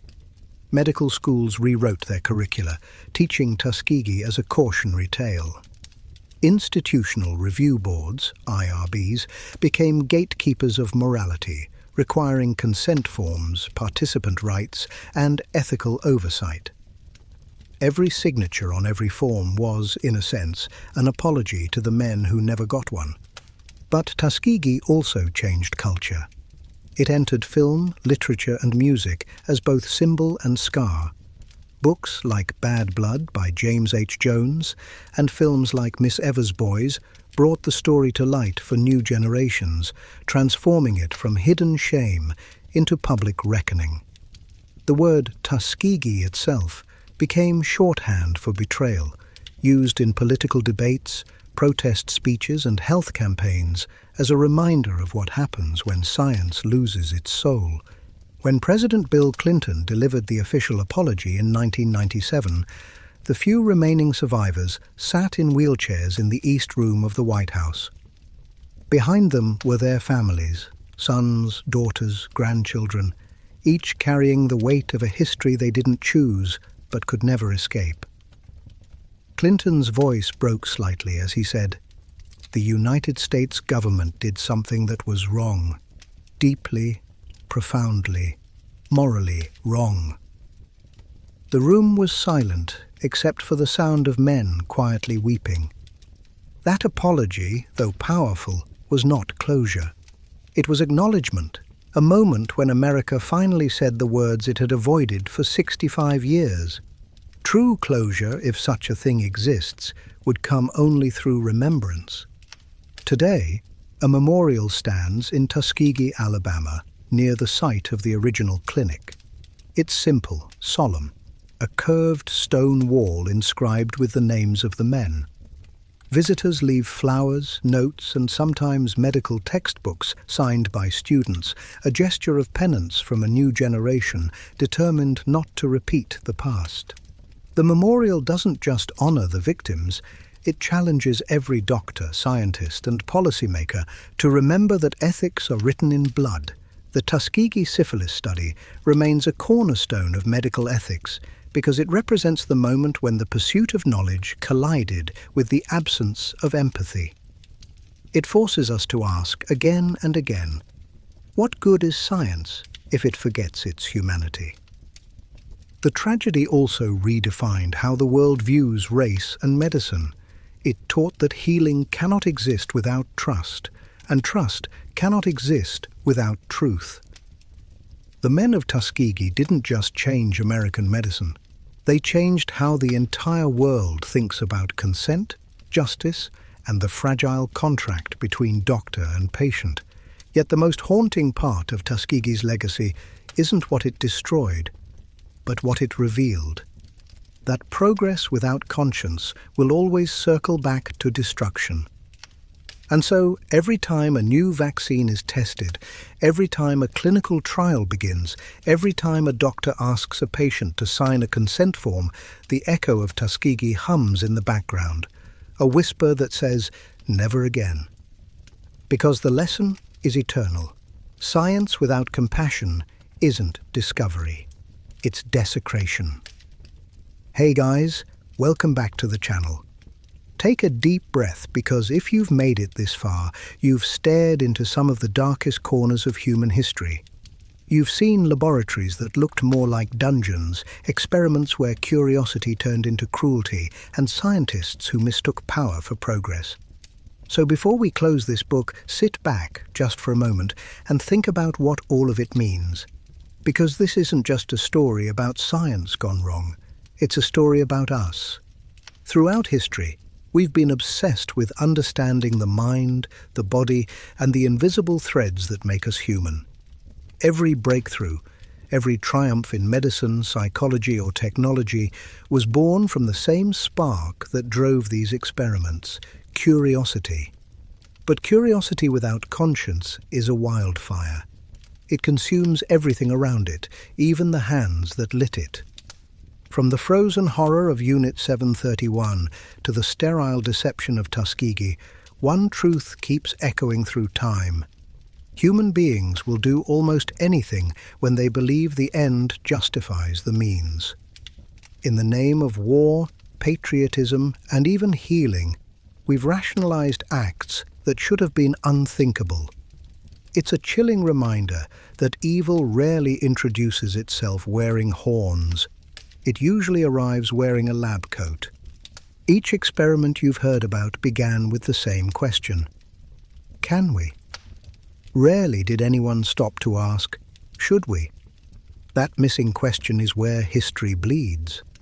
But there's another side to this darkness. The horror of these experiments forced humanity to confront itself. Out of suffering came the codes, laws, and ethical boundaries that now protect us. The Nuremberg Code, the Belmont Report, informed consent, all born from pain, all written in the ink of regret. It's twisted, isn't it? That progress and morality so often have to be purchased with tragedy. And yet, we still flirt with that line. Every new frontier, artificial intelligence, genetic modification, neuroscience, tempts us with the same old whisper, what if? What if we could reprogram memories? What if we could enhance emotion, erase fear, or design intelligence? The technology changes, but the temptation stays the same. We're still chasing control over what makes us human. That's the real legacy of these experiments. They aren't relics of the past. They're warnings about the future. Because the tools have evolved. We no longer need LSD or electrodes to study the brain. We have algorithms, data, and behavioral models that can predict, influence, and manipulate at scale. Social media feeds the same appetite that once drove the CIA's mind control research, only now it's called engagement. It's cleaner, more profitable, and infinitely more subtle. But don't let that numb you. Every generation faces its own version of Tuskegee or MK Ultra. Some moral test that asks whether we value convenience more than compassion, progress more than people. The villains of tomorrow won't need underground labs or steel restraints. They'll work in boardrooms, classrooms, and code bases, guided by curiosity, ambition, and the same fragile belief that they're doing what's necessary. Still, there's hope in the telling. By remembering these stories, by saying their names, Frank Olson, the orphans of Davenport, the prisoners of Harbin, the men of Tuskegee, we keep their suffering from being reduced to footnotes. We remind ourselves that knowledge has a cost, and that the truest measure of civilization isn't how much we know, but how we treat those who can't say no. Science isn't the villain here. It never was. The villain is indifference, the quiet shrug that says someone else will stop it, because someone always could have. In every experiment you've heard tonight, there was a moment when one person could have spoken up, walked away, said, enough. Most didn't. The few who did, Christina Maslach at Stanford, Peter Buxton at Tuskegee, proved that the courage to care is the only antidote to cruelty disguised as progress. So if there's a takeaway from all of this, it's not despair, it's vigilance. Curiosity will always drive us forward, but conscience must steer. The next great experiment is already underway somewhere, in a lab, in a university, in a startup, and the people running it will have to decide what kind of world they want to build. Let's hope they remember what history has already taught. and what it has already cost. Because the scariest thing about these stories isn't that they happened. It's that they happened recently. And they happened not because we didn't know better, but because we convinced ourselves that the suffering of a few was worth the comfort of many. That's the real experiment humanity keeps repeating. So, as you drift away tonight, remember this. Progress doesn't demand perfection. It demands empathy. The moment we forget that, the moment we start treating people as data, as subjects, as expendable, we become the thing we swore we'd never be again. The men in Tuskegee, the prisoners in Stanford's basement, the orphans in Iowa, they weren't numbers in a study. They were people who trusted, people who believed in science, in medicine, in government, in truth. And that's what makes their stories hurt most, because trust is sacred, and once it's broken, it doesn't heal easily. So here's to remembering, to asking not just can we, but should we, to choosing empathy before efficiency, ethics before ego, and to every person who suffered in the name of knowledge, your story is heard. Your pain was not in vain. The lesson of history is simple and eternal. The search for understanding must never come at the cost of our humanity. Hey guys, thank you for staying with me through this journey. Now breathe. Let it settle. The past can't be undone, but it can be remembered. And that's how we make sure it never repeats. Sleep well, and don't forget to question everything.